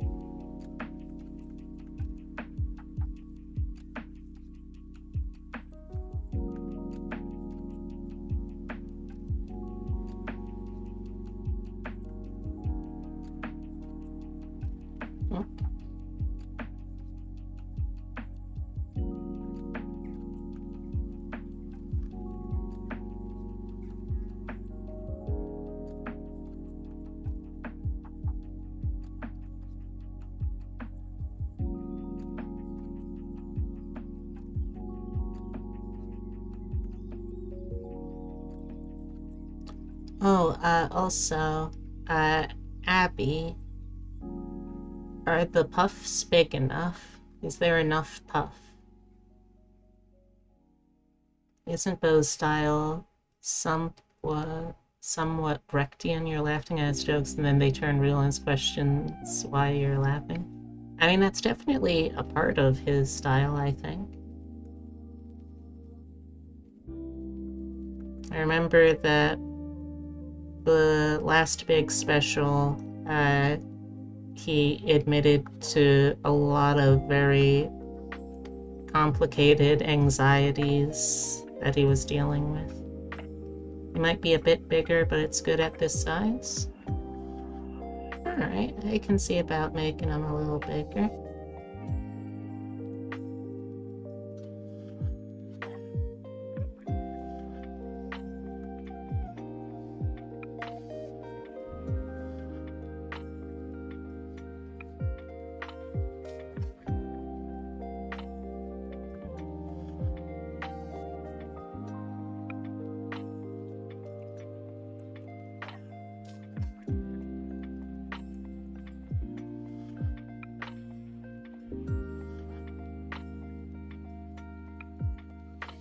Okay, setup time. Bye! Have a good stream, Heavy.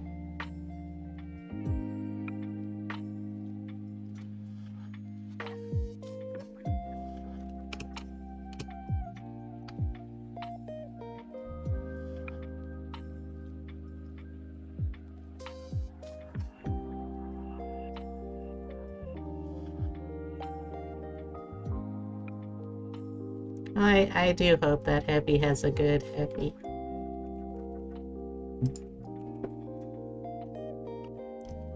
So now, one of the things that I can easily do is just go up and around like this.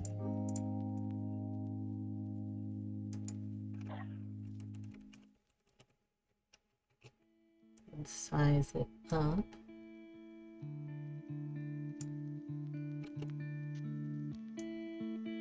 Alright, what about this? What about this, Abby? Would that be a good size once that's finished?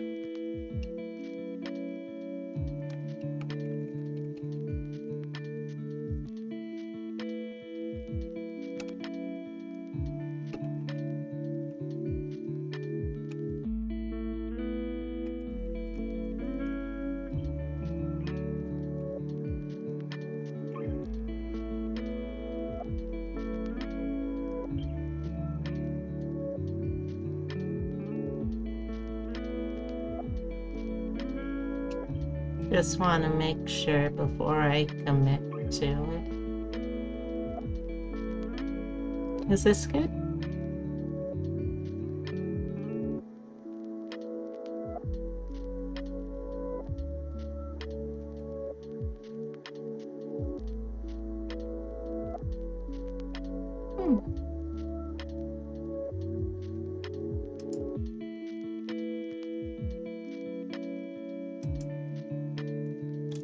Alright, well, while I wait for Abby's response, I'll keep going.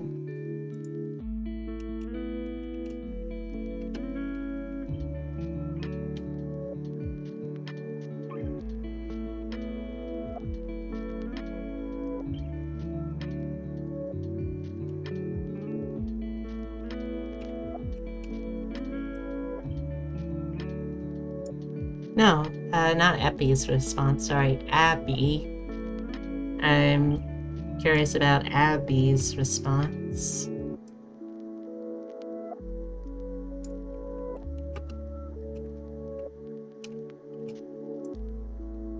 Yeah, don't worry, you're good.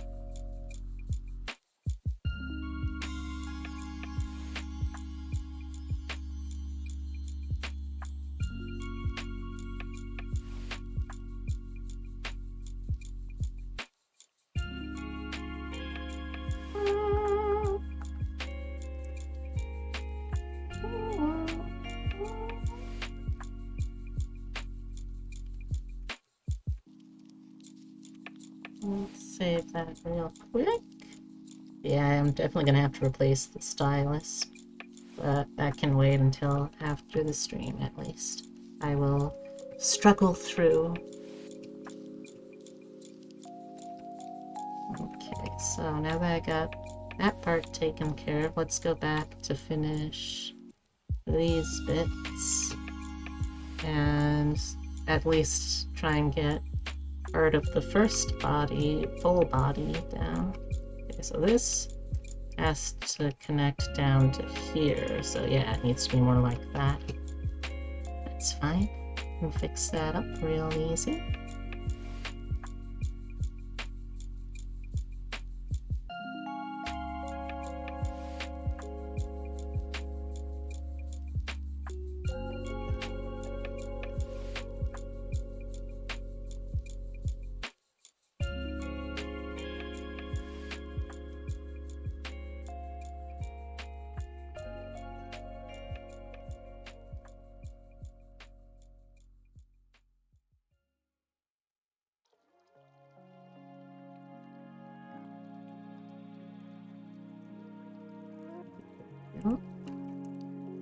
Save that. Check what these messages are in Discord. Okay. This one is going live, I assume. Yep. Okay, this one going live, I assume. Oh, no, it's a movie thingy.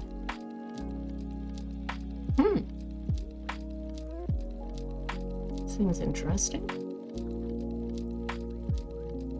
Oh, but for next week. Okay. This one is this. Boop boop boop boop button. Boop boop boop boop boop button. Huh? Alright, Racy. It's a peculiar little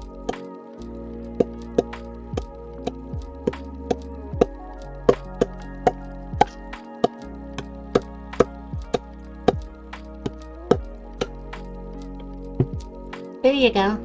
I hope you enjoyed your peculiar little pops.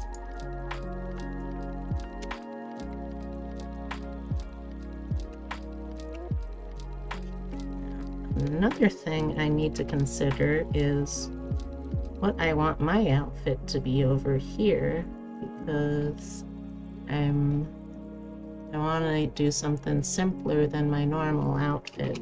Because also, this would be theoretically taking place in an actual, like, parade. So we'd be out in the June heat, marching around. I want to wear something lighter to something like that than what I usually like to wear.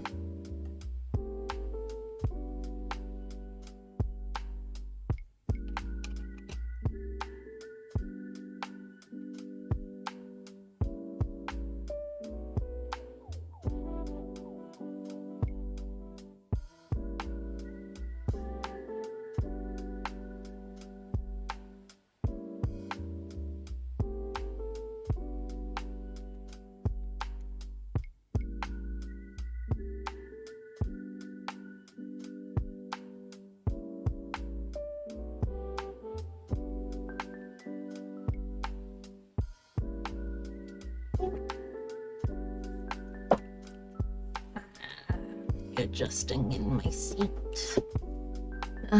Okay.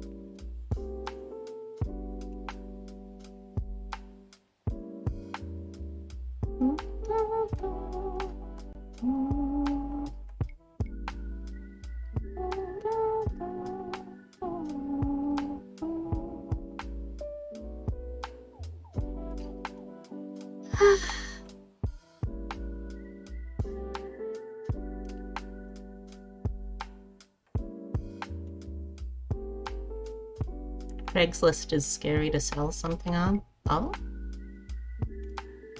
Why? What kind of crazy stuff are you getting over there?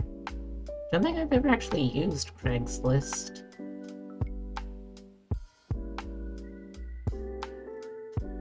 But I'm pretty sure that would not be something I should do on stream.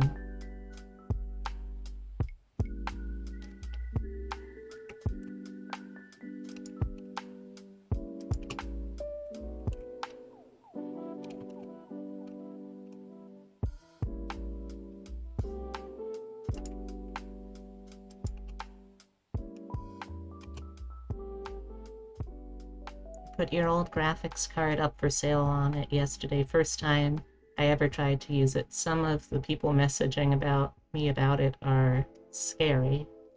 Yeah, I'd worry these days about anyone just trying to use it to, like, cryptocurrency mine. Such a dumb use for a graphics card.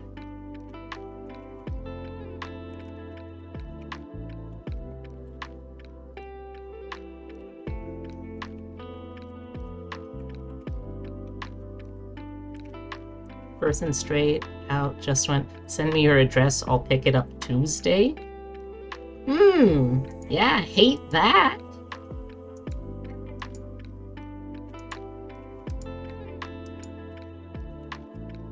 Yeah, that sounds illegal. Or at the very least, extremely bad idea.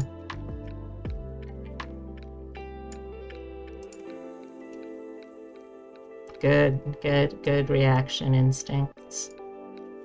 And yes, that is very true, Abby. Bitcoin is the Bitcoin and the creation of it is very actively harmful to the environment.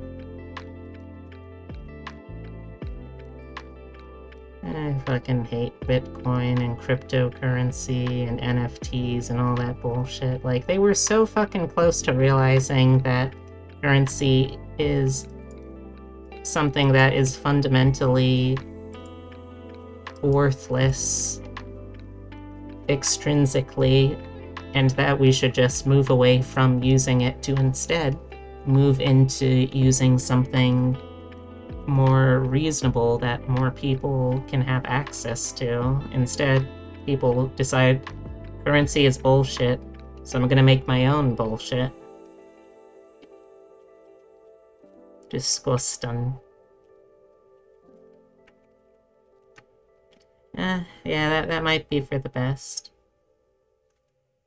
I'm sure that there's got to be, like, secondhand seller networks and, like, social media places that you could find. Or you could potentially even just, like, ask around locally.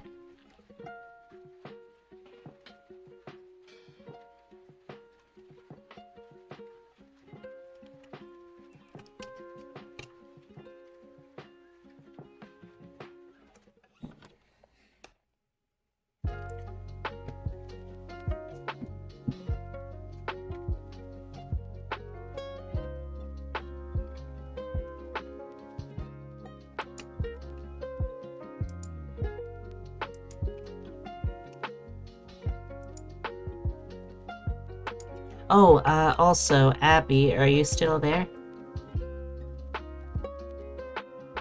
I just wanted to confirm something real quick.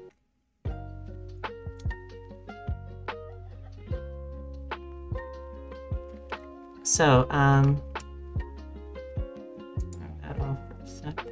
are these big enough?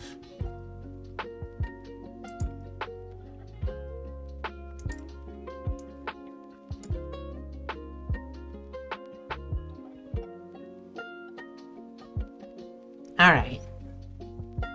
That's all I wanted to check. Glad to hear it.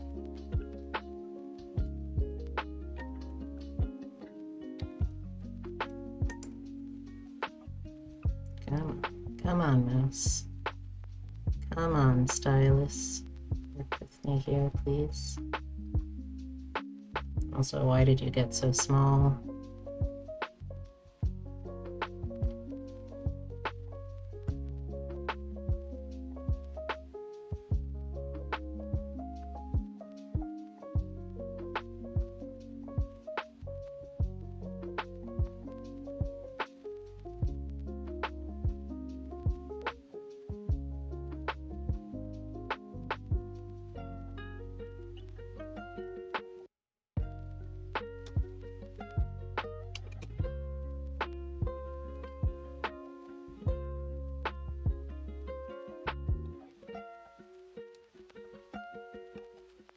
think I might just go simple, like t-shirt kind of stuff.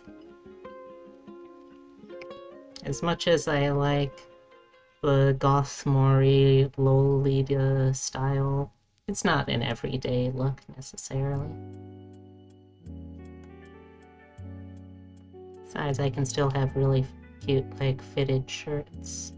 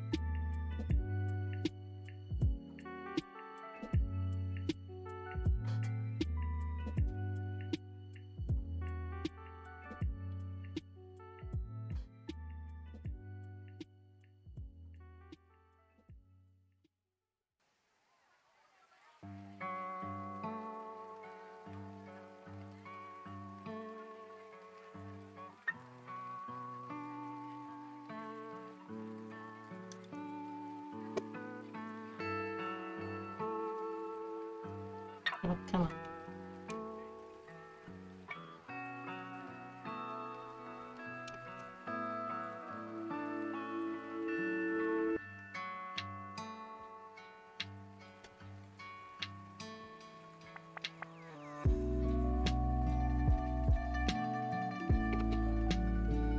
Oh.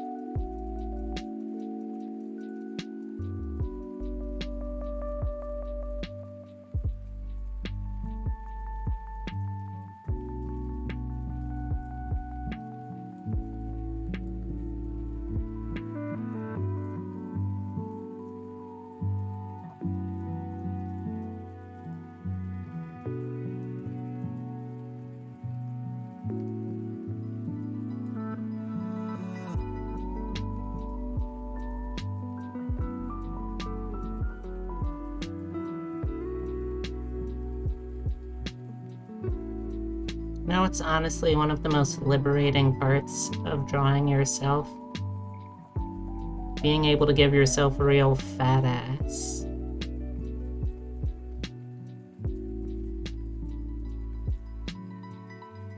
Oh, come on, that wasn't even close. Come on, cursor.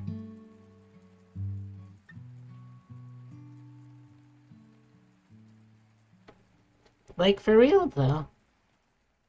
It's... oh, jeez, come on, cursor. I will replace the stylus tip in you after this, cursor. Just give me until this is done,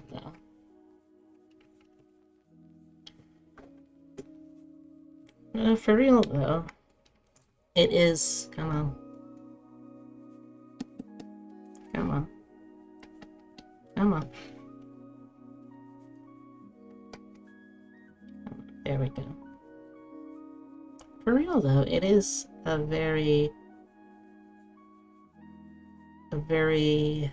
nice feeling to be able to see things that you don't necessarily like about yourself and just, well, I am the master of my body now, and I decided that's not gonna be here anymore.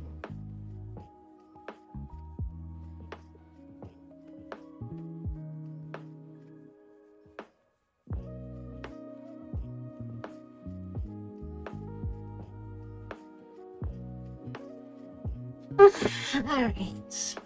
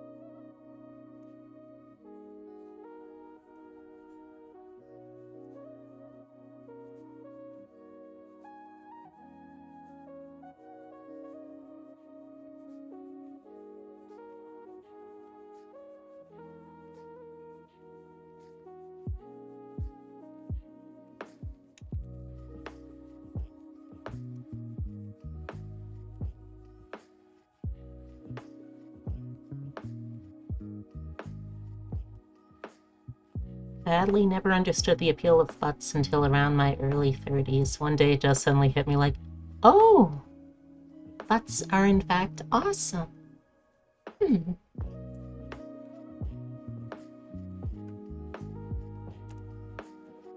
Yes, butts are very nice.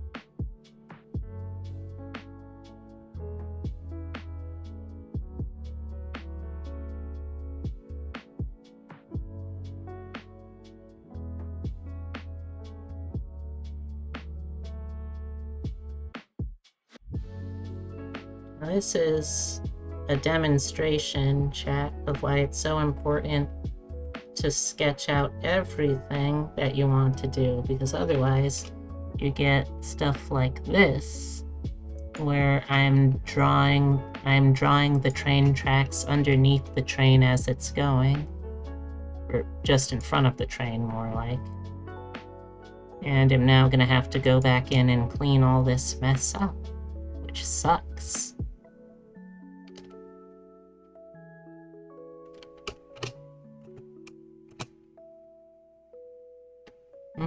Butts are cute.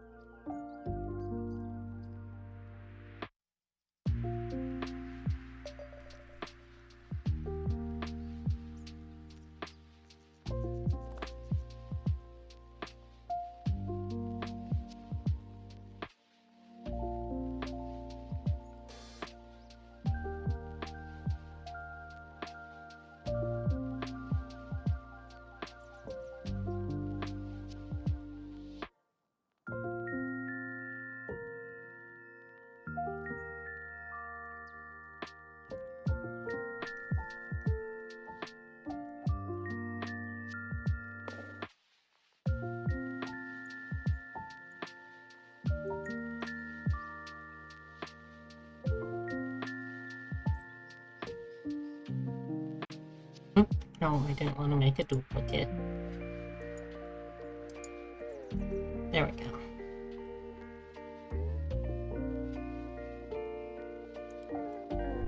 Okay, I think what I'll do for this outfit is suspenders. Suspenders feel like they would be cute. So I'm gonna wear suspenders because I like feeling cute. I actually have a really cute short dress, or short, I have a really cute skirt that is like a sort of short skirt but also has suspenders on it. And technically, it was originally part of a cosplay, but I'm honestly really considering just wearing it as like a normal kind of clothing too.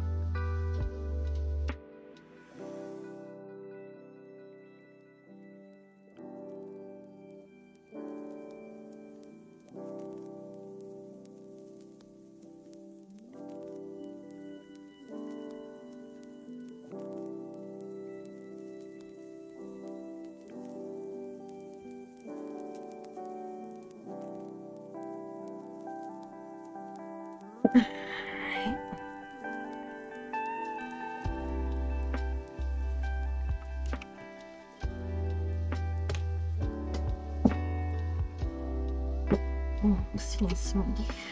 Alright, let me go.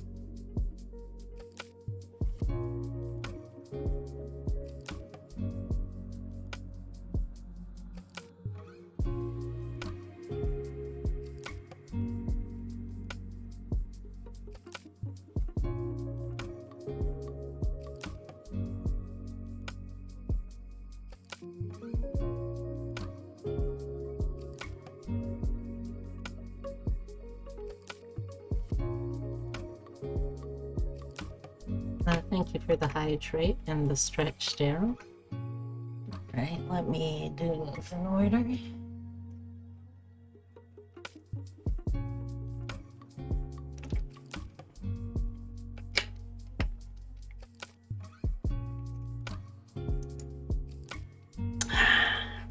Alright, and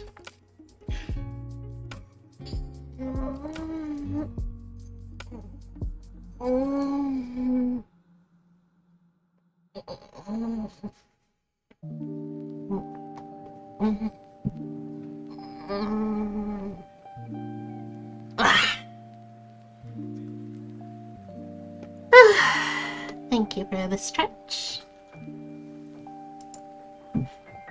Excuse me.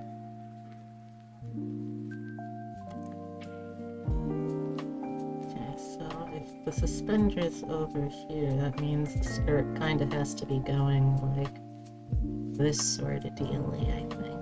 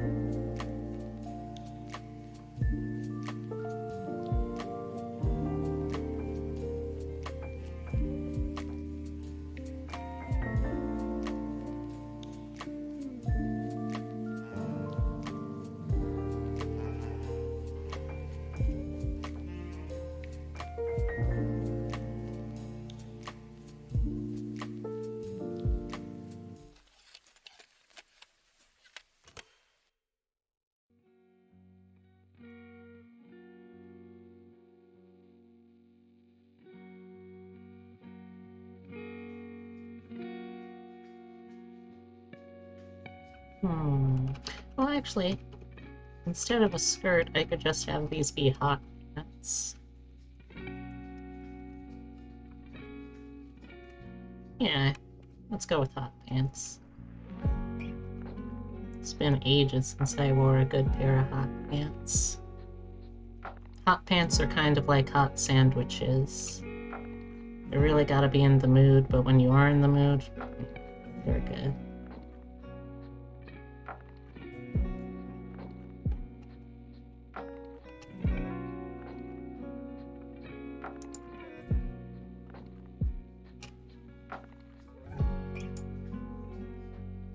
It's killer, yeah?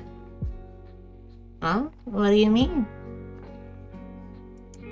The outfit? I don't know about that. But if you like it that much, maybe I'll just have to wear it. About hot pants and hot sandwiches. Ah, yeah. True, true, true, true, true.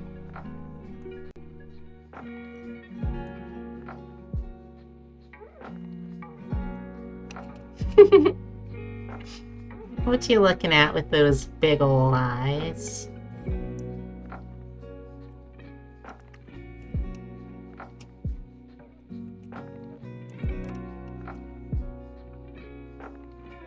You dummy.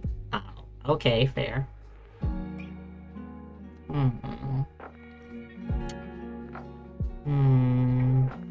No, this doesn't feel right visually. Let's remove that. Yeah, because it couldn't be that kind of angle, because that would make no sense. In fact, I should honestly move this one too.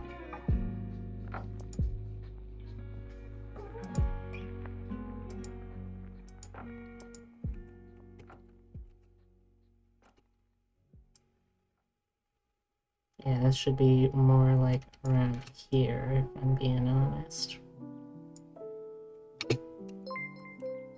Hey! Listen to Swedish death metal headbangs. Well, thank you so much for the raid. Hey, Sister Rose, how you doing? What were you doing? And welcome, raiders. Come on in. My name's Beatrice.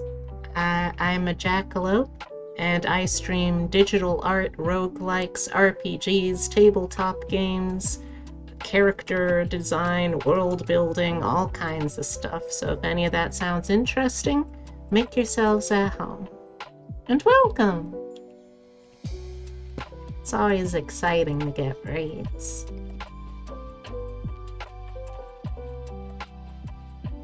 Oh, come on.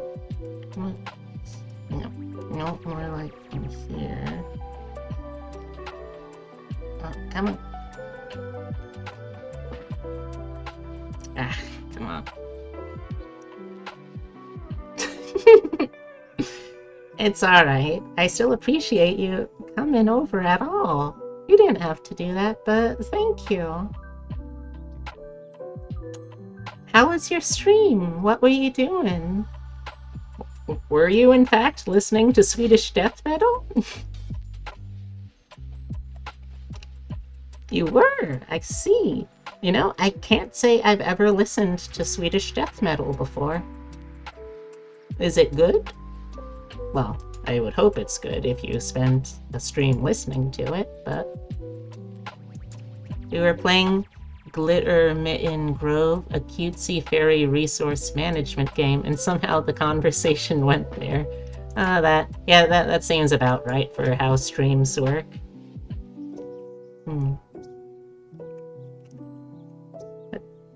But yeah, I haven't really, I really haven't listened to all that much death metal. Or I guess metal in general, really. Maybe I've just always been more of a punk sensibility kind of girl. But I can definitely appreciate metal.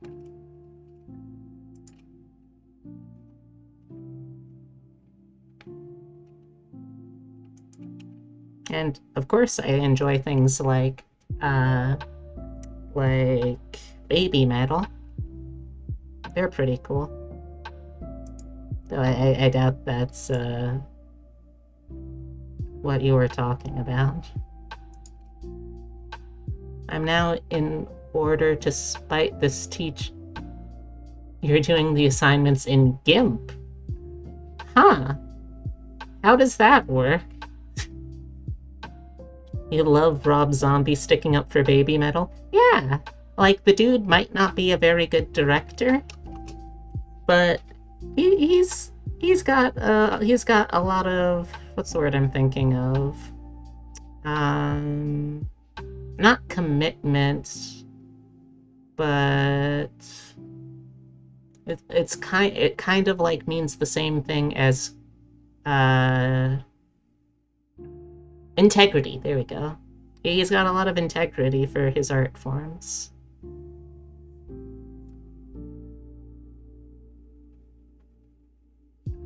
Oh, also, I just realized because I haven't actually explained what it is that I'm doing. So, there is a Discord community I'm a part of called the LGBTV server. Basically, they started off as just for LGBTQ plus VTubers, but they have since expanded to be more content creators, streamers, video producers in general in the LGBTQ, or as I like to just call it, the queer community. So they are having a virtual pride parade near the end of the month where they're going to be basically having like community members submitted drawings of the different community members marching in a pride parade, and they're gonna stream those together sort of like a little slideshow. So I wanted to do myself, of course, but I wanted to do something else too. I wanted to try to do excuse me. I wanted to try to do well, after myself, I thought, okay, well, what about if I did my queer platonic partner, Hemlock Stone, as well?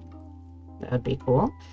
And then I thought, okay, well, if I'm doing my queer platonic partner, I should also do my romantic partners. So neither of them have, like, officially released VTuber designs, but I did basically designed their VTube sonas already with their input, so I thought, hey, yeah, that could be fun.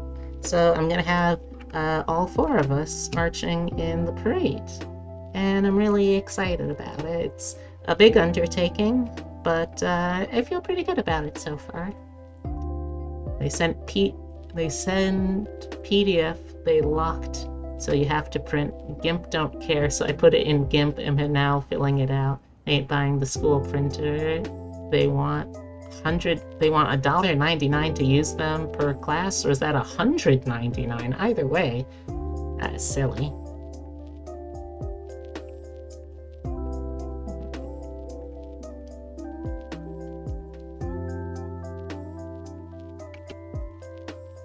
Expanded the full community, not just a part of it.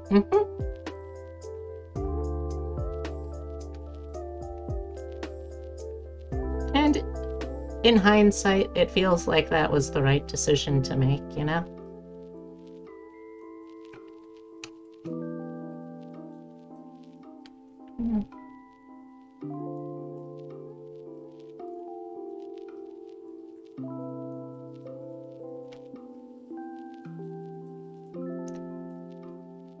That reminds me.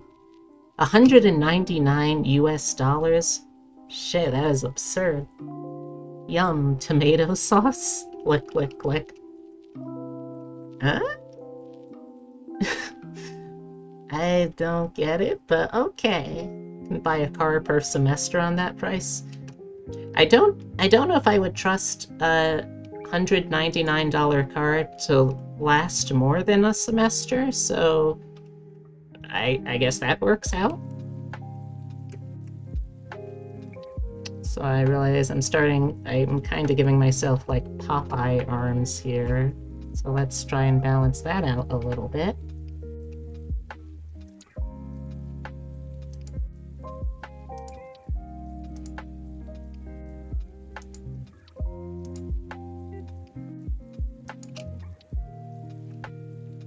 It's about 1K per semester. Eesh. Oh wait, actually, $1,000 per semester? That seems pretty cheap for college tuition. Like, really, really cheap.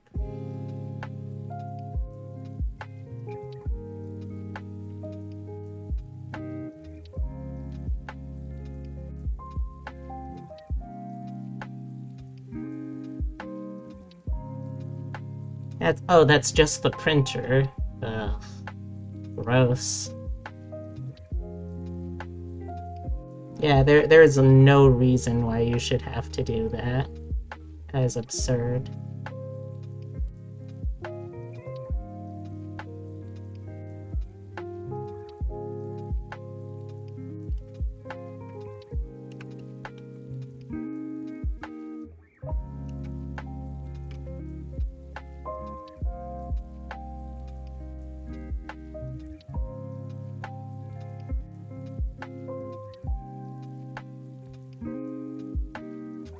But yeah, thank you all so much for coming over. I really appreciate it.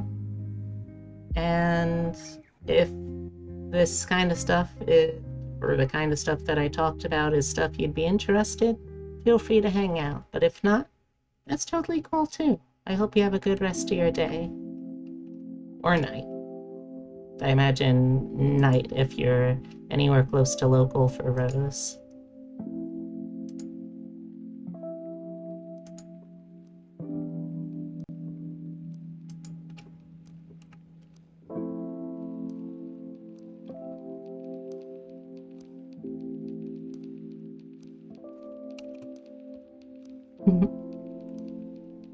Oh, I love that you have two separate kinds of heart-based emoji, Skylar. That is very cute.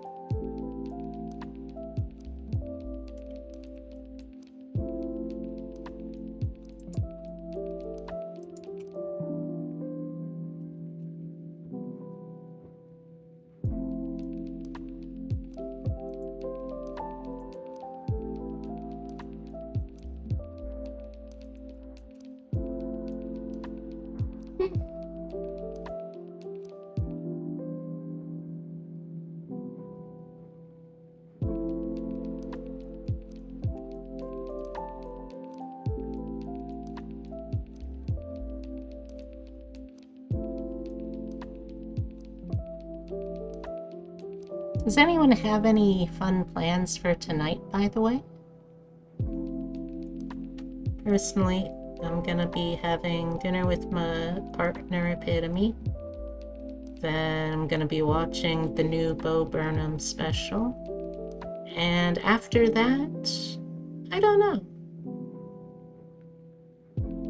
Watching Cats 2019 in Queen Narine's server soon. Wish you luck. Oh, Rose, hon. That is, I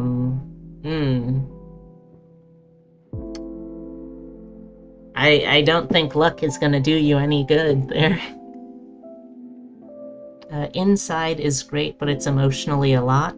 Yeah, that's what I've heard. I'm a little concerned, but I remember, like, the tail end parts of Bo Burnham's last special, like, the I don't think I can handle this right now song stuff. That felt, like, really meaningful and resonant, so I figured that some introspective stuff could be okay.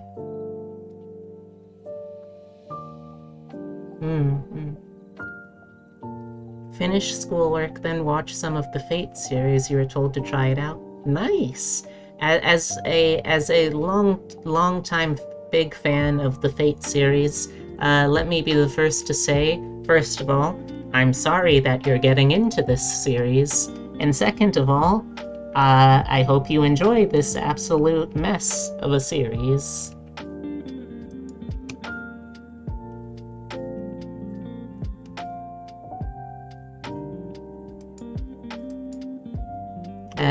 But I guess I'm also the kind of Fate fan that can be like, this is absolute shit. It's some of the worst stuff I've ever read or watched or listened to.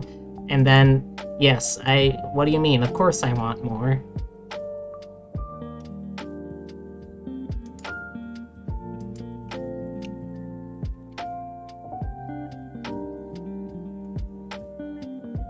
I might end up doing a little more work on my rigging tonight. I don't think I will, though, because I want to try and spend as much of it as I can with partners. Also, ooh, Abby, can you tell me anything about the D&D game? It sounds fun.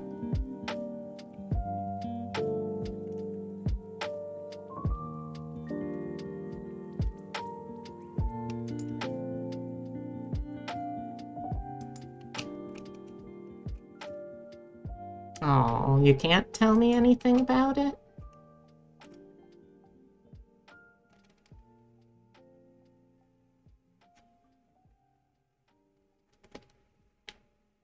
Okay, I understand. I watched a single episode so far of Fate. Oh, wow.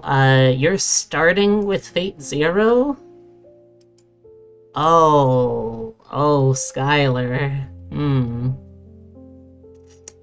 Uh, Well, I mean, that's definitely one valid way that you can watch it, since it is, in a strict sense, the prequel, or, like, the prequel they made.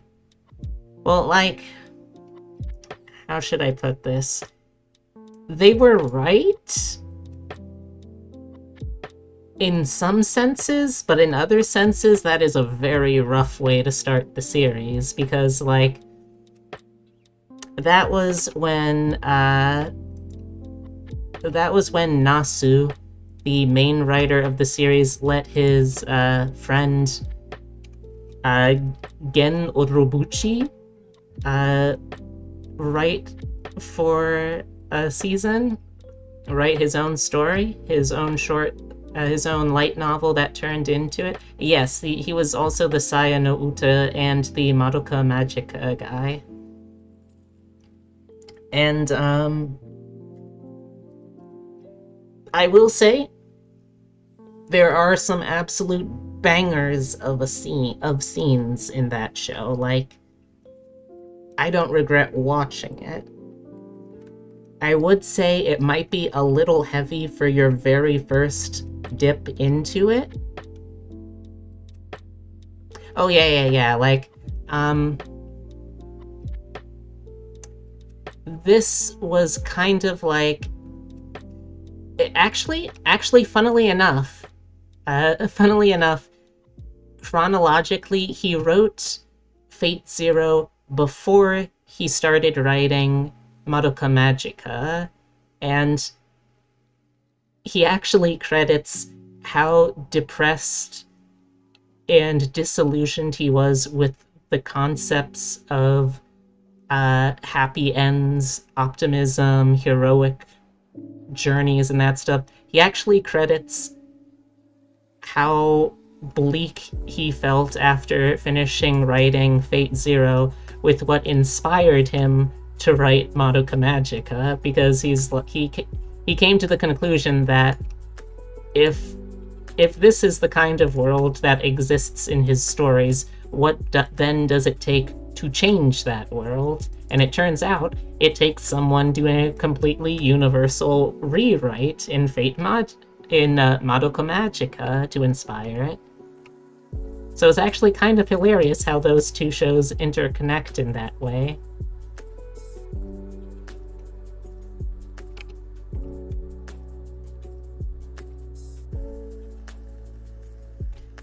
But yeah, to be honest, I probably would have suggested starting at one of the series that covers the original game, so one of the Fate Night Fate Stay Night series, but like Fate Zero is also a totally valid entry point. I will fully grant that. Gotta give myself a big ol' ass. Yeah, big ol' ass. Just a real big ol' ass. So out of curiosity, if you just watched the first episode, who are your favorite characters so far, both in terms of servants, masters, other supporting characters? Who are your favorites? Also, yes, big butt. I think I'm pretty sure I fucked up with the angles here, basically, but you know what? Gonna have to work with that. Yes. Skylar has seen the first episode, at least, so Skylar would have seen all of the summons. So I will say, Saber, I'm glad you like Saber, because I'm glad you like Saber, because she is going to end up becoming one of the main protagonists of the series as it goes forward into Fate Stay Night and the expanded Fate universe.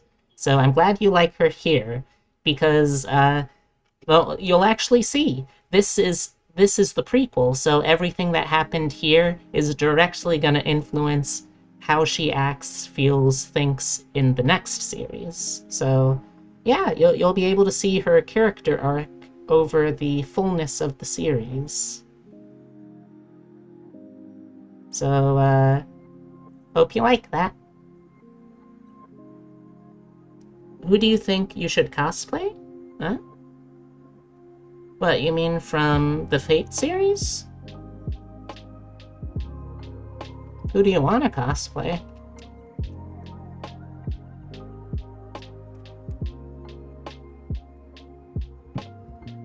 I also like the boy who was mistreated. He's cool. I hope he fixes the world like he wants. I like... Oh, Waver Velvet! Okay, yes. Like...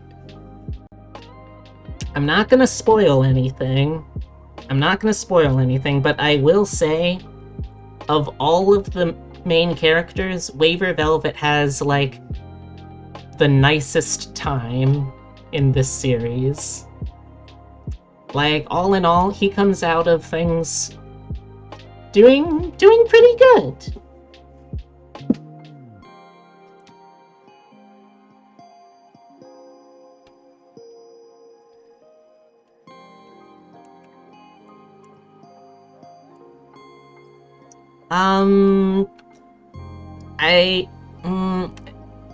You might be a little too, you might be giving away a little too much so far, but, you're not wrong.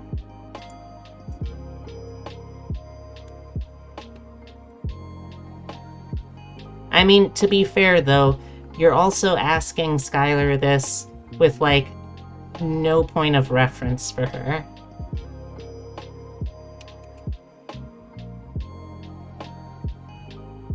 Well, yeah.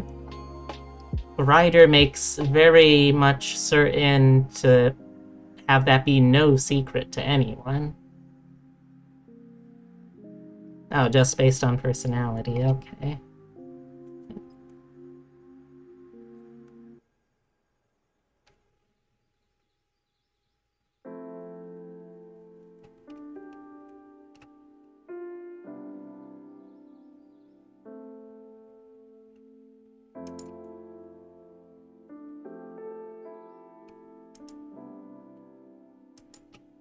True, but you could also say the same thing as, you could say the same thing of, Lance... No, Lancer, is a different one in this series, sorry, I forgot. You could say the same thing... you could say the same thing of Berserker and Karia. That is also technically a Bara and a Twink. Technically.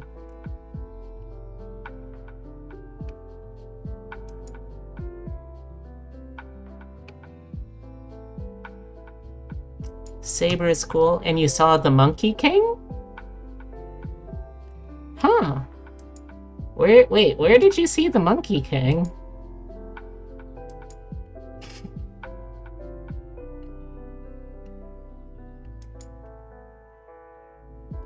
Excuse me? Incorrect.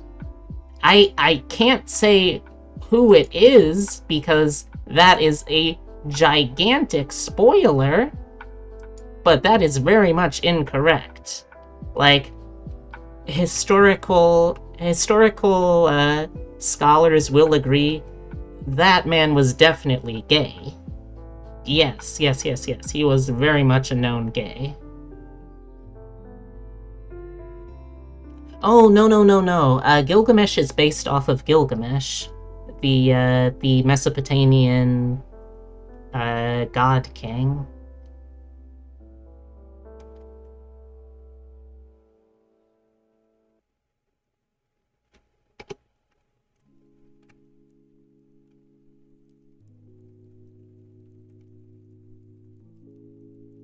Mm-hmm.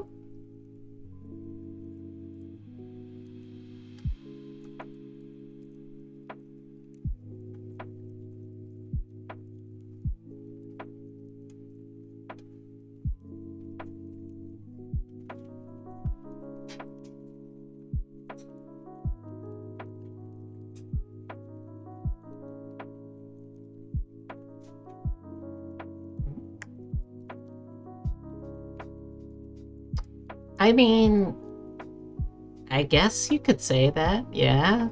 Is there a canon Monkey King? No. Okay. There is a canon Sun Wukong, not Sun Wukong, sorry, Tripitaka. Tripitaka? I'm just closing the window. I'm closing the door so that I can listen to you in here, okay? Alright. Also, you know I can't say who it is, but look up that character's name plus gay or homosexuality. You will see. I know, I believe you. I just wasn't aware. Yeah. But the fact of the matter is, Ryder is more blatantly. Like, more people are aware of it. Yeah. But no, the reason that Gilgamesh has all of those is because as, like, one of, if not the earliest form of written myth written myth about heroes, like the oldest forms of literature we have are about him, and they are, and because he's one of the important things about how magic and stuff works in the Fate setting is there are exceptions, but in general, the older a legend is, and the more well-known, the more powerful it becomes. So, like, by default, before any other modifiers get added in, Gilgamesh is considered one of the most powerful servants that you could. Twice by accident. Too bad. I'm still not giving you twice. So by default, Gilgamesh is one of the most powerful servants, at least in canon. Granted, there are times where he does really just fucking get wrecked and beefs it, but at least by stats alone. But there's plenty of other factors. If a hero gets summoned in a place that resonates particularly powerfully with their legend, like their home country, then that makes them tremendously powerful. It's not a spoiler here, or a spoiler in the other series, but there's a series in this called Fate Apocrypha, which is set with a Holy Grail war in Romania, and while they're there, one of the servants summoned is Vlad il Tepes, Dracula, and because like that is his home country, he is an incredibly powerful figure there. Okay, let's see. Time reform. Talk about our old fic and our fun time OC servants. Oh, okay. So years and years ago, we thought, I have to head off. Hope everyone has a wonderful night. Alright, I hope you have a good night too, Racy. And I'll see you around. Good night. Alright, so Epitome wants me to talk about our old fate,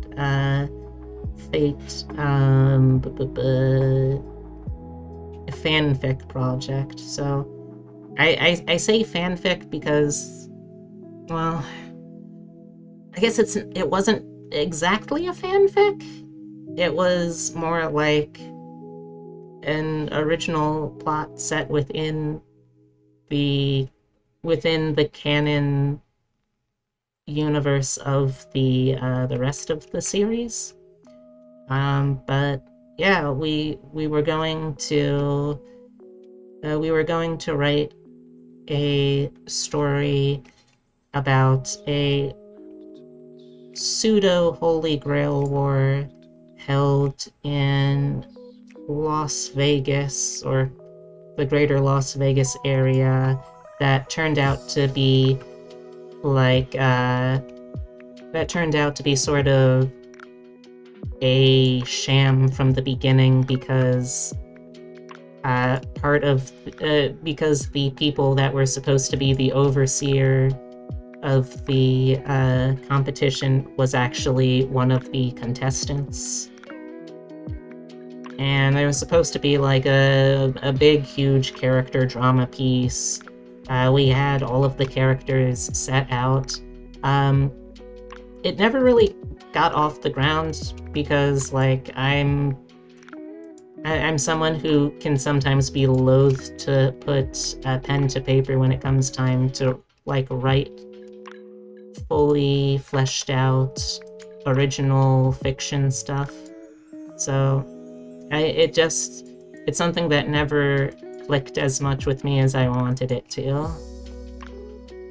Yeah, it's because Castor was one of your special interest characters. So the cast that we would have had was going to be, and honestly, you can tell that we didn't really have that good of a plan, because like we didn't even have like anything super solidly set out for like most of the non-servant cast. But there was going to be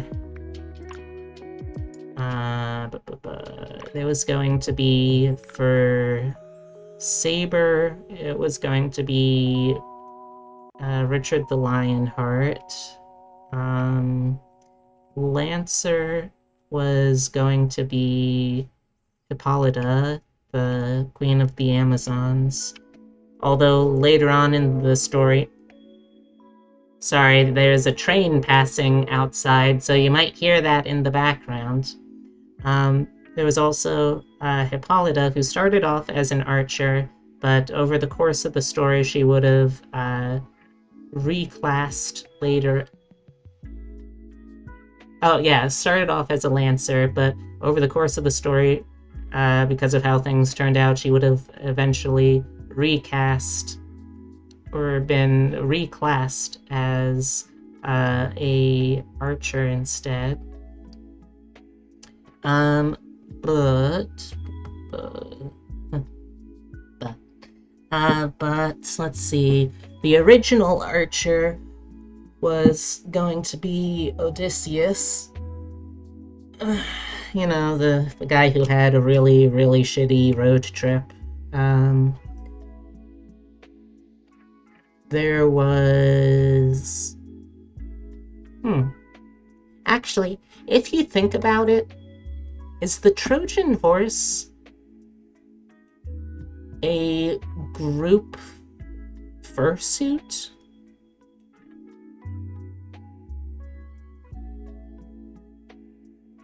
Is the Trojan horse a fursuit for a group of people? I heard Epitome say cursed in the other room, and while that's true, that doesn't make it a less valid question, unfortunately. But the rest of it 100% is you can't prove me wrong. I mean, I can't prove you wrong, that is correct. I can't even prove that the Trojan War happened, so I definitely can't prove you wrong. But so those were the 3 knight classes. That's what they call them in the Fate lore. Saber, Archer, and Lancer are the knight classes. And then the cavalry classes, well, Rider was going to be Hannibal Barcas, the guy who had a bunch of war elephants, who fought Rome for quite some time successfully, who went through the Alps because fuck you, Rome.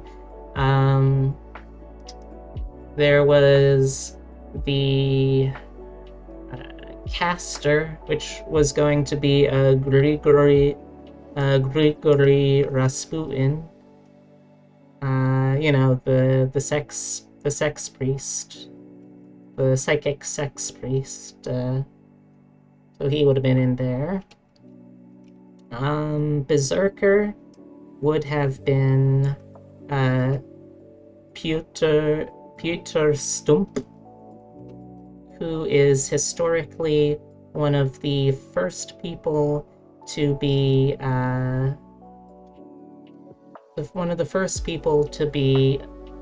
accused and prosecuted as a werewolf.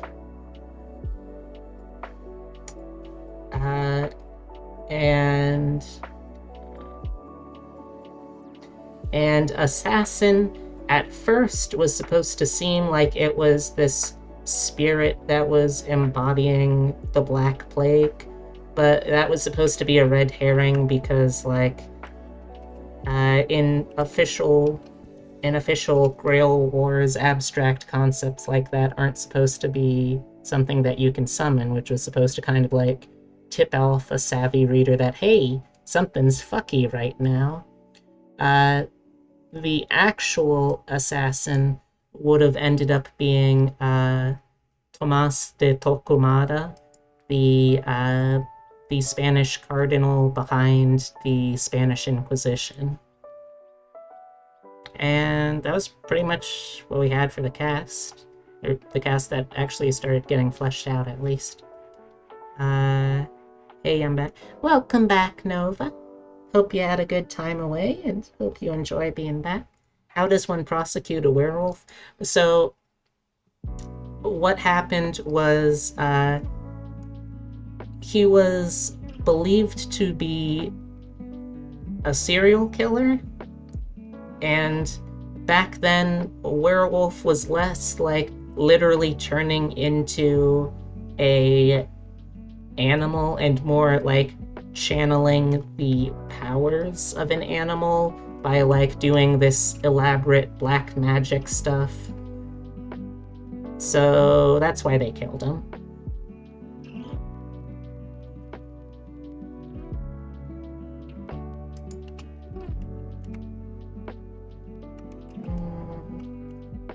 Yeah. But obviously his noble phantasm would have been like, you know, being a werewolf.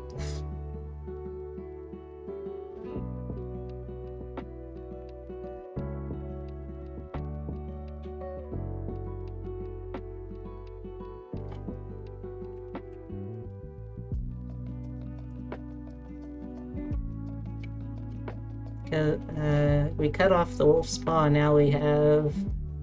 And now you have no right hand, it's you. Because the stories affect the powers as much as the truth. Absolutely. That is another recurring theme that you'll see. My noble phantasm is the ability to procrastinate past the realm of time.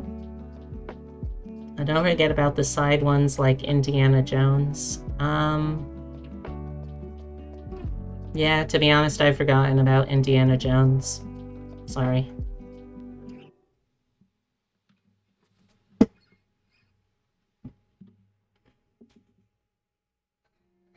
Oh, it sounds like Epitome is He was coming the in. archer based off of the famous shooter guy that was based off of the colonialist big game hunter. Well, yeah, but I don't think he would have actually been participating. No. These were side like side ideas we had as separate from the thing. Oh, yeah. I was plenty of this. It was the phone I performed that I paid for twice. All I know is noble power is a weapon you summon so some can have superpowers. Yes, so... And this is all stuff that you'll, like, learn over the course of the show, so it's not really spoiling anything.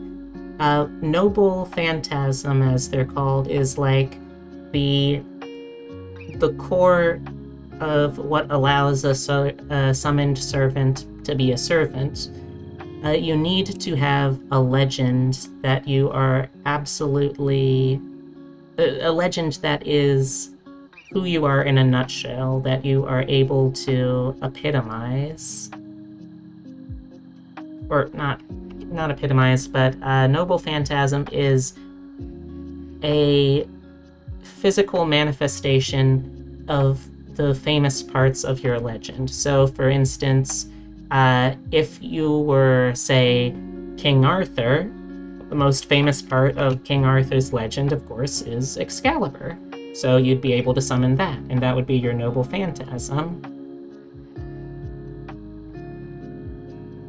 And it's usually something that servants will save as, like, a last resort, because, like, if you know someone's Noble Phantasm, you can pretty easily figure out their identity.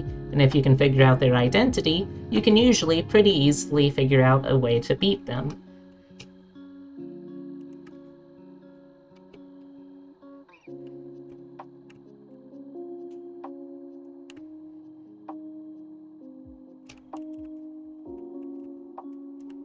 God, feet look fucking weird as shit.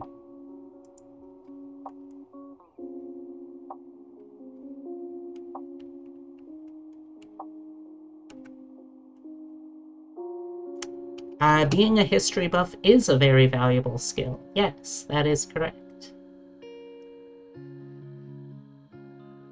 I'd say you would also want to be like a world literature buff too, if you want to, like, really make sure that you have a good shot. Because, like, a lot of the characters are objectively people that were never actually real. But, stories, too, can be made into reality as, not phantasm, as servants.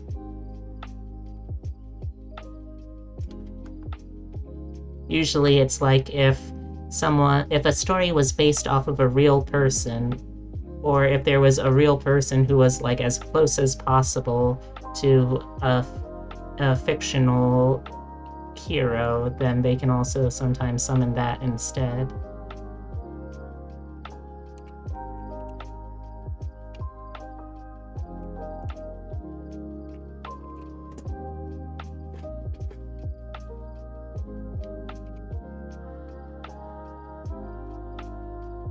Okay, now let's give these hot pants a little cuff. So that's cute, I think.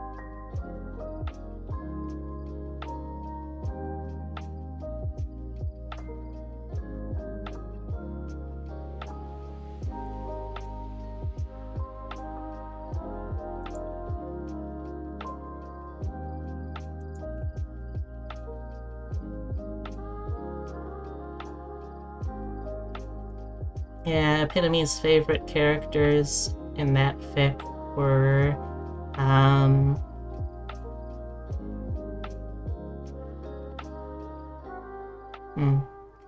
Epitome's favorite characters in that fic were Castor and Berserker's Master. Because Berserker's Master, we ended up making a immortal vampire, or a unaging vampire based off of this dude that turned cannibal because turns out he was a really lousy pioneer guide for a bunch of other people.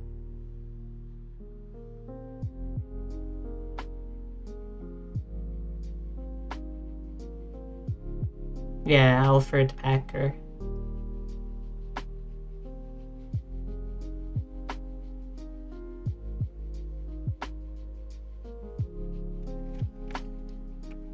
Alright. More into the series after hearing your cool stuff. Oh, well, thank you. Like, ironically enough, one of the reasons that I refuse to go back to the project now is because a lot of the servants that we were going to write have ended up being canon characters in one way or another. And like that, in and of itself, I should say, is not like an absolute ruiner of something, because like canonically there are multiple versions of the same servant that can be summoned. Like Fate has two completely different characterizations, completely different appearances and personalities, designs for a Vlad Tepes Dracula servant, and both of them are still canon. Neither of them has been made any less canon just because there's a second servant version of them. But I still ended up liking a lot of the ones that they did better than how I would have, or how we would have ended up characterizing them. Rasputin was pretty weak in terms of how they characterized him, but they did still technically make him a servant, kind of. I can't say how, because that would be a huge, huge spoiler for Fate Zero. But they made Richard the Lionheart and Hippolyta servants. They made Hannibal a servant. They made... let's see... they did actually make the Black Plague a servant, kind of. They made Odysseus a servant too. But yeah, they kind of ended up using a lot of the ideas that we did anyway. So, eh. Well, to be fair, they didn't have Mother Goose as a story. They had literally the embodiment of nursery rhymes as a story.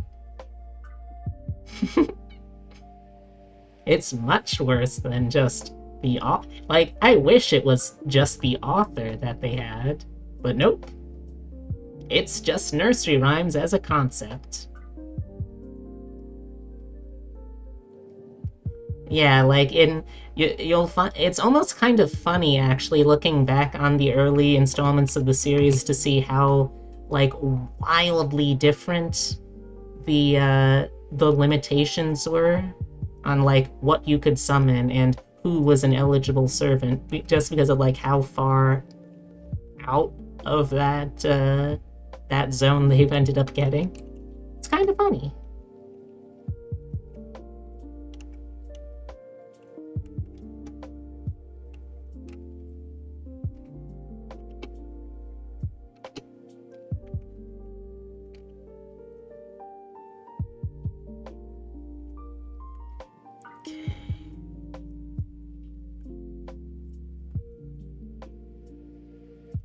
But yeah, Fate is... at times I would hesitate to call it a good series. But for me, it's been a fun series at the very least. And for someone who never grew out of, or for someone who, as a autistic person, their brains decided, hey, you know what? How about, you know this cool world mythology thing that you're into, little 7-year-old bee? How about you just never stop thinking about that, huh? That'd be kind of cool, right? And that's how my special interest was born. So far, I know Rider is a mount person and Assassin is sneaky. Yeah, so the general classifications for it kind of go as follows. If you're a saber, you do not actually need to have a sword. All you need to have is a close-range melee weapon. Because there's a scene in the very first Fate game where it's explicitly a plot point that one of the servants is hesitant to fight Saber because, as she puts it, you can't see my weapon. It could be a sword, it could be an axe, it could be a mace, you don't know. So there's that. But that's pretty much the only limitation for sabers. Otherwise, anything's game there. For lancers, you specifically have to have some kind of reach, some kind of rigid shafted reach weapon. So a spear, a lance, a polearm, anything like that. As long as it has reach and it's still a melee weapon, then it's fair game. Archer, you don't need a bow. Technically, you don't even need weapons that are intended to be projectiles, as you'll end up seeing with Gilgamesh. In fact, really all you need for that is to have some kind of range weapon ability. That's it. Rider... Yeah, Rider is characterized by what they are riding. As long as they have some sort of mount, could be a creature, it could be a machine. As long as they have something like that, then they can be a rider, as long as they're known for riding it. See, Assassin, originally the specification was to be an assassin, you have to be one of the, because of like the root word of assassin tying back to the Islamic group of the Hashashin, you know, the group that they made those kind of mediocre assassination-based video games after, too.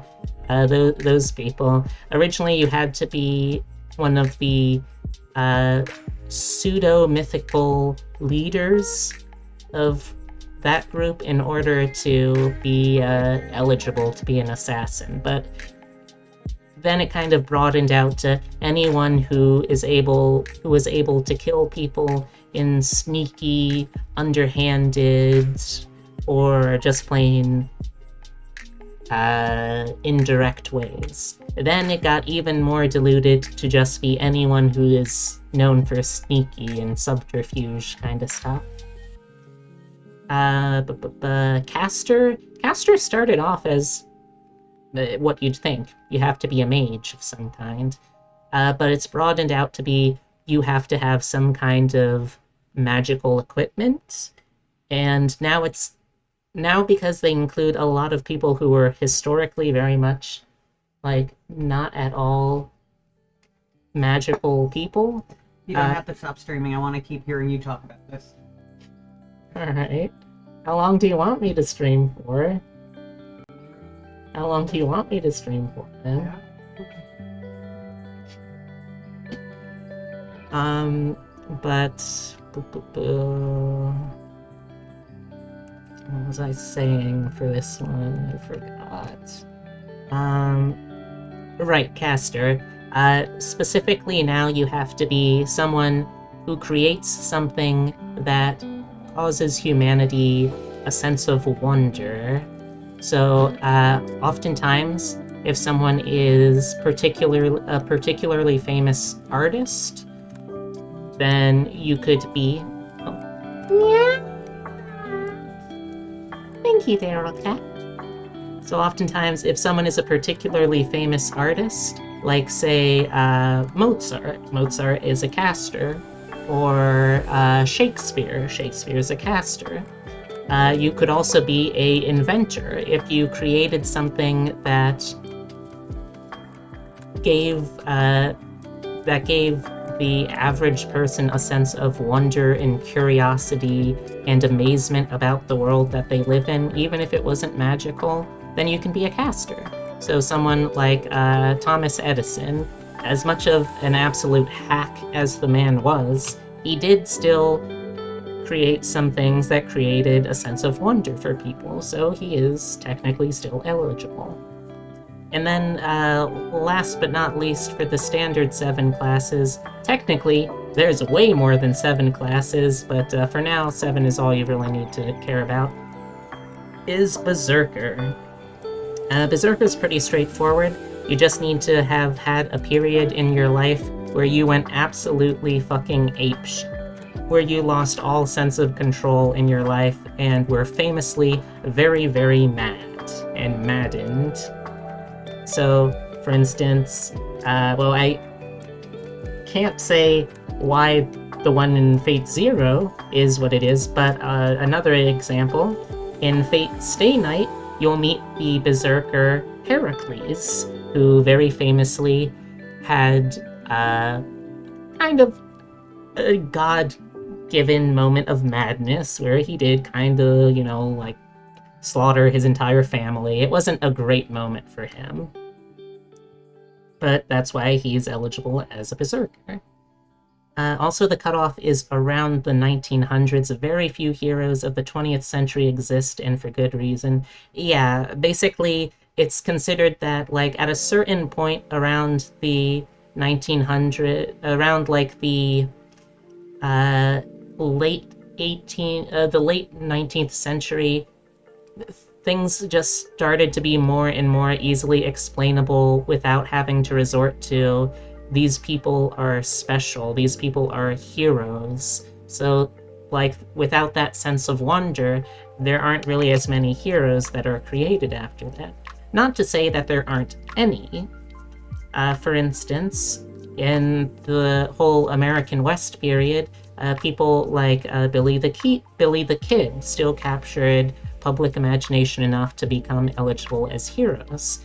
And one of my personal favorite characters who, if you're following in any kind of chronological fashion, you won't encounter in any series until way, way, way, way, way, way later, is actually the personification of the 1970s Voyager space probe. And he is the most adorable character. I absolutely love him. He's just this tiny little boy who wants nothing more than to explore and make friends with people across the universe and meet and befriend them. And I get very emotional about the Voyager space program, okay? I'm gonna eat my taco bowl now.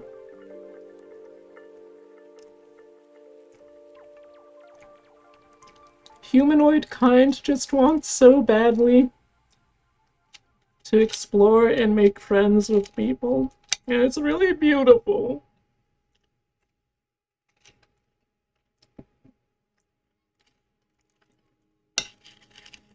You ate pizza and a mott stick?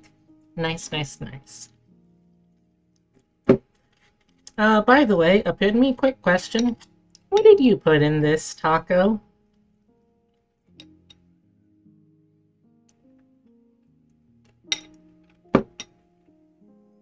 I just want to make sure that it's more than just beef, cheese, and tortilla chips.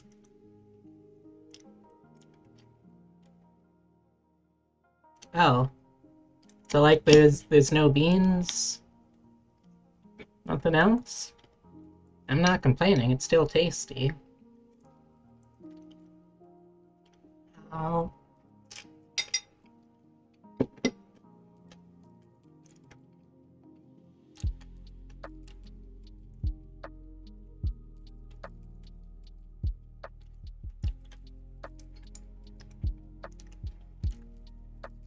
Oh, I'm glad. Hmm?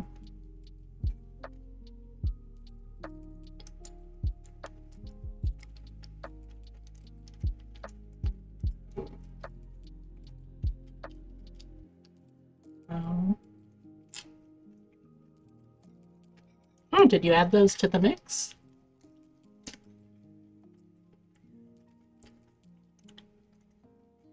Mm. Mm. Oh, it's in the kitchen. Alright. Oh. Mm. Mm.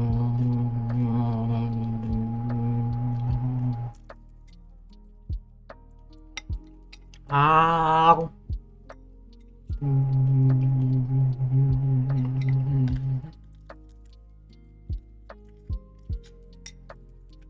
Hmm.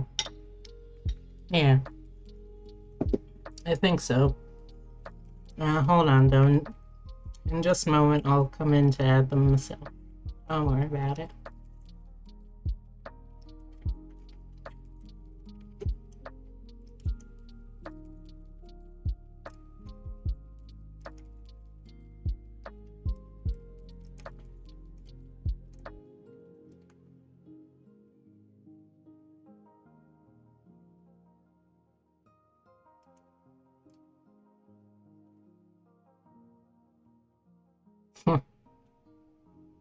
You're funny, Epitome. You're funny.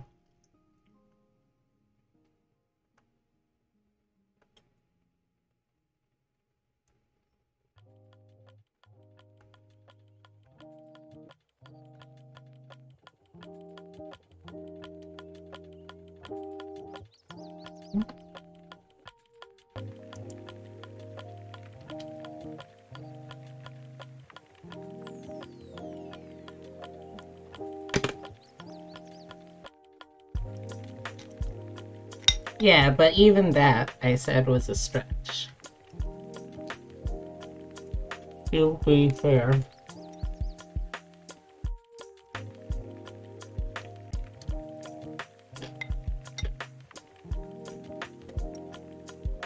Oh yeah, I agree.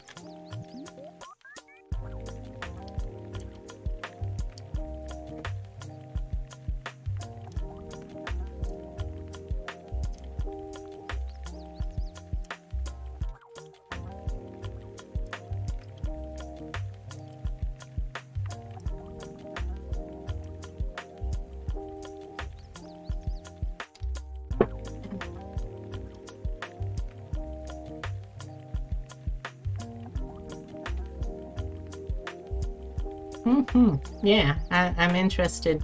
I'm always interested to see what someone who's fresh to the series gets as an impression of it.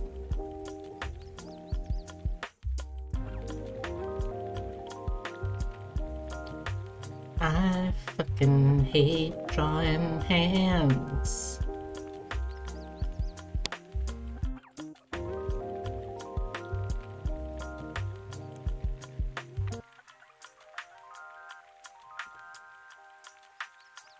If I had some money and I could afford you, I'd 1000% have you make me a model. Your attention to detail is amazing. Oh, thank you, Skylar. I really appreciate that.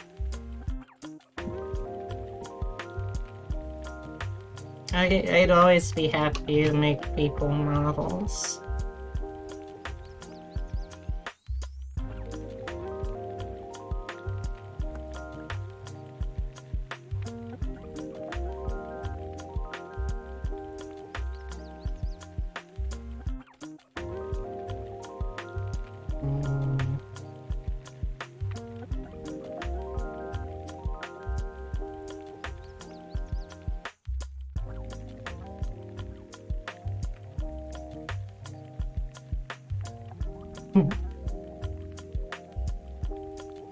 Details are always very important.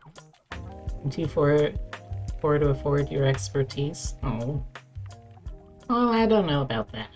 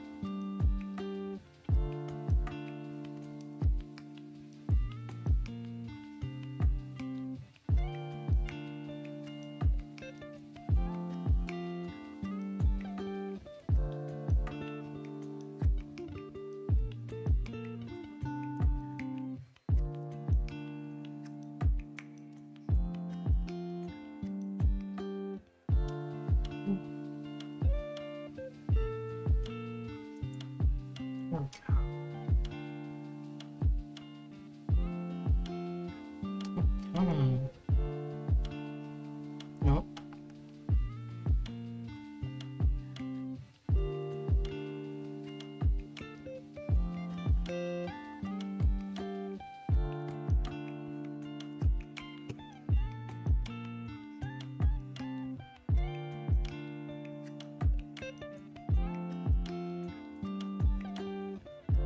I actually don't even know what these rates are. Well, as you can see by the stream element bot just above you, you can look at my social link in the panels down below for prices and terms of service. I may be updating the prices, but for now, that's what they are.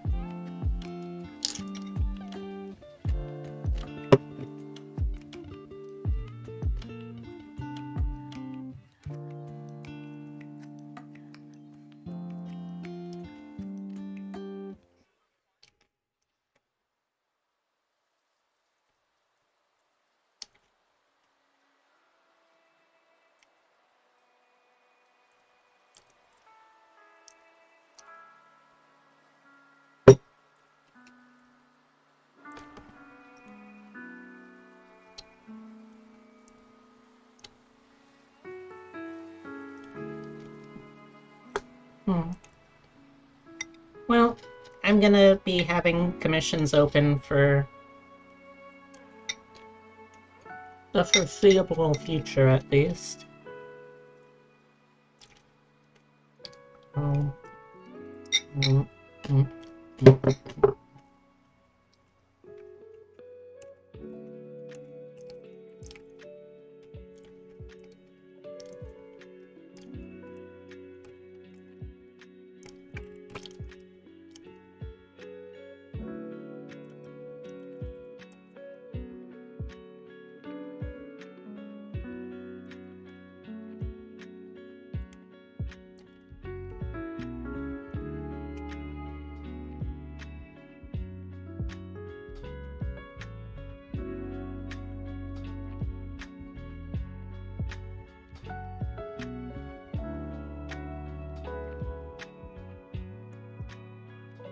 They've shot my price 280%. Yikes.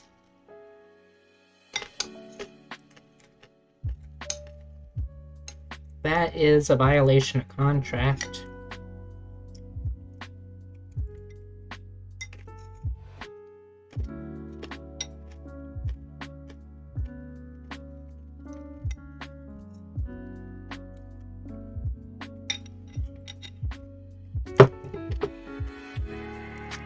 Sorry to hear that you had that kind of shitty experience. Jeez.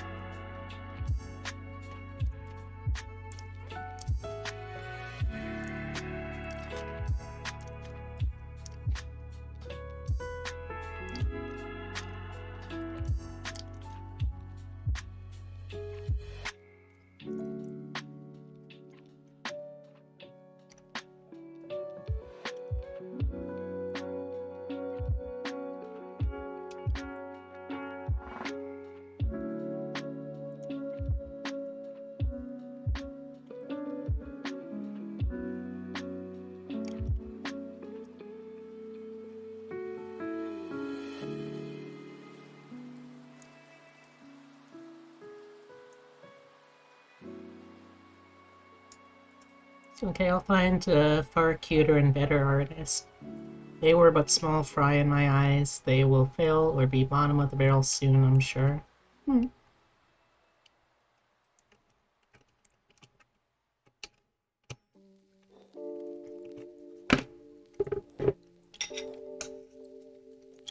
Oh. Oh.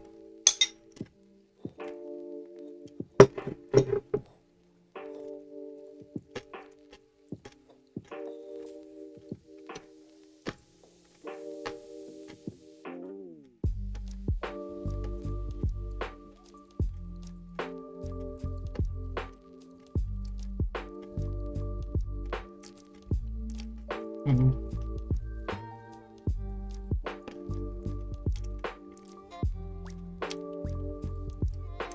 Next, you have to find a mecha artist for a project? Ooh. What kind of project is that?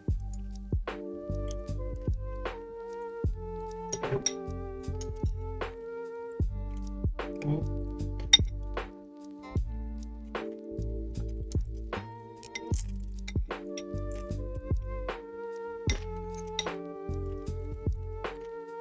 Oh.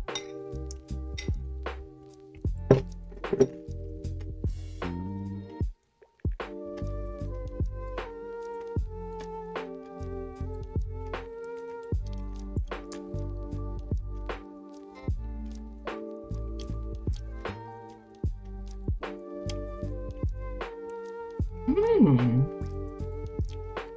That's a fun idea.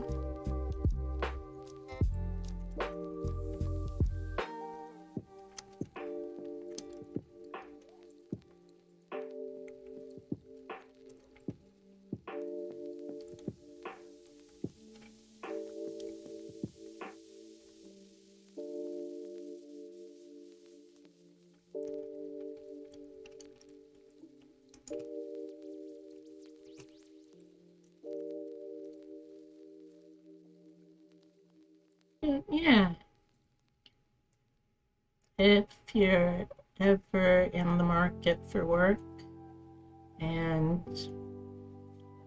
you can afford something at least around about it, I'd be happy to do some work for you.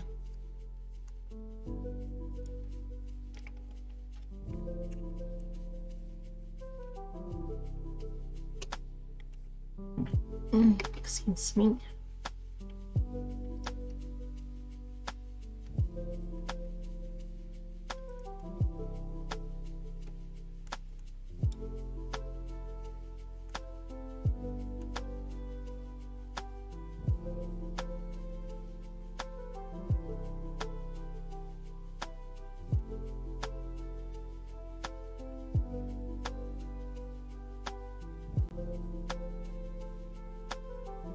Someone would just buy my GPU. Oh. Well, is there any downside to keeping it in some way? Could you somehow use 2 GPU at once?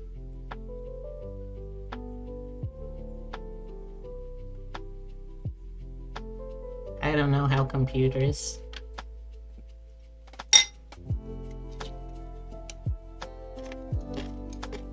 Hmm.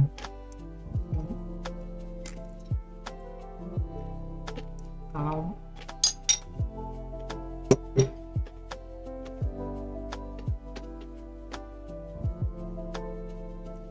Hmm.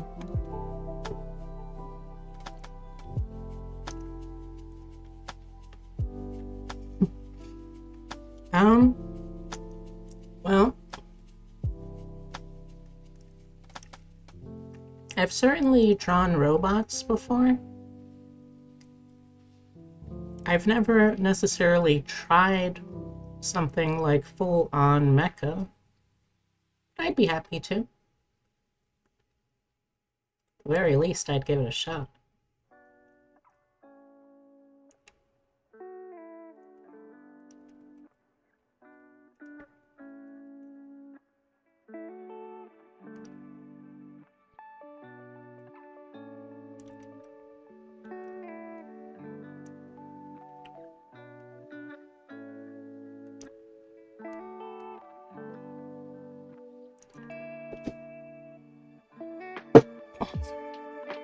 Hmm? What makes you say that? Excuse me. Feeling very gassy all of a sudden.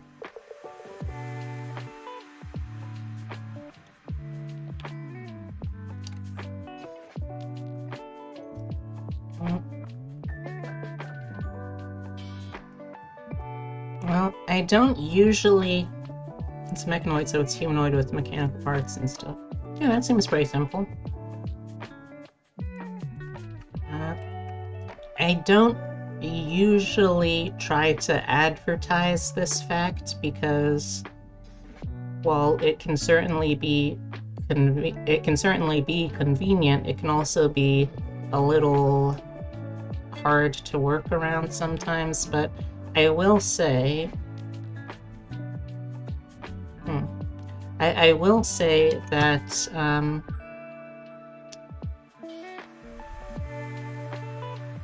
I am, as something I have done in the past, I am more than willing to do payment plans, like paying in installments just whenever you're able to. And I have also done trades of equivalent value stuff.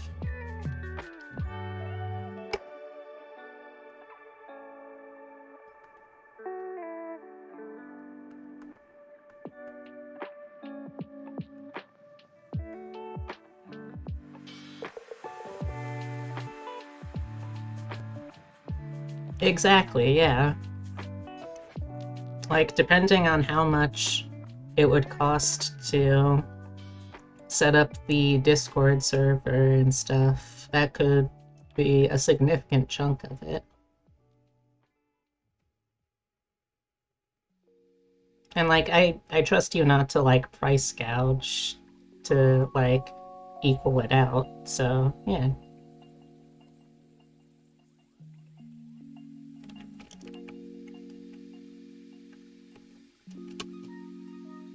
Yeah, we can chat about it.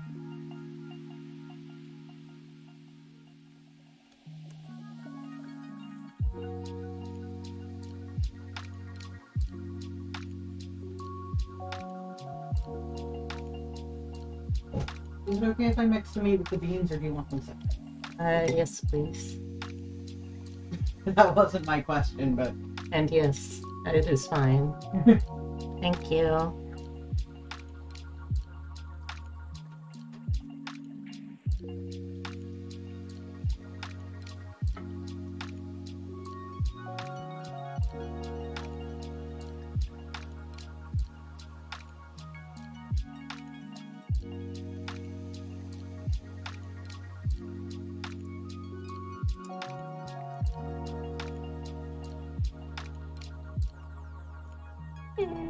Yeah, I think that's enough of a tail. Don't know what I'll put on the shirt, but it will be gay. So let's maybe have it kind of like narrow down a little bit as it goes. Alright. Thank you. Say it's almost time? It is. How about 9:20, 9:30? You help me with the dishes. Okay. Thank you.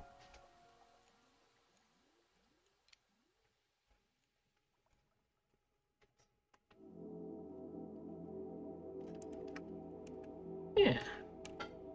Yeah, that looks alright.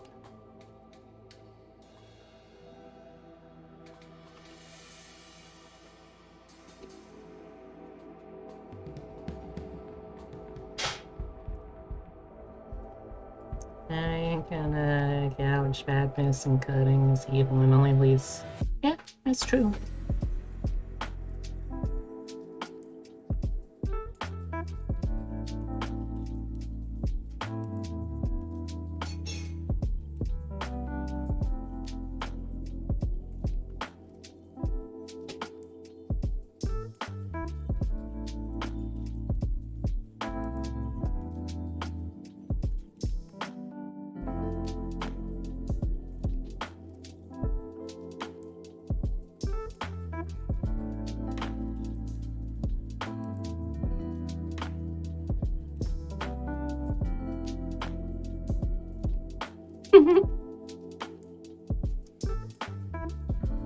Ooh, that's a fun email.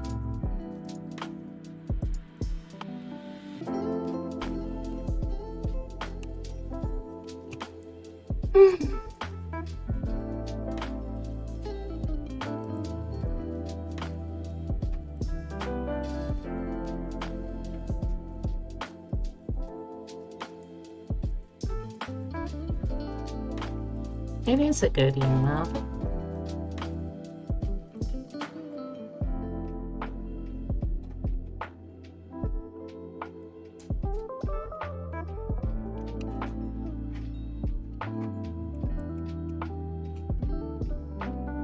Oh, no, I didn't want to bring that up. Thank you.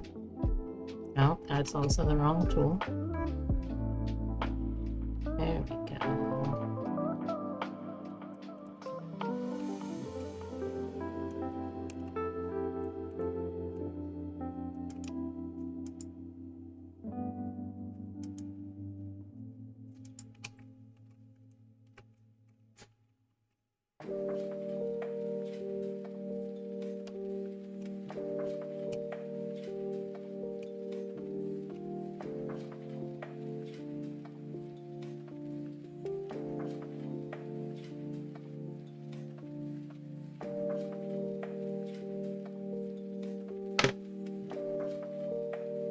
More taco bowl. Yay!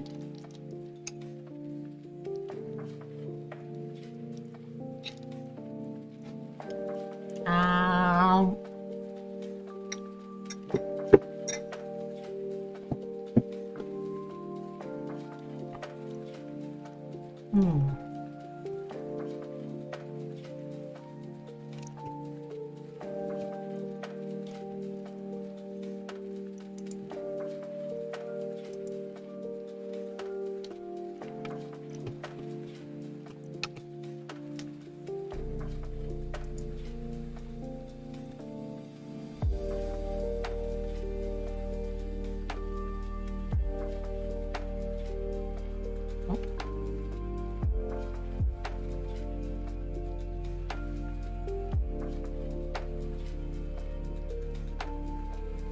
Oh, also, Epitome, can you remind me if I don't remember to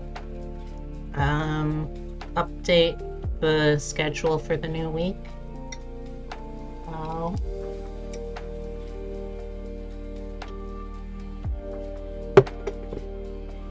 Thank you.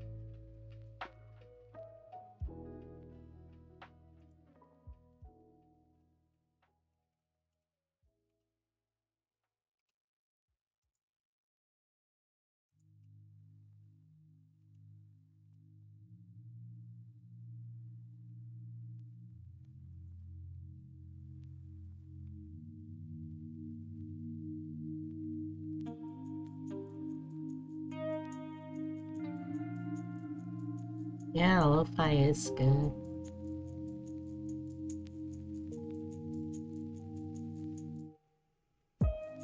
Thankfully, the lo-fi beats channel. Oh, basically, the only terms is that you have to specifically cite them in your stream. That's what the label up above me there is for.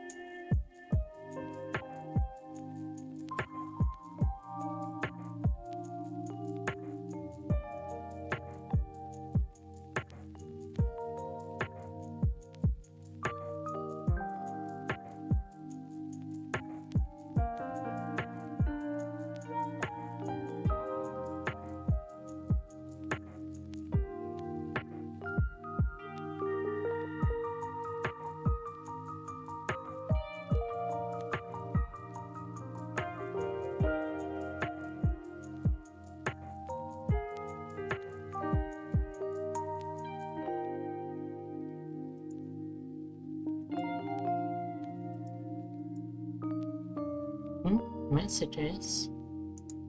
What's up?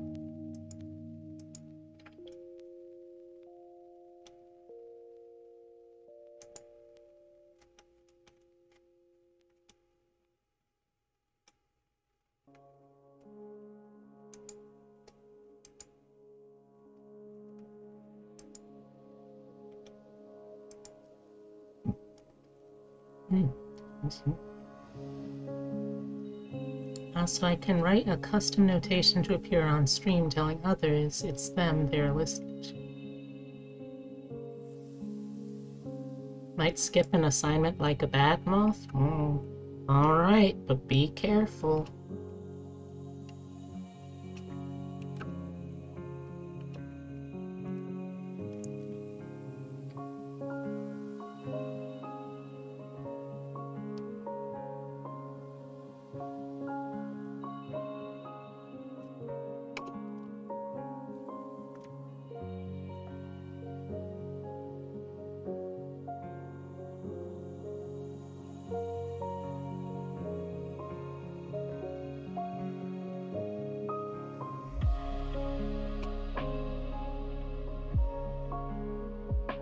Someone on the dean's list, I sure as heck do be picking what things I'll actually do in classes. Oh, sounds like you gotta figure it out at least.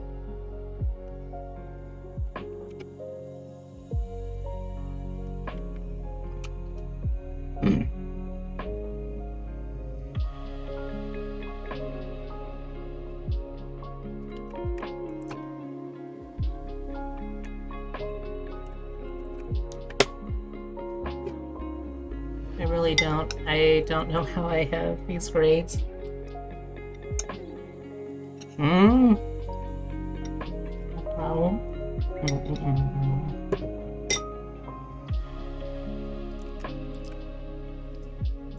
Just be that way sometimes, I guess.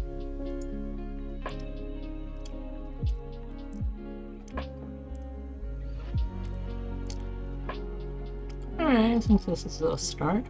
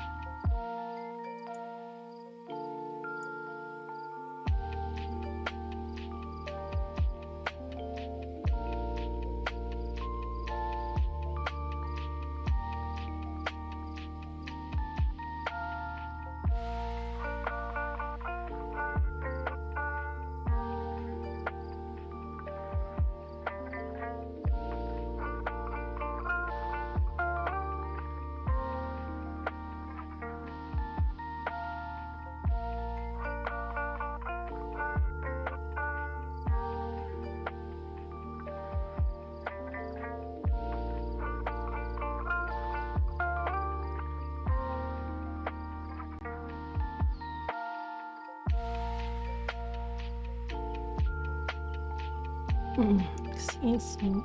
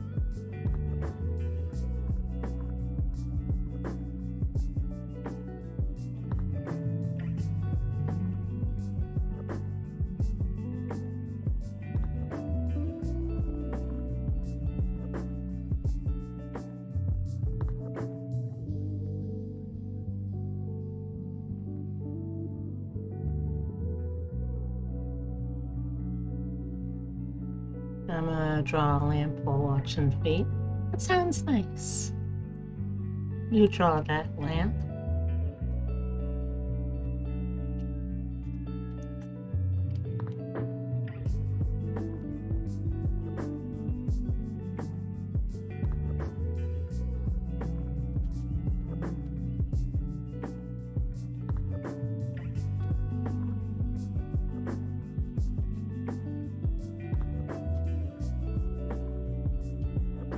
By now I'm doing 5th grader character analysis sheets. Alright. How goes analyzing those 5th graders? hope they're interesting 5th graders at least. Oh.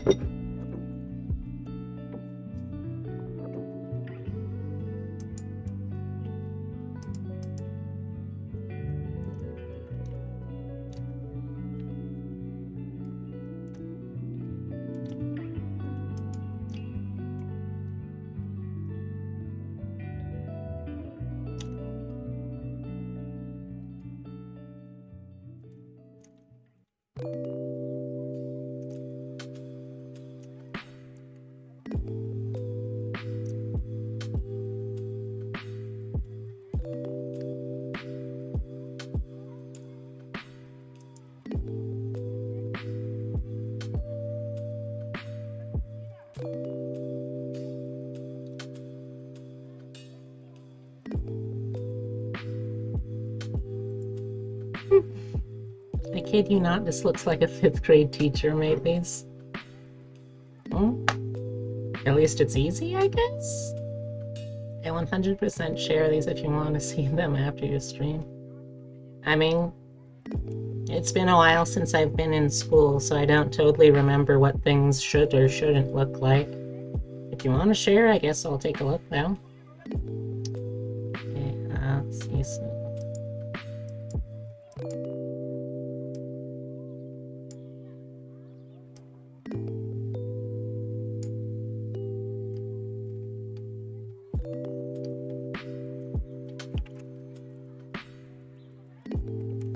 Okay, so this has to be kind of like...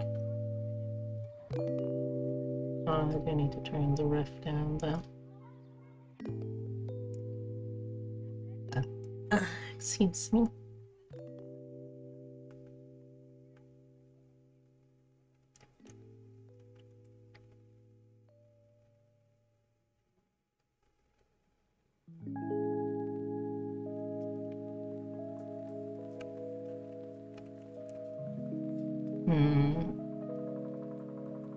Okay, so...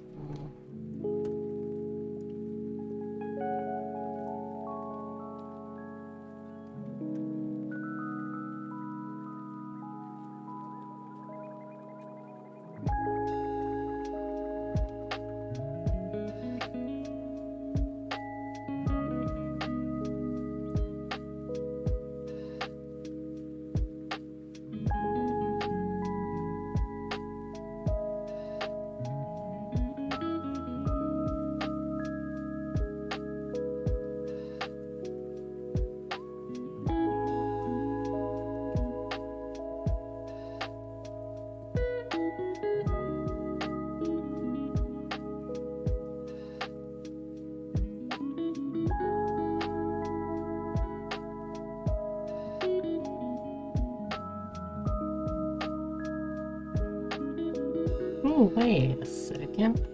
I can just hide their arm. Right? The angle does look a little weird for it to be totally hidden. Nah, okay. It was a nice thought while it lasted.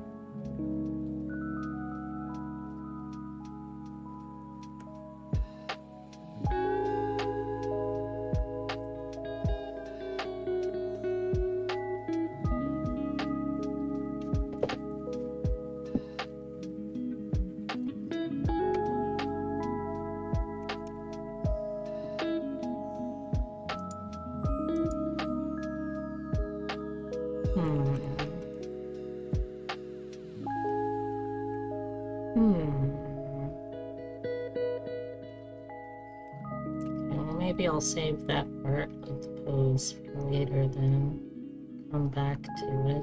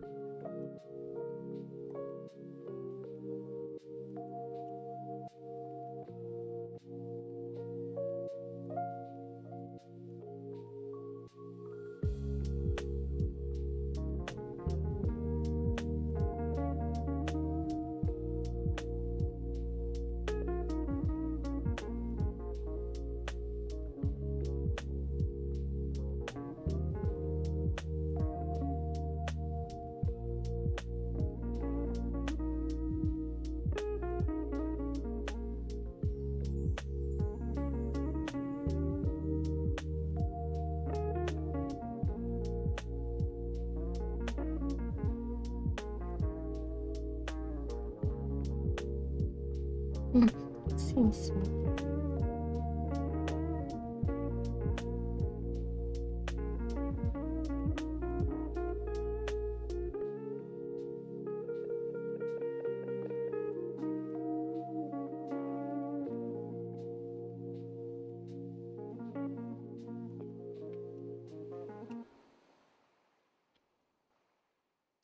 Alright, it looks like I'm starting to get into the period of time where Epitome might be coming over to do something that they'd want my help with. It's starting to get close anyway. Excuse me. Okay.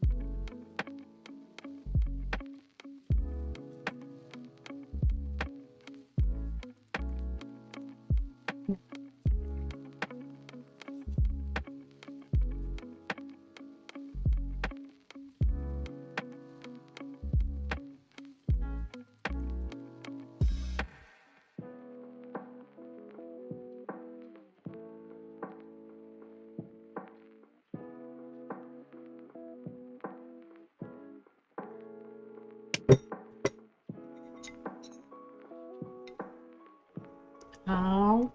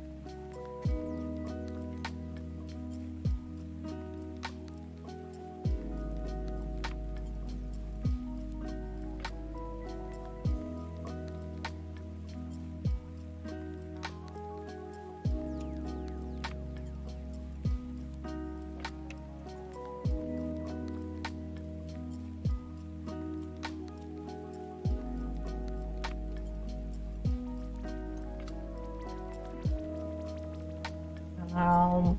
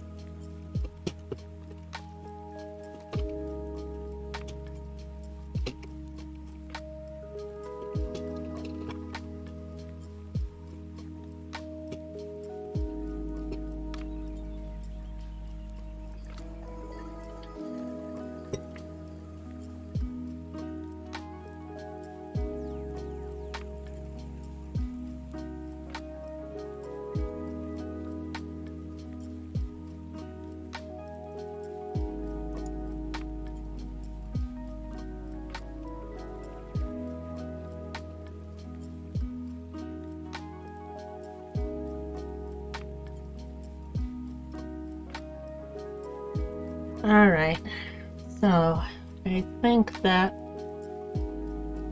I'm pretty good for tonight. Thank you all so much for what? How'd this get here? Alright, well, whatever. That's it's a problem for me tomorrow to figure out. So, thank you all so much for hanging out with me. I really appreciate it. Thank you especially to Frigate and to Sister Rose for the raids. But yeah, that's gonna do it for me tonight. Let me see who I can find to toss us over to, and let's switch over to just chatting for now. Excuse me.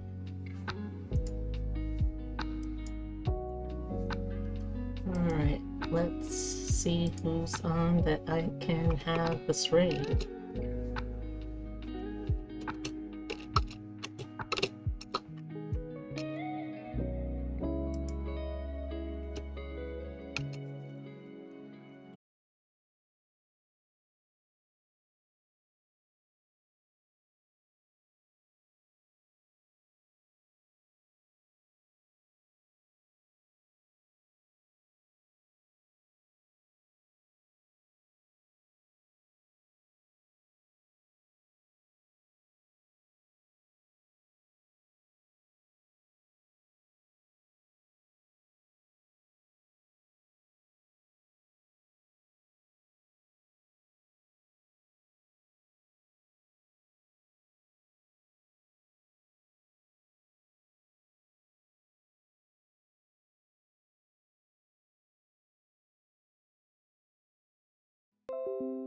Okay, there we go, and I'm back.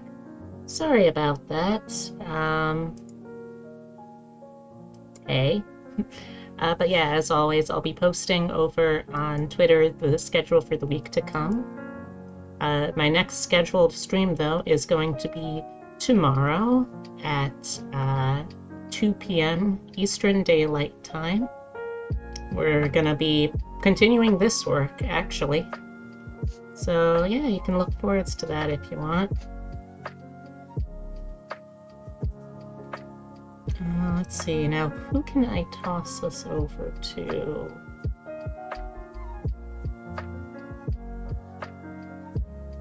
Ideally someone who could more use the help.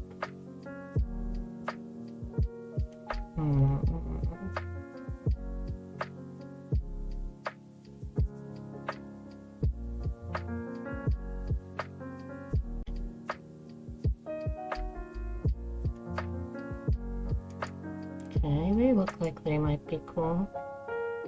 Let's check them out. How long have you been live? Oh, only a little over an hour and a half, so they're probably still going to be going for a while yet.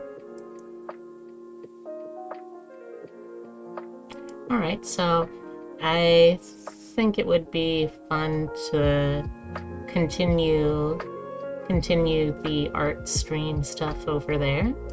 So, if you are a subscriber here and would like to use a raid message, I'm gonna type out the one that I'll be using.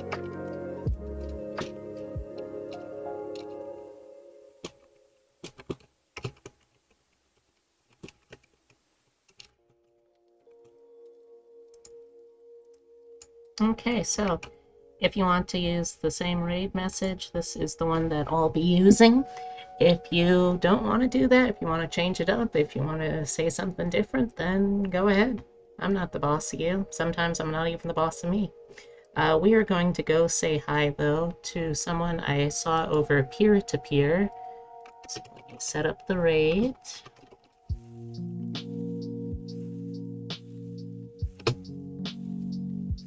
Okay, yeah. So, thank you all so much for hanging out with me. Here's a little thank you kiss for doing all that and spending all that time with me. And now, let's go say hi to this new person, huh? Good night.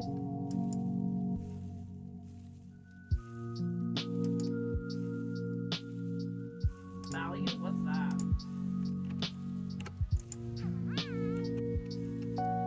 Peculiar little rabbit. Hello. What's with all the rabbits today? Y'all are making me upset. I don't have a rabbit model yet. I'm looking for a rabbit model, I swear to God. Hello. This is